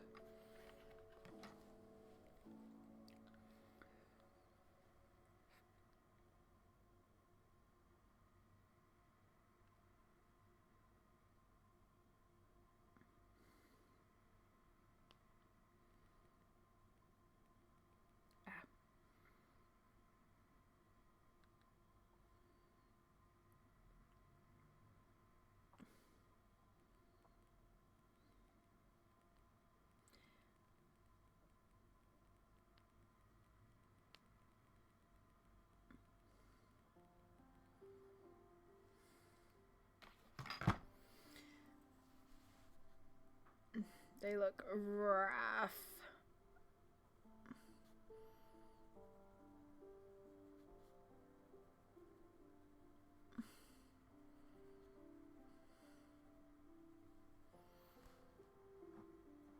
Yeah, I'm so happy that I got the pencil extenders. I do think that it's disappearing too quickly before I can hit mute.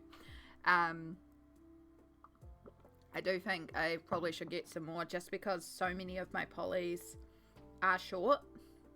And because I work so many colours at once, like if I pull out, for example, if I pull out and I'm using all the greys, all the cool greys, yeah, all bar one needs an extender. So that's 5 already.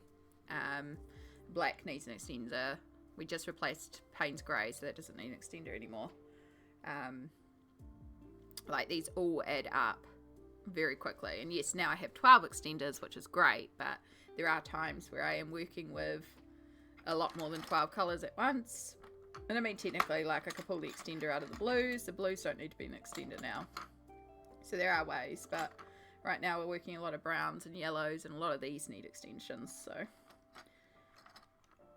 it's the sort of thing where it would be handy, but it's not as essential. It's definitely a lot easier than the 2 I previously had. The only thing with these extenders is they are, because they're new, they're very tight to pull out, and it's a bit hard on my hands, but they will loosen down as we get pencils in there and just stretch it to fit these pencils that little bit better.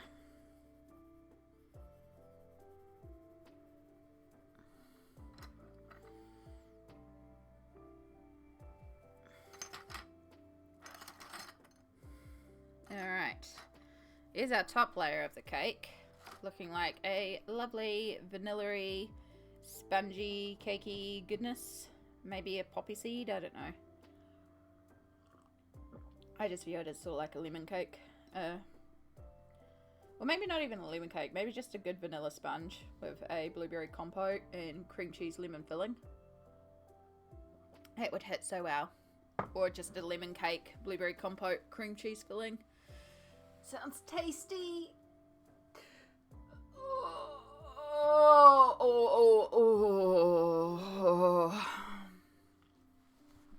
Yeah, I love a good vanilla sponge. Like, you really can't go wrong with a classic, and when it's done right, so good. Smelt talking about mousse before, and me thinking about getting a sponge and fresh cream. has made me go, I could also buy a strawberry mousse while I'm at it and also make up the strawberry mousse to put in the bottom.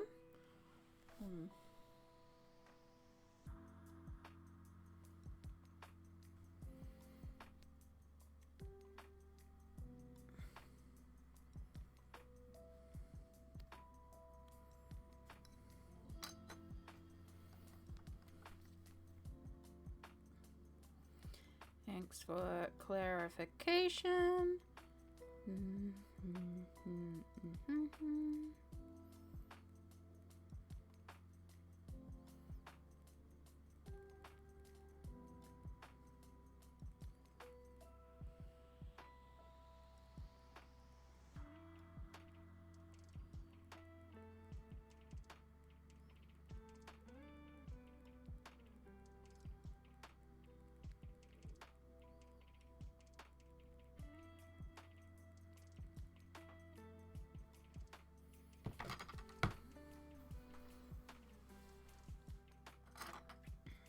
Oh, that's the wrong pencil.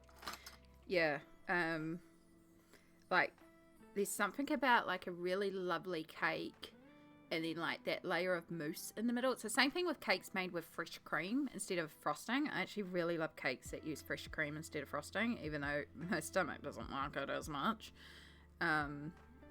Because there's that sort of creamy textural element that's really smooth. Whereas frosting can be a bit hit or miss depending on the frosting. There's a textural element that I really like in cakes that have a mousse layer. It made me go, ooh, I could buy just like some instant mousse. Start to set it so it starts going a bit thick, or even set it so it's thick and then whip it, and then you put it into the cake and let it reset.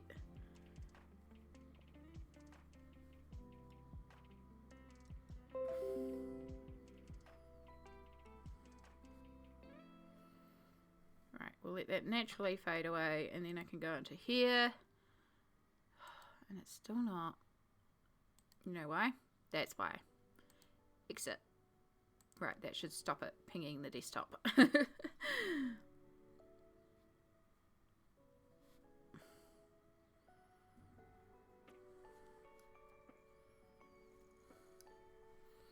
Yeah, so good. So good. Fresh cream and passion fruit as well. Can really slap.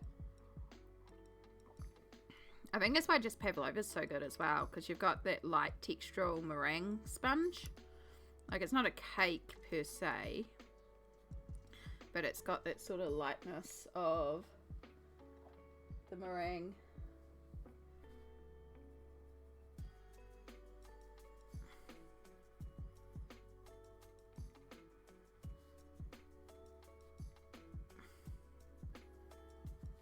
Just, oh, so yummy. So yummy. If I could get the spoons to clean up my kitchen, get the spoons to clean my oven, get the spoons to rearrange my computer and set up the laptop over there, and then have the spoons to actually perform it, I would do a cooking stream and I would cook a pavlova.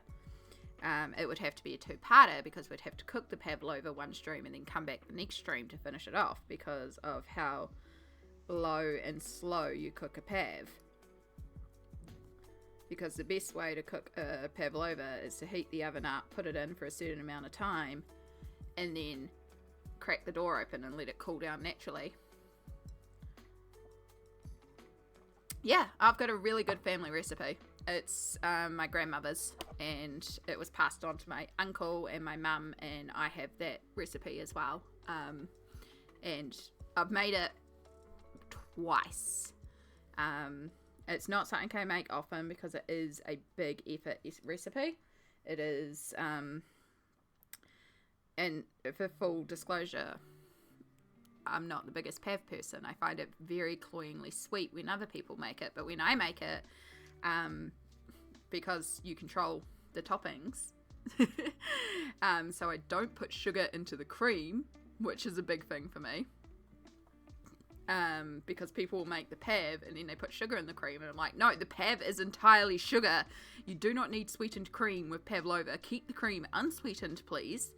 And then making sure the top fruit, there's got to be something a little bit more like acidic in there to help balance it. Like, you still want sweet fruits and you need that freshness, but like a common one that I see is a strawberry and blueberry one, but then they'll also coat the strawberries and blueberries in jam, and it's like sweet pavlova, sweet cream, sweet. I'm just like, no, it's too much sweetness. Give me some sour. I love strawberry and passion fruit because the passion fruit with that little sour tang just cuts through everything, and it's refreshing but still sweet and satisfying. Yeah, strawberry and passion fruit is actually my favorite pav topping flavor, and nobody ever does it.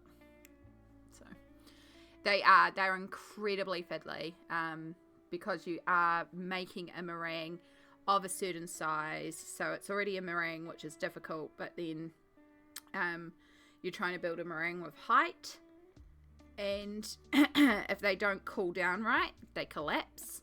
If there's too much moisture in the air, the moisture destroys them and they just start weeping. You get a little bit of fat into that meringue and your whole meringue collapses. Like, there's so many things that can go wrong with them, but they're so good. If you get it right, it's so good. And it really is a good summer dessert.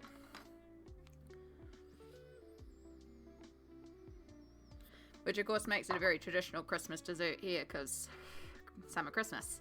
I mean, you don't have to do it in summer. It is just, we top it with summer fruits traditionally. So, but yeah, very, very delicious. But in full honesty, there is some really well-made meringue bases at the supermarket, and you can just top and decorate, which is the real fun part of pav making. Like, the actual pavlova is not that fun, but the actual topping is the fun part. And it's making sure that you get your pav cooking in a way where you get that crisp meringue outside, but you've got a soft, billowy marshmallow center, and it has to be cooked through in the center but not crispy. Yeah, it's so fiddly. But yeah, I can do it as long as you follow the recipe and you take it slow and careful, and you've got a consistent temperature in the oven. The oven temperature is one of the keys. It's doable. Just slow, steady, and patience. And knowing not to crack the oven before you have to crack the oven, and cracking the oven when you have to crack the oven.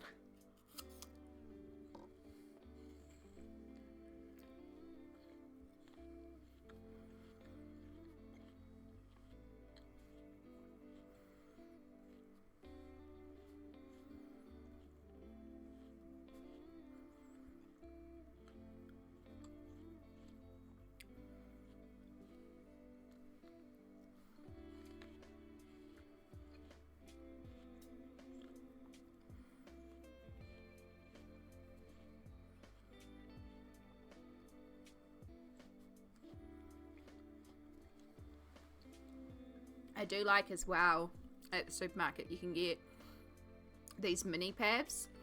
So rather than having just a big round family style one, you have lots of like individual ones.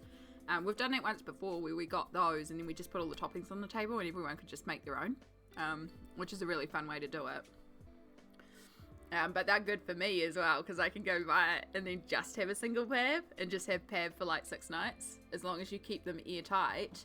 And I just put like one of those gel packets in there that absorbs moisture so they stay like not getting humidity.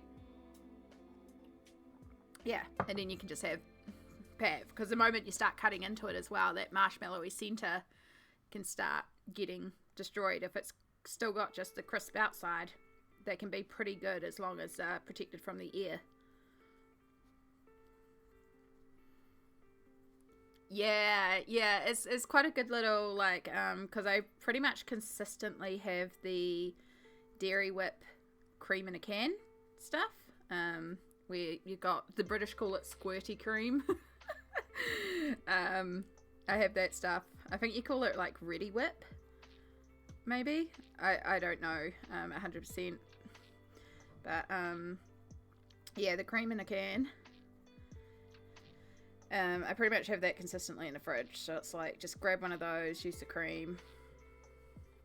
Actually, has anyone who is in New Zealand and knows the cans that I'm talking about, the aerosol cream, have you ever tried the mousse versions? And what are they like? Because I know you can get a chocolate mousse and a caramel mousse in those same things as well. Speaking of mousses. Yeah, exactly. I have an oven that is desperately needing a clean, smokes, and isn't very it is consistent temperature wise, but I also have an air fryer, and because it's just me, it is not economical for me to boot up an entire oven for a slice of pizza. So that's where I use the air fryer, and the air fryer I use for everything. And I would be tempted to see if maybe I could make a mini pab in the air fryer, but I don't think I could get the temperature low enough. So, you're curious though? Okay, yeah. I'm curious about them, so maybe I'll just have to try it. Ready Whip is a brand name. It's also just whipped cream. Okay.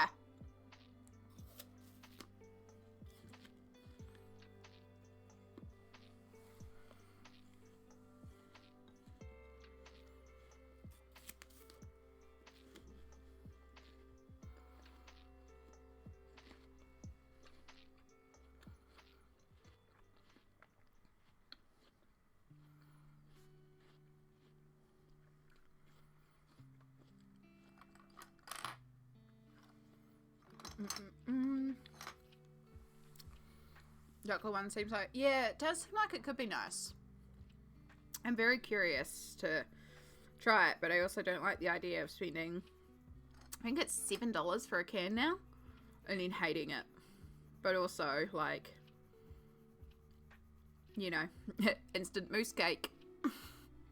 But then I could also just get a packet mousse, but then I still have to, like, make it, I have to get milk.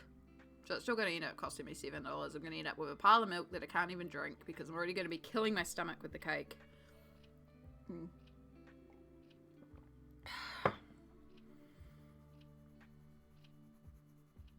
It's not hard to make mousse though. That's one of those things where it is like, you know, it's one of those things with, especially with the instant mousse packets, it's not hard to make a mousse. And some of those packets I have made up with alternative milk before, and they've actually worked out okay. So, depending on the brand. I've made the chocolate one with almond milk. Not almond milk, I made it with oat milk once before. And it did not set, because it does need the fat of the milk protein. But then I also have dehydrated milk in my cupboard for baking. And so I just took that and I poured a bit of that in, and then I set it in the fridge, and then I whipped up some cream because it was like a rich chocolate one, and I just put that through that, and it just turned into a lovely mousse that worked. But oh my god, the effect on my stomach was like so much milk proteins, so much lactose. Worth it. There's certain things that I will, like, I can do without milk in my life. I genuinely don't care if I don't have milk, because there's so many wonderful milk protein alternatives that I can do without the milk. I drink my coffee black. Yogurt, I can get like a Greek yogurt and it's not as bad. That has less lactose, so that's easy. But cheese, now there is a lactose-free cheese, but it's so freaking expensive and it's got almost no flavour. But if you get a really hard aged cheese like Tasty, a lot of the lactose is gone by that point. So yes, a lot of it will kill my stomach.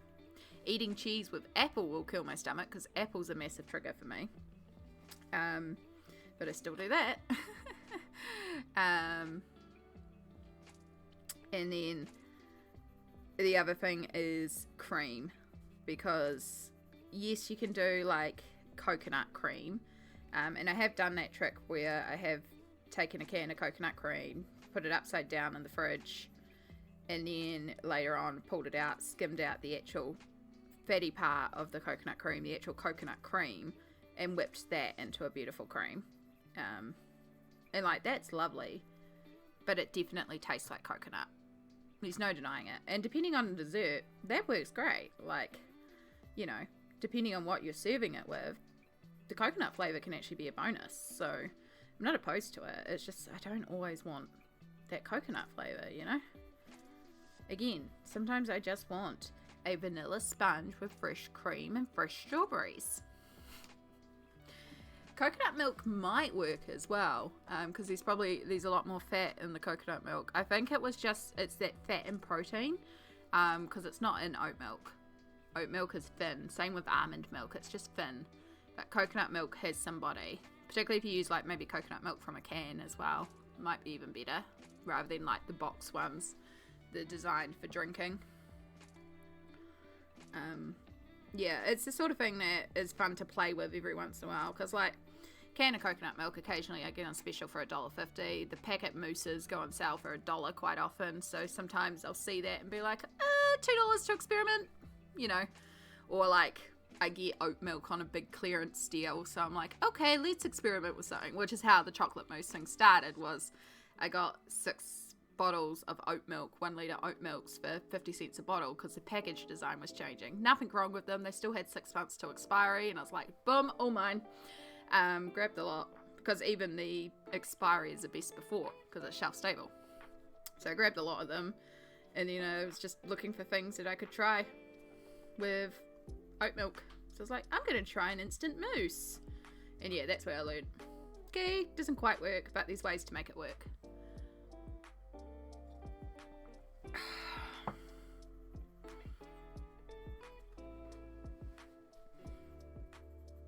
But I think our cake is looking pretty tasty.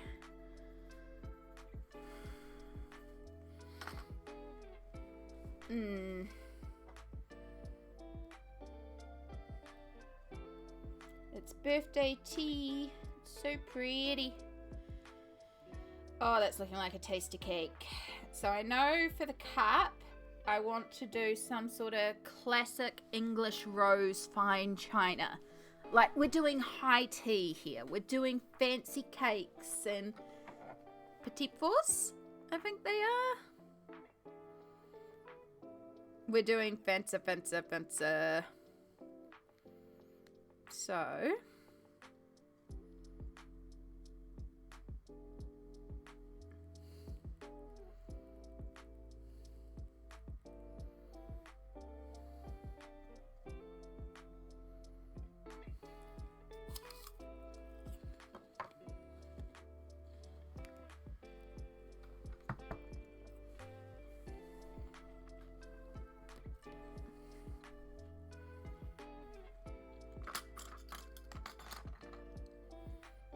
So I think we'll start off with, sorry.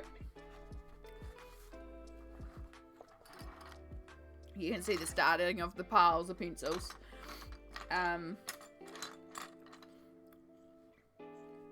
So we've got a few leaves on here. We're going to follow the same process that we did for the cherry leaves. Keep it simple.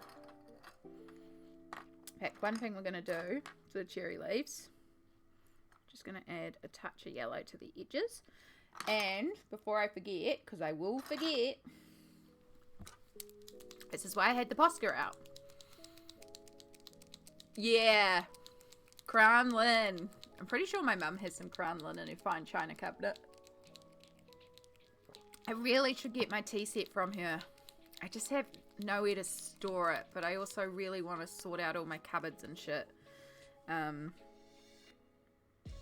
But I really should get the wedding tea set from her. Not that I associate it with the wedding, it was just the only place we've used it. But it's just so pretty. Sitting here with a beautiful cup of tea. Alright, so we're going to remove all these black lines.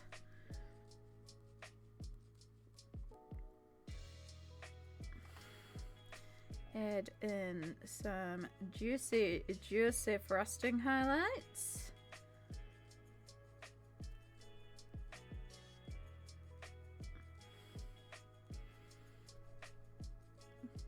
Move these lines here, because that's really the top edge that would be catching.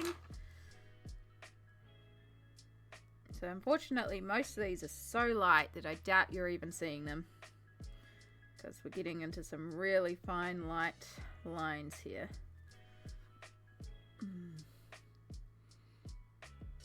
Yeah, well, it's just sitting there in the cupboard, and a big part of that, like, Mum offered for me to take it a little while ago, and it was just legit, I had nowhere safe to store it, but Mum's also in big declutter mode at the moment, so, which I am too, and I am at the point where I've got a bunch of stuff I need to get rid of, and I just need to figure out how, so I might see if some of the second-hand stores actually do collection, because one of the things that I'm thinking of doing is actually donating my couch, and I've got a coffee table. I was even thinking maybe my dining table, but my dining table could actually move where my couch is, getting rid of half the chairs because I don't use most of them, so just keeping the 2 chairs. But that means that I've also got an extra space for art stuff, and just using it like as a storage bench that can also be a dining table. And that would kind of extend my desk a bit more as well. I mean, my desk is massive, but I would put it over there, and then I've got room underneath for tubs as well. So it would be like, because I have a couch and it's just a dumping zone. I never use my couch. I don't have a TV out in the lounge. I legit never ever use the couch. So the couch could go, and that would remove a big bulky piece of furniture. I also have a pop-up table, so I don't technically need my dining table. I could just keep my pop-up table consistently popped up and just chuck a tablecloth over it, and it would look like a proper dining table, and it's just a pop-up table. Because again, I never ever use the dining table. I sit at my desk to eat. So these are all like things that could get out of the house that would help. The other thing is that I've got a bunch of stuff that's broken and I don't know where to get rid of it. Like, I've got some broken monitors, I've got broken vacuum cleaner, I don't get rubbish collection. I have access to a shared bin and it's tiny, but a lot of these are also electronics and I don't know how to dispose of them. I don't know where to go with them, and so they're just living in my laundry, taking up space. And I'm like, well, where do I dump all this stuff? Sustainability Trust, that's who does it here. I don't know, but I'm going to look that up right now because it's been really annoying me.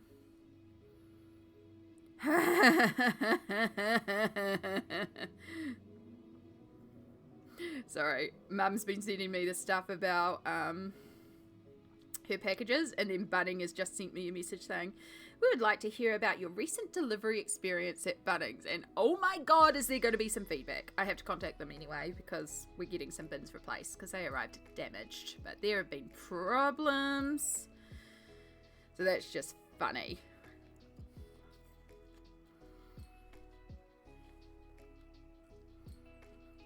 I freaking hate Post Haste. They're so bad every time.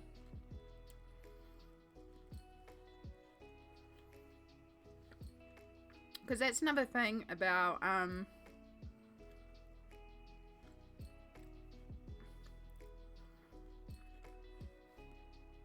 my mattress as well, is that even if I get a new bed organised, what am I going to do with the old mattress?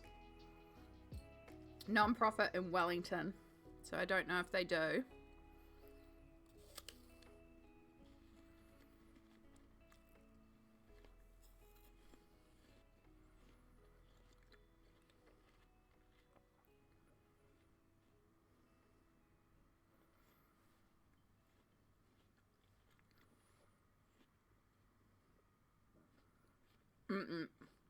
Just Wellington. I know that there is quite a big recycling hub, because when Samsara was here, she helped me a lot with the house, because there were, like, I can't move my desk to clean up behind my desk, for example. So there's a bunch of stuff, and it's happened again. There's a bunch of stuff that's fallen down the back of the desk that I just can't access because I can't physically move the desk. I can't move out the couch. So when she was here for a week, she actually moved every single piece of furniture for me and got under there with the vacuum cleaner, which was amazing. And just like, I can do some surface stuff, but I can't do those deep cleans. And it was so good, like the shower and stuff like that, just stuff that I can't really do. I'm so grateful to her. Felt so bad. She was here essentially trapped on holiday and she was cleaning my place, but I'm so grateful. But I had a bunch of recycling that we got rid of at Mum's, and we managed to get rid of a lot of like rubbish bags that I had. None of the big like humidifier stuff. We didn't touch the laundry area, but we just had a big bag of rubbish that we couldn't get rid of. And so Sam said, I was like, well, just pay to go and get it dumped. It's fine. I'm sure it won't be that much. I'm like, huh. And I look online and they're like, huh. And so we go and pay to get a bag dumped. It was like $23 to get this one single bag dropped off at the depot. It's so not. And she's like, geez, it's so much cheaper over in Gisborne because I have like a bunch of polystyrene to get rid of, which isn't recyclable. It's just, there's a lot of stuff that's just building up and I don't know how to get rid of it. I don't have regular rubbish to get it out. I can only get stuff out when there's rooms in the shared bin. And it just means that when I put things into rubbish bags, it's like anything that's recyclable gets immediately separated out because I have a lot more access to recycling because these council recycling bins around here. So anything I can recycle, we recycle. But just like the stuff that builds up that's not recyclable, and it's a lot, and it just moves into bags and bags, and then we end up with bags of it that maybe I just can't get out. Yeah, that was when her area was flooding and she couldn't return home, and so it was like she knew that she'd also be going out again in a week because it was like she was meant to go to Auckland, go home for a week, and then come to New Plymouth. And I said to her, just come to New Plymouth, you can't get home anyway, just come to New Plymouth. So, which was wonderful because then I go an extra week with her. Bonuses.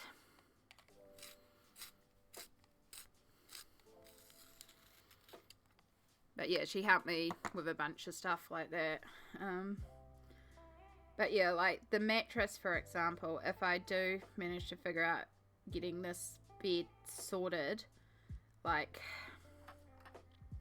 the mattress, it's old, it springs, like you can feel it springs. It's not ripped and the springs poking through, but it's gone. It's really gone.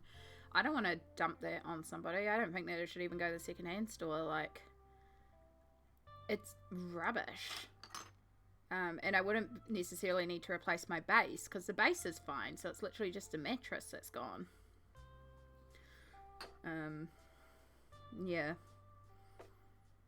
I'm like, well, then what do we do with it?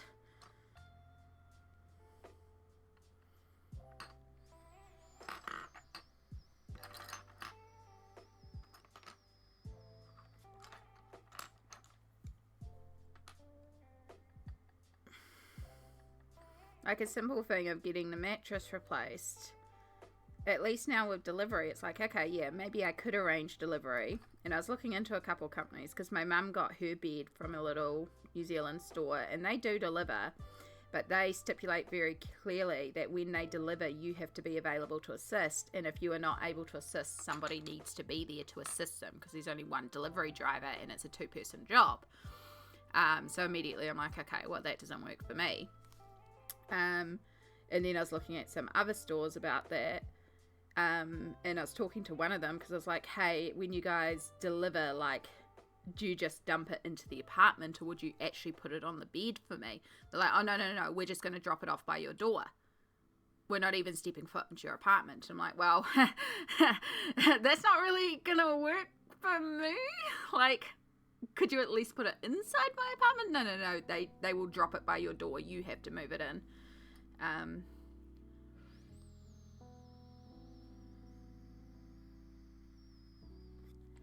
Yeah, I had a cousin that replaced her mattress and literally she took knife and wire cutters to her mattress and cut it up and piece by piece put it out in her bin. And that's how she got rid of it. It took her about 6 weeks to 6 weeks or 6 months, I don't know, but piece by piece she got it out in her regular bin, and she literally broke down the mattress because that was the only way she was doing it. And then she did the same thing with her couch. Just like, cool.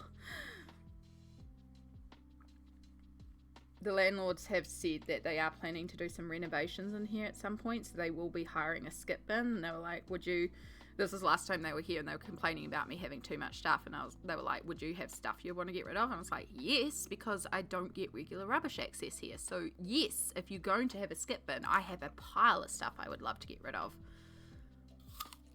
Or, you know, you could just actually provide rubbish collection to the building.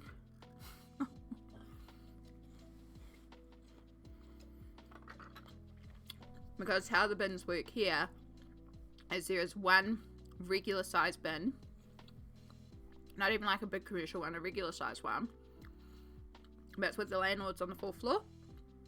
And so the building is cleaned by cleaners, so there is a small tiny shared bin in the kitchens, plus the bathroom bins for paper towels. And when they do the cleaning as part of their contract, they empty those bins. And they will put them into those bins. So the bin's already getting filled up with the building rubbish.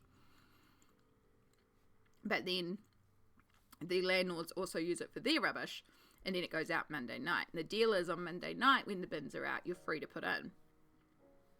But by that stage, the bin's already full. So occasionally I might be able to get like a little bag in there, but we really can't get a lot in there. Right, so now we're going to start picking up on some of the pinks in our strawberry. So we're going to use the madder that we used before in our strawberries as our dark pink, and we're going to do sort of like dark pink flowers here, and then a light pink cup. So we're going for very, very classic pink. Pink!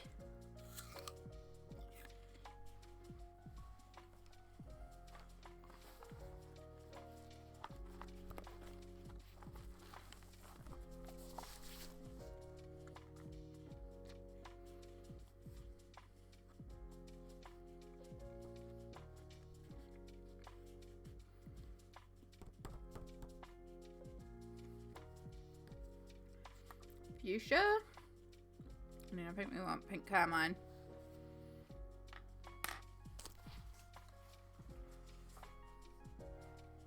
But yeah, all of this is talking as if I've actually had the energy to start going through my cupboards. I've been saying for ages that I feel like I just need to do a declutter. I feel like I'm being very overwhelmed by the amount of stuff that's in my place.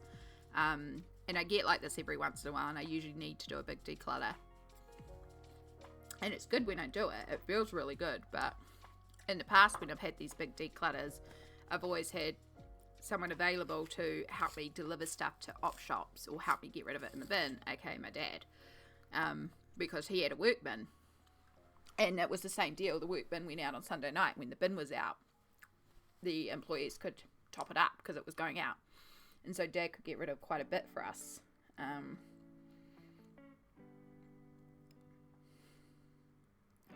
We don't get that anymore.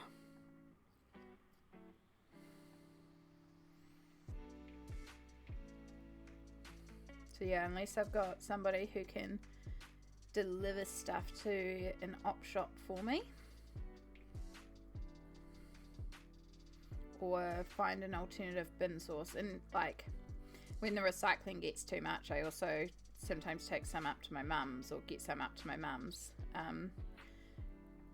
My brothers collected, when they were dropping off some of mum's stuff into the laundry, because she uses my laundry to store some of her market stuff for when she does market next door to me. So when they were dropping off her stuff for that, and doing a changeover of her stuff, I gave them a bunch of recycling to take back. So I got rid of a big lot that way. Because again, the recycling bins around here are often filled up too, because a lot of the businesses use them for their business stuff. They're meant to be there for, you know, just people walking around.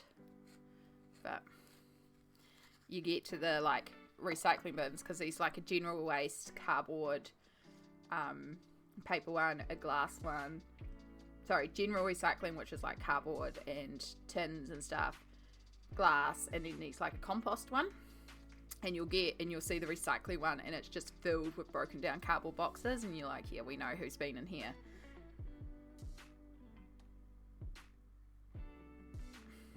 It's like, yeah, cool, it's being recycled, so I guess that's something.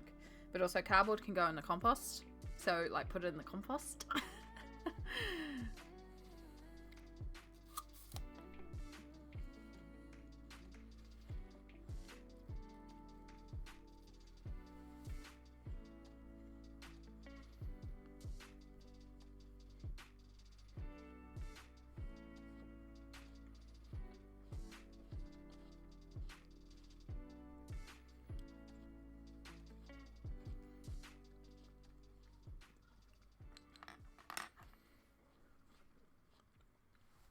It may just be worthwhile to pay for a bin for a couple of weeks, maybe. I don't know. I know last time I looked at actually getting my own bin. Because I'm in the commercial zone, I had to go for a commercial collection. It was like $120 per bin pickup. And I was like, that's $240 a month if I do the because you could, like, the minimum you could do was the bi-weekly plan. Like, that's $240 a month. It's like an extra week and a bit rent. No, an extra week's rent back then. It's like, I can't justify that. So yeah, it's the biggest downside to living here is the issue with the rubbish collection. It really does make it difficult. So, but yeah, I just need to. It's meant to be Monday, but it's so short on Monday it did not happen. So, just need to start getting in there room by room and start sorting because it's just getting bad. Like, to go out of my apartment by the door, I've got a shoe stand that's full of shoes, except it's still full of shoes from when I didn't have a walking frame, so it's full of like heels and hiking boots and all these shoes that I held onto with the hope that maybe, you know, maybe we'll get rid of the walking frame and we could start wearing again. I think at this point we just need to call it and get rid of them.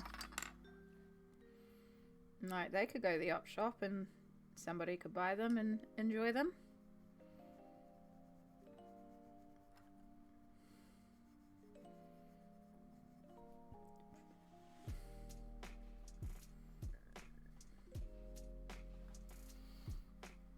Oh, alright, we're about to hit another ad break. Oh my god, it's 3:30. You know what? I'm going to snooze this ad break.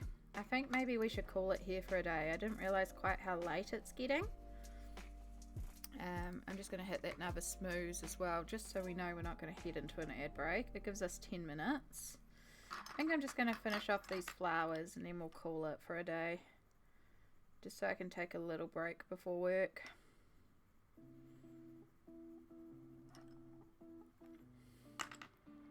Time flies.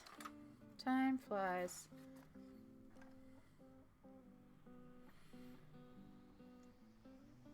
It's a bit awkward here because, like, they're not technically being lit per se. Like, there would be shading because of the dimension of the cup, and then the image itself would have shading, but it doesn't mean it matches the existing shading of our piece.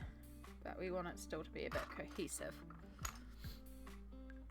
Yeah, the day really has gone fast. I thought it was 2:30. I was like, I should probably check before the next ad break if we're nearly at in stream time.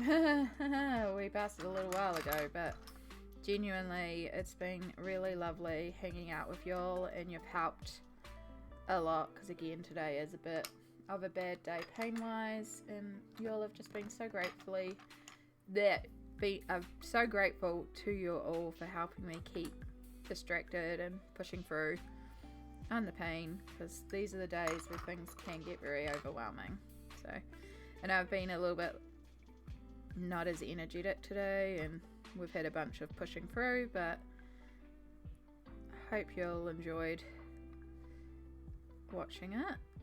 I'm just going to finish off these flowers so we know these flowers are done, and then we will continue on with this next time. So I'll see how we go on Sunday, if I decide I want to do some more colouring, or if we want to do games, if we want to do both. We'll figure that out on Sunday, but we've made a bit of progress. Like, we've got some fruits done, we've got a cake done. 5.5 hours. It's not bad. It's not bad.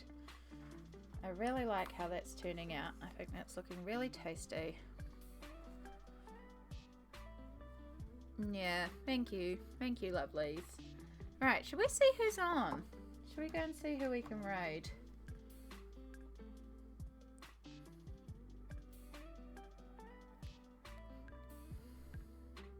If my phone will unlock.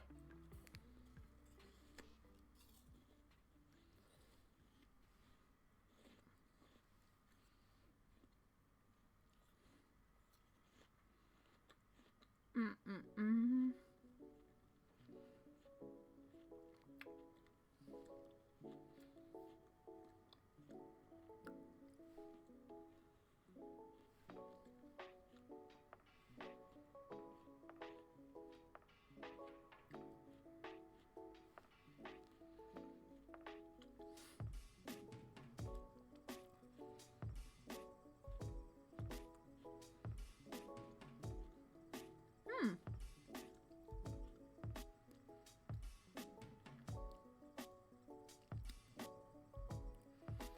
Interesting, there's actually some people doing colouring, but I'm going to take you to somewhere where I know it's safe, where I know it's a good time, and I know that we're all appreciated, and probably half of us are already hanging out there already, because it's Vi. We adore Vi on this channel.